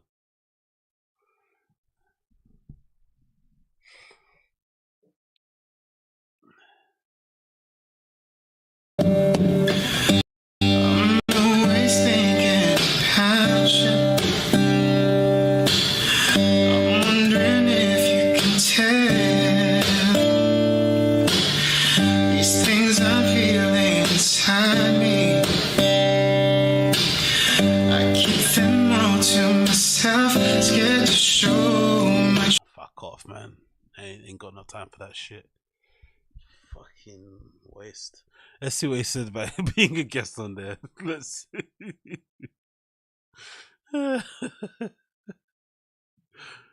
Let's see what he had to say about being a guest on there. Him and Crystal Lee are best friends for life. Let's see what he did there, because he fucking looked like a fucking robot, mate. No life whatsoever. Come on, Chin, give us something, brother. Give us something. For Golden Hour, they're really grabbing from the video. With Fire and the Kid, George pulls out an iPhone. The phone looks great, but it can't get that level of the natural. The phone looks from the video. For Golden Hour, they're really grabbing. Oh, is this Bent Pixels? What? This is what the Bent Pixels team looks like. The ones that strike down all the videos. This is what they look like. So I guess the Bent Pixel team is this guy, and that guy, right? Because all these guys work at the Fire and the Kid, right? This guy and this guy, they work at THICCC. These are the Bent Pixel people. These are the ones that are striking down videos and shit. Nah, madness. Because they've took down some of my videos and, you know, took in the fucking, the AdSense from a lot of mine. So these are the fucking fuckers. These are them, right? Jesus Christ. from the video with Fire and the Kid, George pulls out an iPhone. The phone looks great, but it can't get that level of the natural eye look with like cameras. So I feel like if you do it with the cameras, it would be the best way to do it. Cool, we'll give it a shot. I'm currently packing that GoPro that I was giving away. So I found the winner. And I'm also throwing in this GoPro extension grip handle thing. And I wrote this little message for the winner. I don't know if you could even read that. And the commenter's name was Jackie Moon. So congratulations, Jackie Moon. That's nice of him, to be fair. When's the last time Brendan Schaub did a giveaway? What's he ever given away to his fans? What's Brendan Schaub ever given away? I can't think of actually anything. What did he do? Oh, he did that fake thing about like coming to train with him. Remember that training thing? Come and train with us, we'll fly you out with the THICCC team when BJ was still around. And then they end up picking some kid who like lived around the corner. And he was also an aspiring actor as well. It's like, of all the people that entered, some kid that lived around the corner in LA, then they have to fly him in. And also was an aspiring, you know, wanted to be in the entertainment industry or something. It was fucking hilarious. But I can't think of any other, what's the other giveaway Brendan's done? I can't think of anything else. He doesn't even give away his own merch, actually. You have to buy that shit. There is no free merch from the Fire and the Kid. Thick Boy merch, you know, you have to pay for that shit all the time. So big up Chin at least for that anyway. All right, just gotta write the address down and then hit the post office. I don't know if I've ever done a vlog of the golden hour once we switched from King and the Sting to the golden hour. So today I'm gonna do that vlog.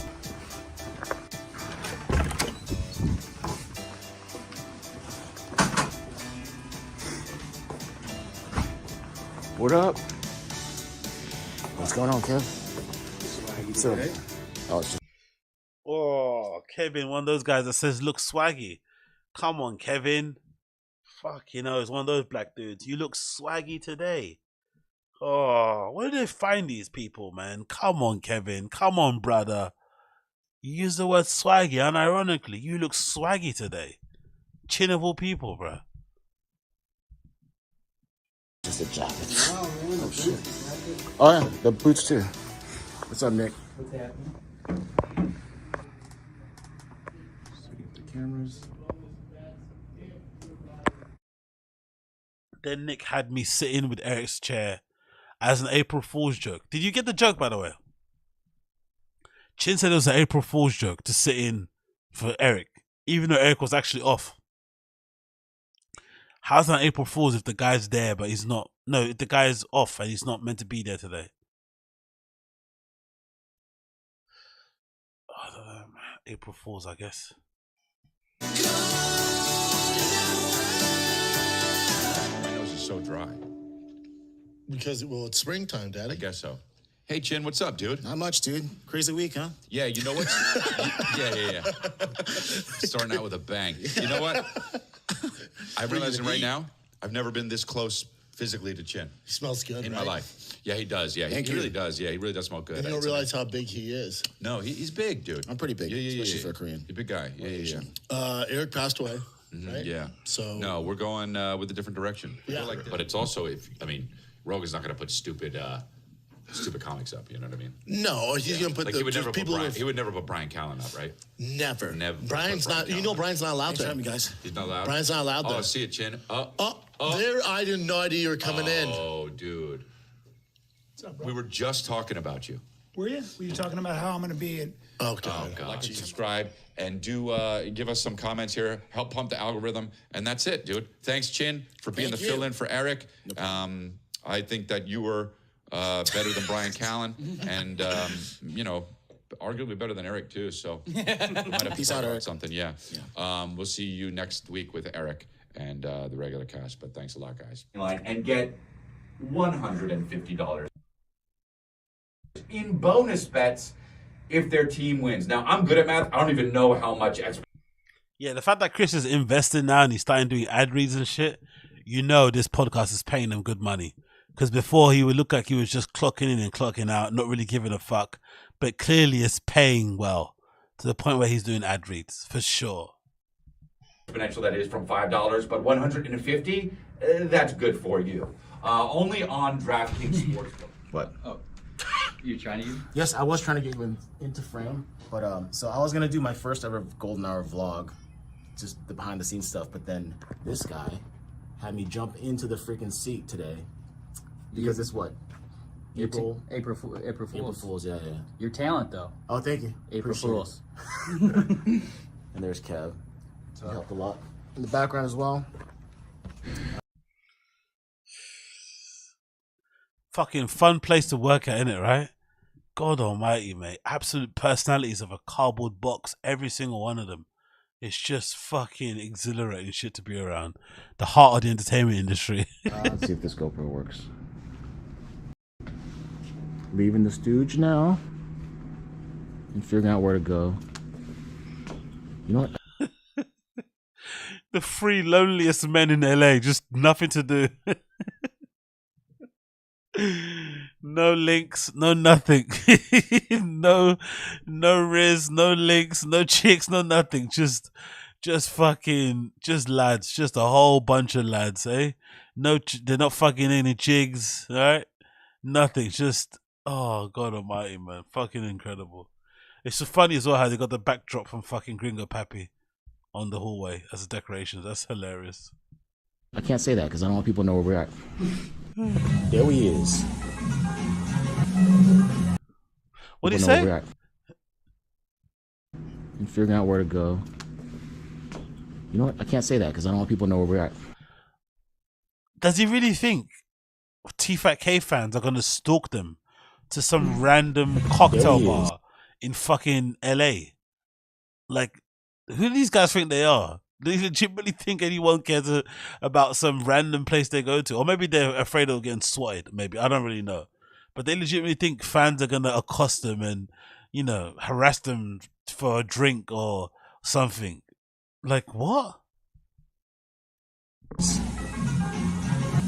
Especially after the fact. Then we got one or two. Can't tell where we're at. Of course, Nick with a soy boy face. Then we got one or two. Yeah, soy boy. Look, soy boy face. Look at Nick with a soy boy face. What a fucking exhilarating group of friends to hang out with. Like, what the fuck is this, man? Jesus Christ. Can't tell where we're at. I don't know what you're doing. So I probably look crazy. So this is Ahi tuna tartare that Nick is paying for. Nick is paying for all of this, actually. Because I owe Chin. Yeah, we'll talk about that.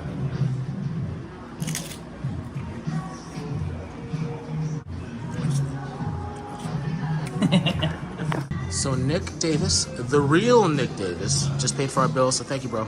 No, you're welcome. I just got you back. You paid for us. This vlog is fucking awful, man. Yeah. Also Venmo'd you $25 on top of it. Yeah. So I need you to Venmo me $25 We'll on just top have of to, this. I'll do it one more time. Go ahead. I got something.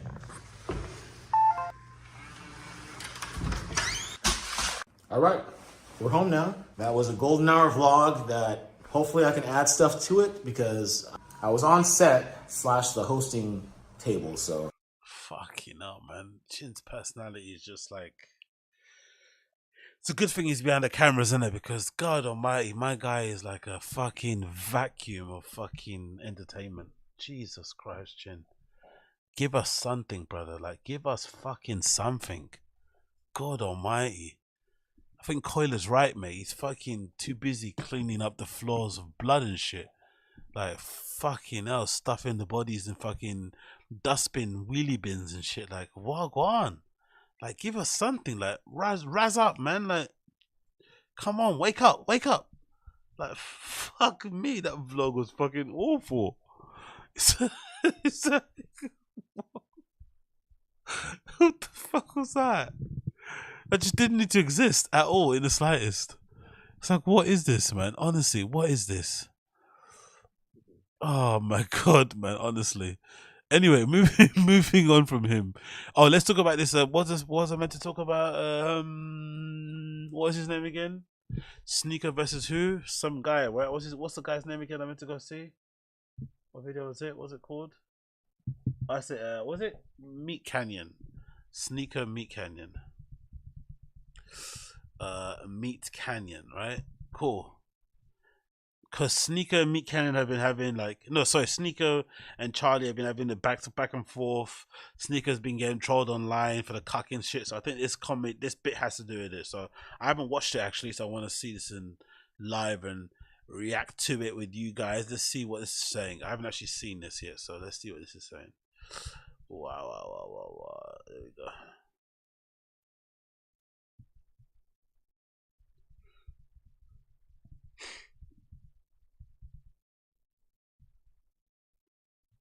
SNEAKO meets Charlie, courtesy of MEATCANYON. Yeah, let's get it.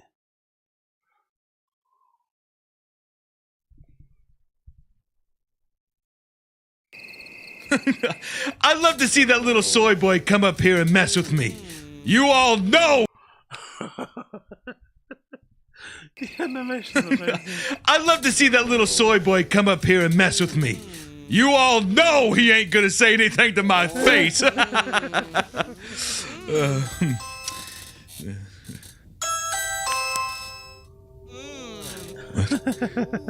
Is that Charlie? Hey, yo, baby, hey, baby. Can you and your man take this into the other room, please? I can't hear myself think with all that love making you're doing. Fine, Thank whatever. You so much, No baby. problem. No problem, Sneaky. No problem. It's Sneako. It's Sneako.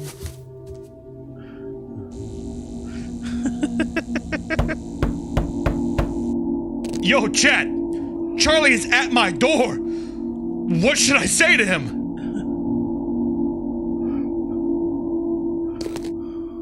What do you want, you little soy boy loser? Nice. What the hell is that?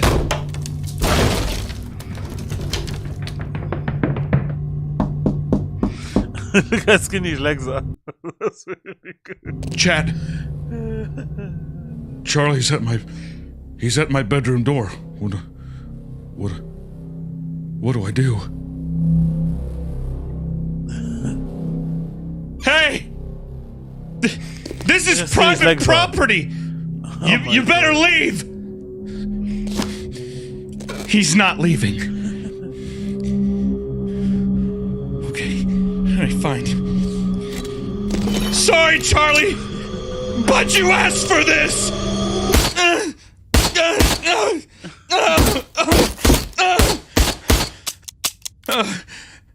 Chat, I'm out of ammo.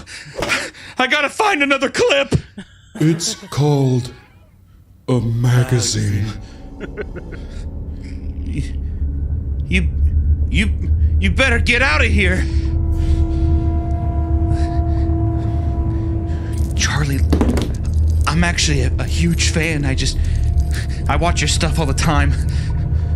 Just let me turn off my stream and maybe we can talk this over, okay?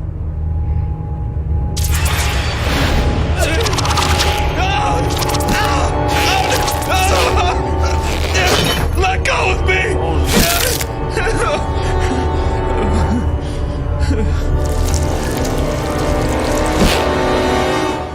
Andrew Tate wept.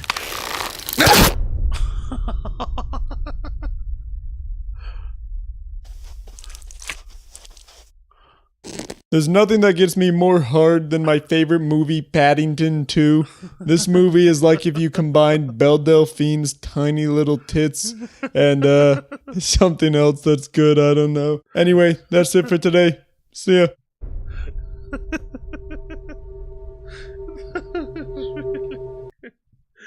That's really good. Oh, that was really good. I enjoyed that. That was really good. I'm not going to lie. That was awesome. The legs is what got me. Fucking the legs is what got me, man. At the beginning of it. Chat, you know. The confidence. His face. I'd love to see that little soy boy come up here and mess with me. You all know he ain't gonna say anything to my face.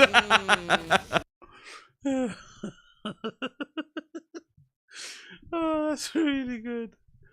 Oh man, that was fucking awesome. Anyways, let me quickly check. I want to see what they said when they met each other, because I hadn't seen the clip of this, and people are saying it was not that great. But I want to see what happened. What happened when they did end up actually meeting each other? Because this off and on beef has been pretty wild to watch from the outside in. It looks like it was gonna reach, critical stage when it's like pulling out guns and shit. So let's see what happened so far. They actually spoke on live stream or over Skype, I'm assuming. So let's see what happened here between Moist Critical and SNEAKO. Or Charlie and SNEAKO. Let's see what happened. Kids on screen. I know it's April 1st, but I'm not fooling. The title is not a joke. I talked to SNEAKO, and I gotta be honest, I had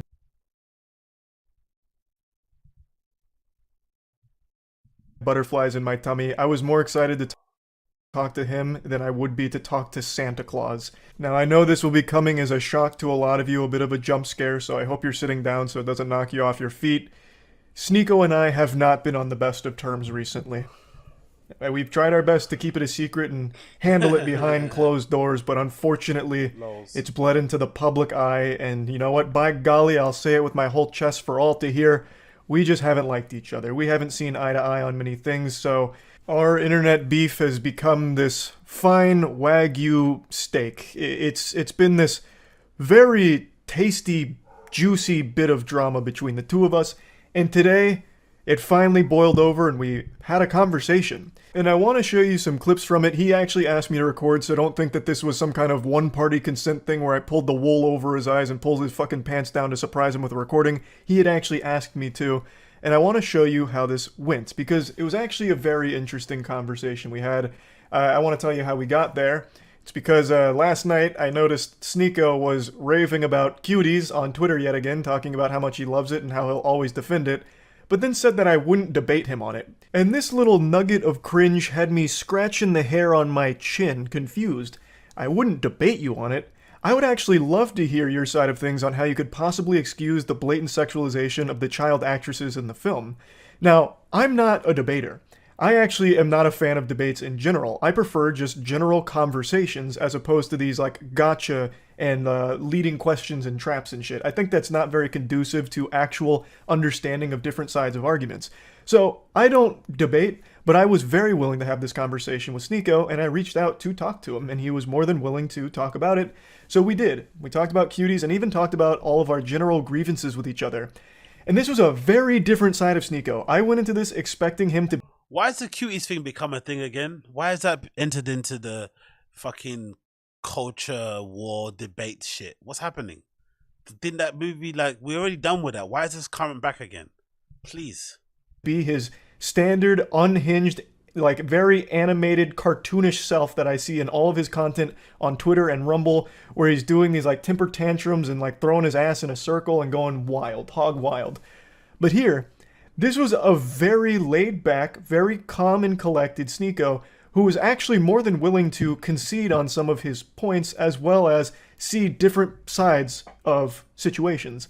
And I didn't expect that. And I'm very appreciative of that pleasant surprise as well, because I went into this with pretty low expectations, but after finishing our talk, I'm actually pretty curious to see where SNEAKO goes next, because, like I mentioned, there are some things that he just fully admitted, like maybe he was guilty of doing similar things that he criticized others for, and that he was going to be repurposing his message and changing things around to make it more conducive to positivity. So overall, the whole conversation went in a totally different direction than I expected. Of course, he's still very passionate about some things, and we still fought on quite a few things, and the reality is there's just a lot of things that I don't see eye to him on with some him and I, or on Let's get to the conversation, come on. a wild... Let's get to the conversation. And as long as no... Come on then. Still going. There you go. So, have you seen the movie? Yeah, so... you mentioned you saw my video, so you know I didn't finish the movie. I physically couldn't. I found it just to be completely repulsive. Haven't you seen a lot of other movies that have repulsed you before? I watch horror movies. I watch movies that are provocative quite a bit. Yeah, but this is something I feel isn't being recognized. There's a difference between being repulsed by fiction, which is like horror movies, that's not real, and being repulsed because there's real children doing sexual things. You can't fake that. The actresses were 11 to 13 years old. They were twerking. There was some very gross scenes in there, and like the cameras would zoom in on their chest and their ass and their crotch. Like, that's a very different kind of repulsed. That's what we agree on. I don't agree that those scenes are good. I don't agree with the sexualization of children. I defend the movie because I defend the morality of the movie. And I think that most people that were disgusted have seen those clips or didn't watch the whole movie like you. So that movie was taken out of context quite a bit. People don't really see the Not really. I watched Cuties as well, and it's uncomfortable to watch. I finished the whole entire thing, don't get me wrong. But it's really uncomfortable, not gonna lie. And it's kind of like one of those things that you watch, you think to yourself, did that need to exist to tell that message? Really? Is that something, like, I don't know, because I saw it as maybe like as a cautionary tale of like this parent struggle to kind of keep, like, because the girl comes from like a traditional African background. I think the parents are Muslim as well, if I'm not mistaken. And it's like her parents struggling to keep the daughter like under manners, even though she's kind of living in a Western world, and she's becoming a young woman, and she's kind of starting to realize stuff about her body and about how men view her, or kids or boys her age view her and shit. It's kind of like this kind of story to tell. But you just don't, you finish it thinking, did you need that movie to tell it in that way to get that message across? Probably not, if you really think about it. That's the only way. So it's a bit unsettling to watch. There's no way you can come out of that movie and think, yeah, that was cool, right? It's a tough one. It's a tough one. moral of the movie, which is defending Islamic values and also pointing out the very real problem that young girls have going on social media and doing these dances. I agree that it's disgusting. I agree that those scenes are repulsive, but I think you could be repulsed by TikTok and pretty much what young girls are doing on social media every single day as well. I think that people outraged at that film should also be outraged at everything that girls are doing now on Instagram, TikTok, and all these apps. Well, see, but here's the thing. So let's break it down to the... I also think it's a real trip, just to kind of interject here. I remember checking out SNEAKO's content on YouTube ages ago, years ago, when he used to make like Casey Neistat style vlogs. I think he was maybe new to New York at the time. I think so. And he was quite cool. Like, he'd make these kind of lifestyle-y type of, I'm going out to parties, hooking up with girls, buying cool clothes, look at this crazy bum I was talking to, like that kind of content. And it was really kind of edited well. At the time, I thought it was anyway. And they were pretty decent, the thing. And then I just kind of lost touch with him. Kind of didn't really keep checking up on his channel. Then suddenly he pops up on my feed again, and he's transformed himself into this kind of fresh and fit guy. Like, weird, isn't it? Like how things just, how content, how the people's identities and what they get kind of just moves. It just changes so quickly. Like, he went from him being a vlogger, Casey Neistat style, in a kind of young way, and then suddenly now he's this kind of manosphere blogger, influencer type of dude. It's really, really bizarre to see it play out in real time, to be fair. Not gonna lie. Very, very, very bizarre. Very bare essentials. Can children consent? Can children consent? No, they can't. We agree. So then why do you think it's excusable to exploit them after having them sign up for this film?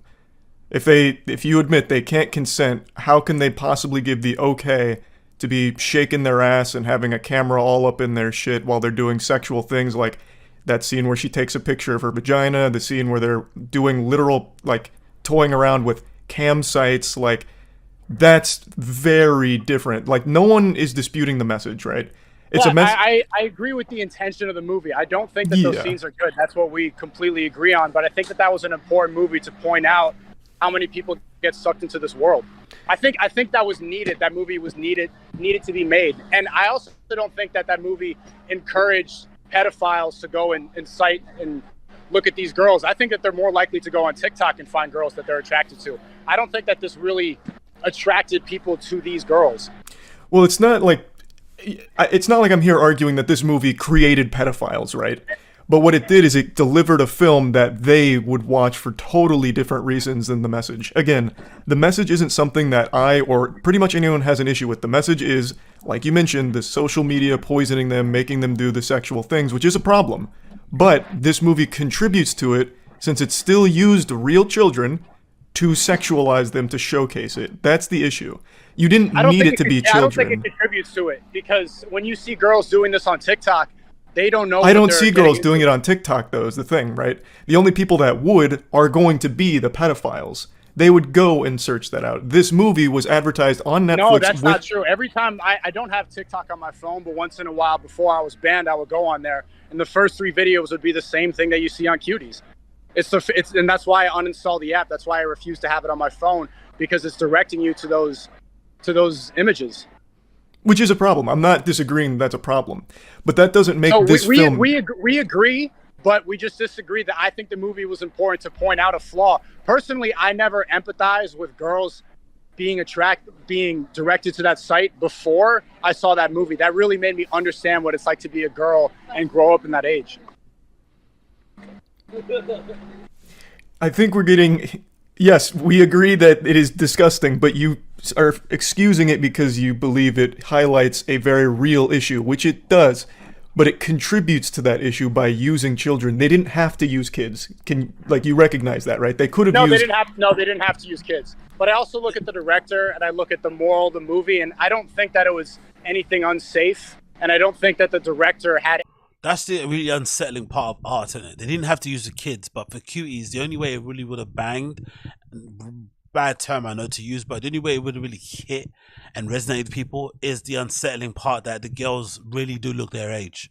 That's why it really resonated and hit with people, because the girls look their age and they're doing what they're doing on screen, talking about what they're talking about, and it kind of makes you a bit uneasy and a bit uncomfortable. That's the only reason why it really works as a piece of art and a bit of filmmaking. If they were like 18 or 19 pretending they were 13, no one would give a fuck. But the fact that they were actually children is what made it kind of a compelling enough, piece of content that people were debating about it and petitioning Netflix to take it down and shit, which is hilarious too, right?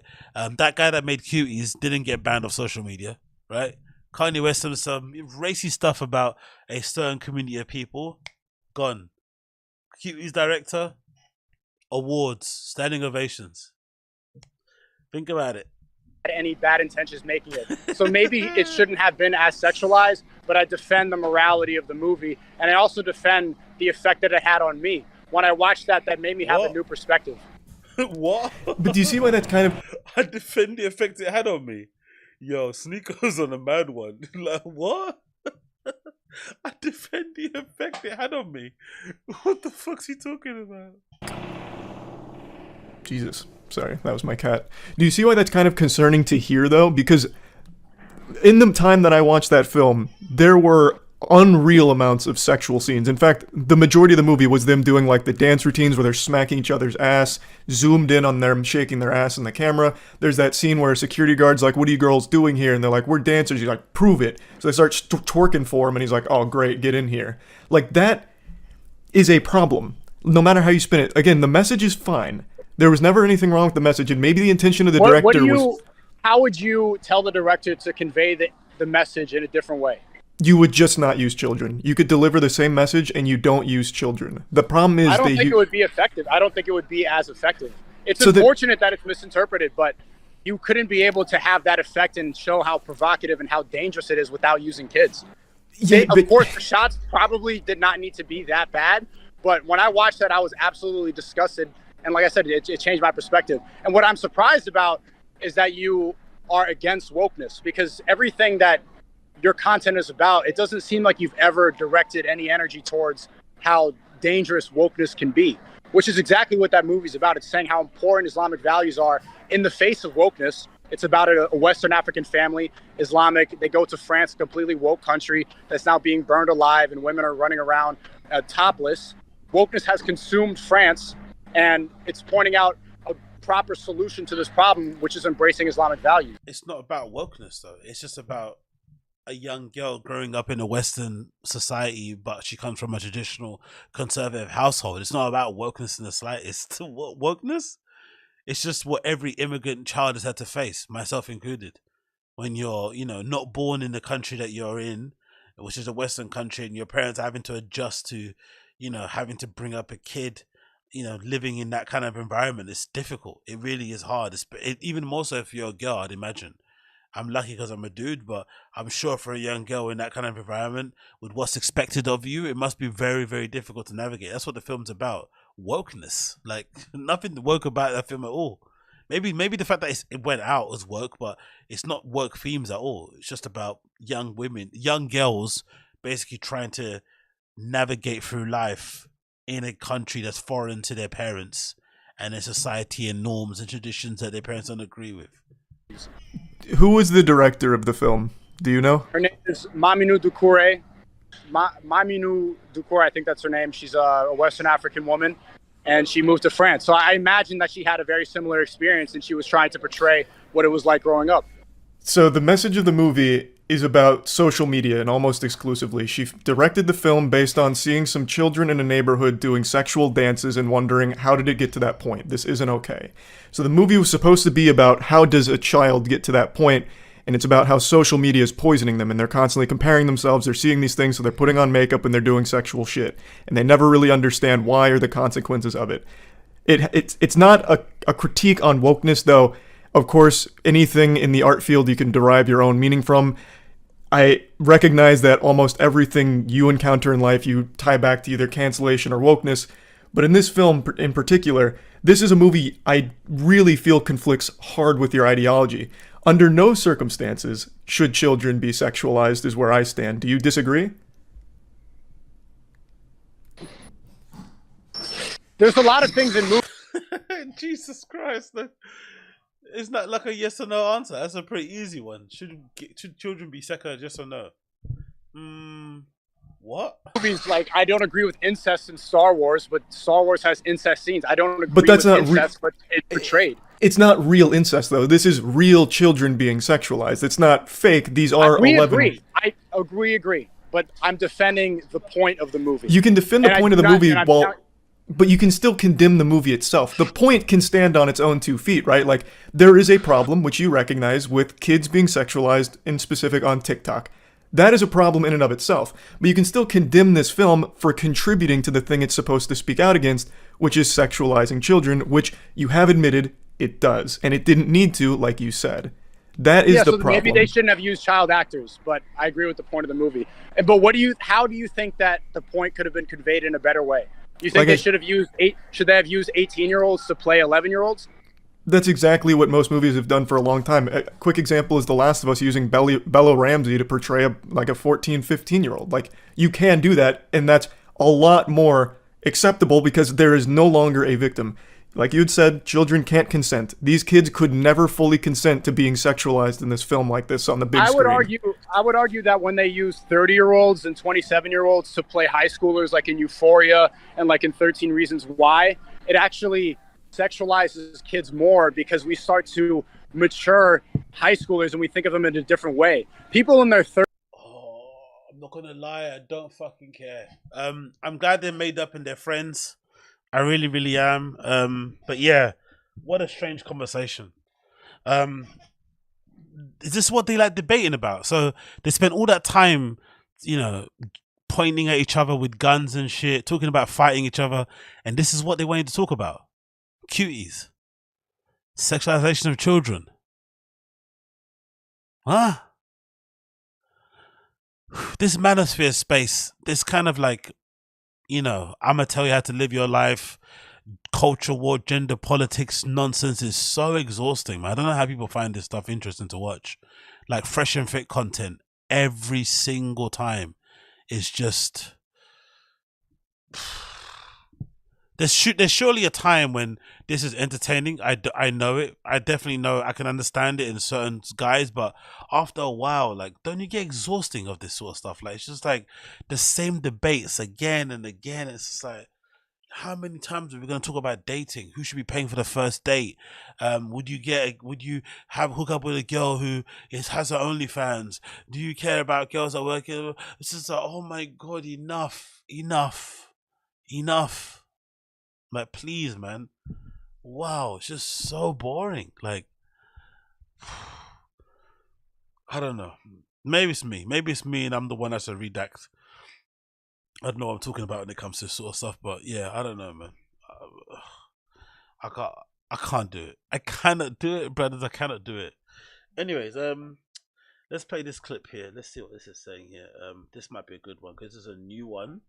So we have to see some new stuff that's just popped up on the flipping Fighting the Kids subreddit. Let's see this one. Bear with me a second as I get it up on here. This is a new fresh dish from somebody here from Dusk. It's called Dying for Attention. Yeah, big up Don Second. Appreciate you, brother. Yeah, big up.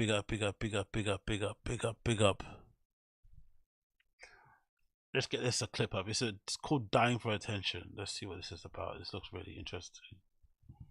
Let's see what this is about. Because this might be a bit more interesting than watching that fucking garbage before. God almighty. Let's get this on the screen. Dying for Attention, courtesy of the Frantic sub. Let's see what I'll go on for this. Grab a coffee. So I asked Brendan to join us really to speak to the nature of career development. No two paths are the same, and Brendan's path is very, very unique. His experiences can help reassure and give us confidence in the workplace and in our Oh, come on, don't buff careers. Yeah, so my partner, for those of you that don't know the show, Bryan Callen, he's an actor, comedian. When I first moved to LA, I didn't have anyone's number. Oh, for fuck's sake. I had Bryan's number in my cell phone. I was on a losing streak in Denver, and I just needed that kind of push because I was like, I guess I'll lose this next fight. The buffer. I can keep fighting, be just a guy, make decent money, and then I guess open a fucking cardio kickboxing school. I asked Brendan to join us really to speak to the nature of career development. No two paths are the same, and Brendan's path is very, very unique. His experiences can help reassure. Oh, for fuck's sake. And give us. Honestly, this fucking player on my computer, and one or the other is gonna fucking drive me crazy. I'm a fucking punch a hole into this fucking shit. Swear to God. Might have to got Aaron Hernandez on this shit. Come on, man. Load up, you fucking cunt. Grab a coffee. So, I asked Brendan to join us really to speak to the nature of career development. No two paths are the same, and Brendan's path is very, very unique. His experiences can help reassure and give us confidence in the workplace and in our careers. Okay. Yeah, so my partner, for those of you that don't know the show, Bryan Callen, he's an actor, comedian. When I first moved to LA, I didn't have anyone's number. I had Bryan's number in my cell phone. I was on a losing streak in Denver. Fucking can't do this. It's buffering too much for my fucking liking. If I had more energy, I'd fucking be punching. Exactly, Don Second. We used up all the bandwidth watching that Cuties debate. Exactly. Fucking Cuties debate went through swimmingly. No fucking buffering at all. Play a fucking Reddit video and then suddenly look at it, man. Absolutely all over the gaff. Fucking hell, mate. Honestly. Anyways, I don't know. I'll probably download it for another show, man. It's not working, so fuck that fucking clip. Another time, but it looks fucking beautiful. Very well produced. You shall see that in another episode, or you can check out yourself if you want to. It's available now on the Fighting the Kids subreddit. This is the title of it, actually, so you can see what it looks like. This is the title. Check out yourself. It's called Dying. Was it? Sorry, maybe that's it. Move out of the way. It's called Dying for Your Attention. Check it out if you want to. Check it out if you want to. Is that it? I think that might be it. You know, I don't think I've got any more. What have I got here? Yeah, I think that might be it, actually. I think that's it. I think that might be it. I think I spoke about all of it. SNEAKO, Pete Davidson, Thick World. Actually, let me check this out. This guy's back in it doing whiskey reviews. Actually, let's check him out. The ROGAN'S review. Remember that guy that was the first to kind of review, I think, THICCC, or the best one anyway so far, and he just disappeared. I don't know what happened to him, but I'm glad to see he's back now. He is back now doing reviews, and he did a review of Conor McGregor's Proper 12 whiskey. So compared to Jameson, which I actually want to check out. I've never actually tasted Proper 12. I want to really check it out because, you know, it's Conor McGregor's fucking thing, and I've heard some good things, I've heard some bad things, so I would actually like to sample some of his flipping juice. So what better way than to get the review here from the ROGAN'S and see what he has to say about it, especially comparing it to Jameson, because I've seen it compared to Jameson a lot. So let's see what he has to say.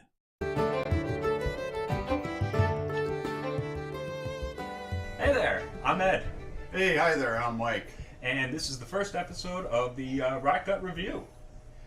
Now this show, I would like to think we're going to be focusing on bargain brands, lower end stuff, trying to find the best of the worst. That's actually his dad, innit? You don't usually get that as a kind of thing, father and son. Usually if your dad's got a big head, you got a big head. But his dad's got a really small, skinny head, and he's got a really fat head.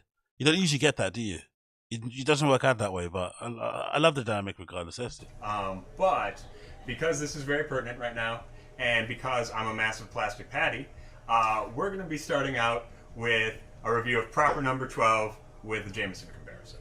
Now you got to understand, I'm a whiskey novice and part-time bartender, but Edward, he's a full-blown whiskey aficionado as far as I know. Yeah, so, well, he's going to be helping me along on this one because I'm not really sure what I'm doing other than drinking whiskey.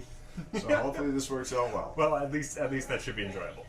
Okay, so Proper Number 12. This is obviously, if you're coming to this video, you probably know this is Conor McGregor's whiskey. See, look at the bottle design of each of them. Compared the bottles of Jameson and Proper 12 to fucking THICCC. Look how much better the bottles are just to look at from the naked eye. They look 10 times better than THICCC. They actually look like whiskey bottles. Maybe it's the colored, tinted, overly dark bottle design. The color that I don't like, maybe the label, I don't know, but there's something about THICCC whiskey. I just think the bottle kind of lets it down. Before you even drunk any of it, the bottle just is a real no-no. And you probably know who Conor McGregor is, and that he's a very famous MMA fighter. Why is an MMA fighter making whiskey? Because celebrities love making liquors. And the question is, when you have a celebrity making a liquor, how much were they actually involved, and how much did they actually know about the process, and did they contribute anything? Because I know he knows a lot about drinking whiskey. So now, Proper Number 12. Proper Number 12. Why number 12, Eddie? I don't understand that label. Is that because it's been aged for 12 months? No. 12 minutes? Okay. So, no. Nothing to do with age. Oh, okay. Nothing to do with age whatsoever. What it is the area of Dublin that Conor grew up in. Yeah. And if you look at this bottle, and we should get a close-up on the bottle, and hopefully I'll be cutting it in right now, it's got ERA all over it. Made in Ireland, distilled in Ireland, ERA, proper ERA. Which, makes sense. He's a very proud Irishman. But really, where this comes from is Bushmills. The Bushmills Distillery in the north of Ireland. So what happened was, he went up there. Oh, and we should start getting a sniff as long as we're... I was waiting for that. Yeah, no. You don't need my permission. So the thing is, Conor went up to Bushmills. Catching much of an aroma. Yeah, it's a little flat. Yeah, it's kind of sharp. It's got. What's that accent he's got? Are they Canadian? Is that why he's got that funny accent, or is that just like a regional accent from somewhere in the States? What's that accent about? That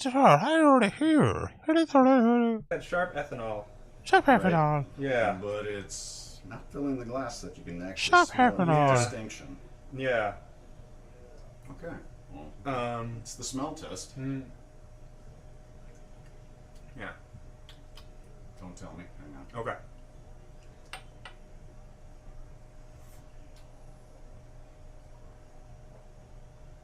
okay, but real quick about the drink. Okay. About the drink.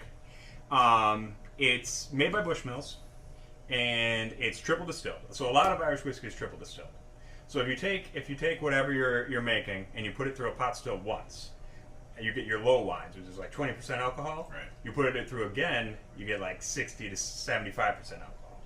If you put it through one more time, now you're getting really high up in alcohol, and so you get a lighter, more friendly spirit. Ooh, is that true? Uche, Louis C.K. just dropped a new special. Really? Another one? So it's not the one he did before at the live at the Met, not Met Gala. Live at the fucking, what's that place called? That New York place everyone wants to perform at. It's another one. Okay, I'm going to check it out. I didn't know that. Fuck. Okay, cool. Nice one. Big up Uche. Grain. So that's what a lot of Irish whiskeys do. So now the thing is, this is actually a blending. Six. Grain whiskey and malt whiskey together. And when I'm smelling it, the main thing I'm getting is just the grain. It's a lot I'm of not getting any fruity flavor at all. Yeah, I'm getting. It's kind of a sharp black tea. Yeah. Like it's kind of vaguely vegetal. And the other thing about Irish blends is that they can have pot still. So pot still is a specifically Irish thing where they make it in a pot still, but unlike malt whiskey, they put unmalted barley in with it. Makes it a little spicier. So this could be pot still and grain. This could be malted grain. This could be, we don't know exactly. Got it. But it's got to be at least a minimum of 3 years. Probably not any older, because it smells a little young. Yes. Yeah. And I'm getting. Do you know what it's cast in? Now I'm guessing. I wonder if it says. I'm guessing that this is ex-bourbon barrels. So a lot like Scotch, the Irish are using barrels that they brought over from America that originally had bourbon in them. So that takes a little bit of that really oakiness out of it, and that way you get a little more. You get less of that really heavy, sweet vanilla that you get in a lot of bourbon. I'm not gonna lie, the way they're describing Proper 12, it sounds up my street. I'm a big fan of when he said tea, that kind of dry tea, cold tea type of taste. That's more for me. I don't really like how maybe punchy and abrasive maybe Jameson can be, especially when the first couple of sips, especially drinking it without ice, and no mixer and stuff. It's quite important for whiskey to kind of, for me, just not have that kind of taste to it. So this kind of sounds up my lane. And if, from what I'm to believe, Jameson and Proper 12 are priced in the same sort of price range, I might have to start switching to Proper 12 now instead of Jameson. It's actually sounding pretty tasty to me. This one is biting me a little bit. Yeah, Proper 12 sounds good. Tyson Holyfield. Yeah, no, for sure. There is a little bite. And it's, I'm mostly just getting that really herbal kind of black tea. And I feel like the way it's advertised, they're saying, honey and vanilla and... No, I'm not getting that. I'm not getting that at all. Yeah. It's kind of a sting. It's like sucking on an alcohol pad. Yeah. Yeah. And it's not got a lot going for it. No. Unfortunately. Not huge on flavor. Yeah. But I'm going to add a little water to mine. Okay. Just a drip. And what does this do for us? So, water, depending on the whiskey, not all whiskeys take water very well, right? But some of them, when you put in just a drop of water, it'll break up the With your oils, finger. That's a very white thing to do, isn't it? aromas come out. Put his finger in the water and then just depending drip on it how well over your the whiskey whiskey. Give me a lot of water. Yeah. If someone does that in the fucking you wanna grab a bar, little I'm water. pissed. I just put the tiniest drop in mine.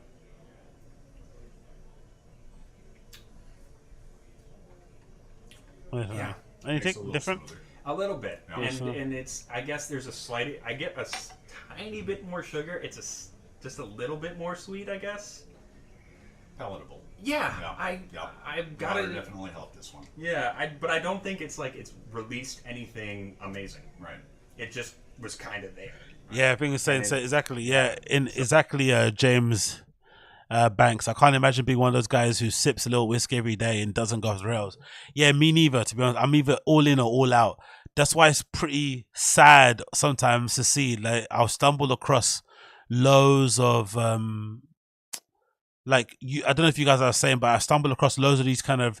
We've got a lot of them in the UK now. These guys and girls on Instagram or sometimes TikTok who basically are like, de facto, like, their own little food reviewers, and they go to restaurants and they review certain places. They might get invited to certain places. They'll review like the best places to get a bottomless brunch, bottomless pizza, good places to get Asian food, whatever. They've got a particular type of thing that they do, right? And these girls and guys are really popular and kind of have their own little independent platforms that they kind of push. But it's quite sad to see it when you start following these guys and girls and you start slowly seeing over time them getting fatter and fatter and fatter, because obviously they're eating, loads of fucking amazing, gorgeous food. They get invited to all these press events and shit. They might get a free meal here and there with their partner. They'll of course for content, and you can see progressively over a very short space of time how quickly someone can balloon. It gets quite intense. So I can only imagine what that must be like for food. Imagine for food. Imagine for booze. Right? You've got a flipping whiskey channel and you're getting sent bottles of fucking whatever new Jameson's or Proper 12 or whatever other brand is out there, and you have to review it for your audience. Like you're absolutely getting trolloped and wellied on there. And then suddenly, especially if you're a white dude, you're on stream talking about these bottles and you have a PewDiePie moment where you just let out a hard R. You know what I mean? And then suddenly your career's over. It can go pretty bleak pretty quickly. So, but let's compare this. We got a couple more Glencairns. So let's break out the Jameson, because Jameson is a pretty good, pretty good comparison for this, because Jameson's also triple distilled. It's also blended, so it's got some grain whiskey in there, and it's also some of it is pot still. I know with Jameson, it's definitely got some pot still in there. So it's, and obviously this is really the quintessential Irish whiskey. The Irishman's whiskey. Yeah. Except Jameson was a Scot. Okay. No, won't hold that against him, I guess. Yeah. All right. Yeah, so world of difference, right? So far. Yeah. I gotta say, much fruitier, a lot more vanilla. These niggas think Jameson is fruity. Like, I don't know what Jameson they drink, but when I drink that shit, that smells like fucking petrol or whatever. Like, it smells like unleaded, like gas. Like, that doesn't smell fruity. I've never smelt Jameson and thought this smells fruity. What? These whiskey review guys, I don't know if they're like smelling shit I don't see, or they have a more cultured nose than I do. But Jameson fruity. Huh? Green apple thing going on. That's sweet. Mm-hmm. Yeah, that's smooth. And a lot of people, that's I'm sure already some people, when we post this on YouTube, are already going to be crapping on you for saying the word smooth. Yeah, exactly. Because a lot of people are like, oh, people who don't know anything about whiskey, they just describe it as smooth. It's drinkable without biting. True. But it's got unique flavors that are entrenched in there that I'm tasting. Absolutely. Well, that's the thing. I think people get all down about smooth. Whiskeys can be smooth. That's the thing. Whiskeys can be smooth. That's smoother than what I just right. drank. Exactly. It's a perfectly I'll acceptable. qualify Yeah. that. This is smoother than that. That is smoother Yeah. than alcohol. Alcohol smoother than gas. And more fruity flavor. They're cool, man. I like them, man. I like them. They've got really good banter, man. I wish I had this kind of level of banter with my pups. You know what I mean? But it can be a bit difficult with African dads and shit. But I love them, man. They've got really cool little banter amongst them, innit? Like, you can tell they've got the same kind of humor. Like, I like it, man. It's fucking wholesome. Also, mostly, I believe, ex-bourbon. Yeah. So, It tastes like more. the part of the thing is with this is they're both Oh, not aged. daddy wants some They more. both have to be a minimum of Daddy 3 wants years some by more. But we Ooh. don't know if this was actually aged anymore. This could be Proper 12 could actually be quite a bit younger for all we know, and Jameson could have some older whiskeys in. Sure. So, Yeah, I mean, I gotta say, I think, for me, my opinion is that if they want to sell proper number 12, don't advertise it as vanilla and honey and stuff. No. None of that is there. Lean into that vegetal kind of herbal whatever, and just go for that. Like, sell it like that, because that's unique. Not a lot of Irish whiskeys have that. A lot of Irish whiskeys have honey and, whatever. The Irish whiskeys I have drunken, whatever. Hey, they're drunk already. And it's not to say one is better, but just different than the other. Yeah, I prefer some over others. I'm not a fan of that one yet. Yeah, I think this one needs a little more time in the barrel for sure. Yeah. Yeah. Maybe as the evening drags on, I'll come to Oh, love no. that one. And I think that's the thing. It's perfectly drinkable. It's not terrible. Right. But it doesn't have a whole lot going on for it. Right. Yeah. So anyway, we should finish with like an Irish toast. Do you have a good Irish toast? Me, Mr. Non-Irish. Yeah, I suppose. I really should have had that ready. We can dub that in over the top. Yeah, we're gonna have to, because I'm completely blanking right now. They're both, look at them, they're both fucking buzzed. May the road rise up to meet you, and may God hold you in the palm of his hand. There you go. Hey, Sancha. Hey YouTube, how you doing? I forgot to give you guys the prices on the Proper and the Jameson. So Proper came in at about $22 and Jameson came in at $27. Yeah, that has to be Minnesota. That sounds like fucking Fargo. Is that where Fargo is from? Is Fargo in Minnesota? That sounds like fucking Fargo accent. I swear to God, that has to be.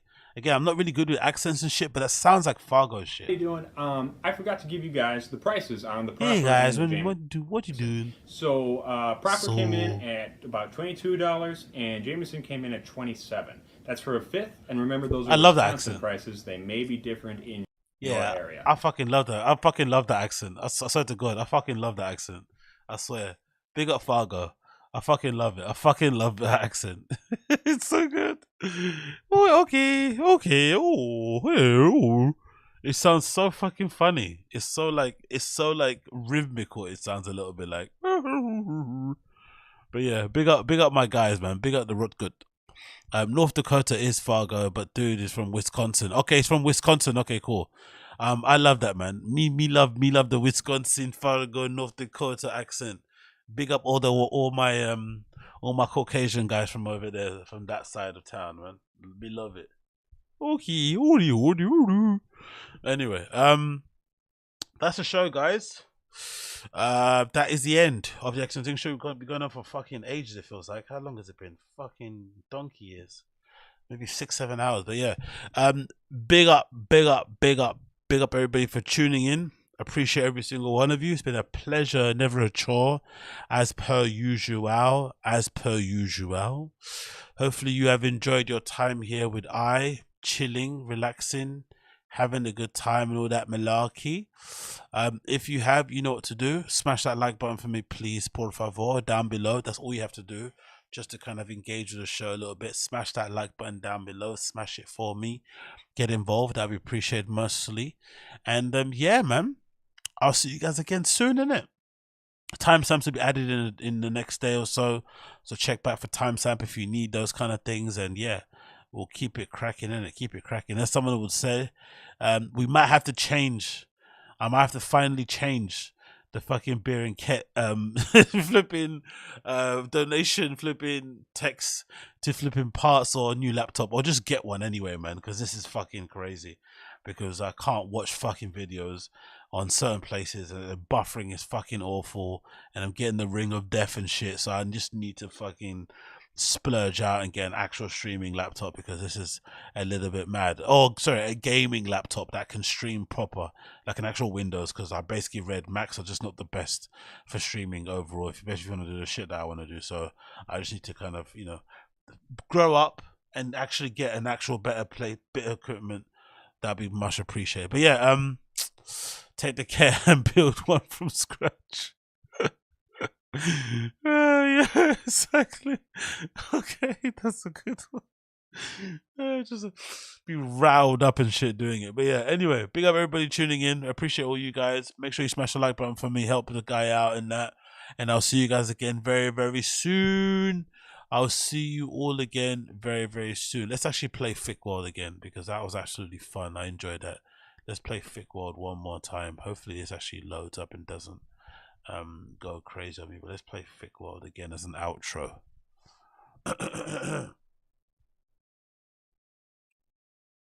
Bear with me a second as I get Thick World to load. There you go, it's loading now. Let's play Thick World as an outro. Fuck it.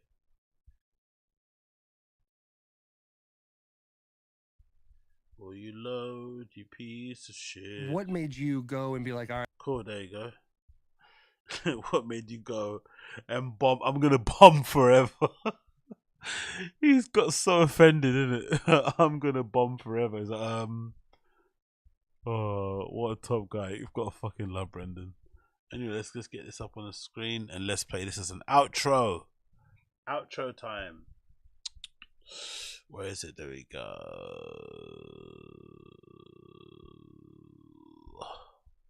Cool, let's play this. Peace out, my friends. What made you go and be like, all right, I'm going to go do stand-up comedy and go bomb forever? Well, bomb forever is interesting. Pressure's on.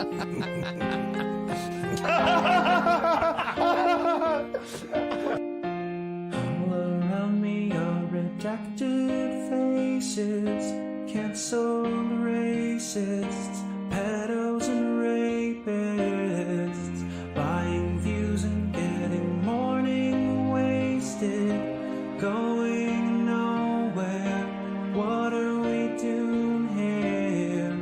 Bush bartender used to fill my glasses. No more addies, no more baddies. Swollen head, I need to drown my sorrow. Show tomorrow, unless the DA gets recalled. Nobody finds me funny, I think it's kinda sad. The big gay lion's dick juice is the best I've ever had. I find it hard to pay you, I find it hard to talk. When Papa checks the socials, it's a very, very thick world. Thick world. Callen promised that he isn't leaving. I guess we'll see though, 'cause so did Theo. Texted Rogan when he moved to Texas. Got no answer, need a handler. Ever since I tried to truck walk Annie, Joanna's angry. I use the sink to pee. Ask your girl, she'll tell you I'm a good guy. I'm a great guy. Never met me. My stand-up isn't funny. My life is kinda sad. I've ended up douching every friend I've ever had. I'm spending daddy's money. I'm killing all my fish. When Papa reads the comments, it's a very, very thick world. Thick world. Thickening your world.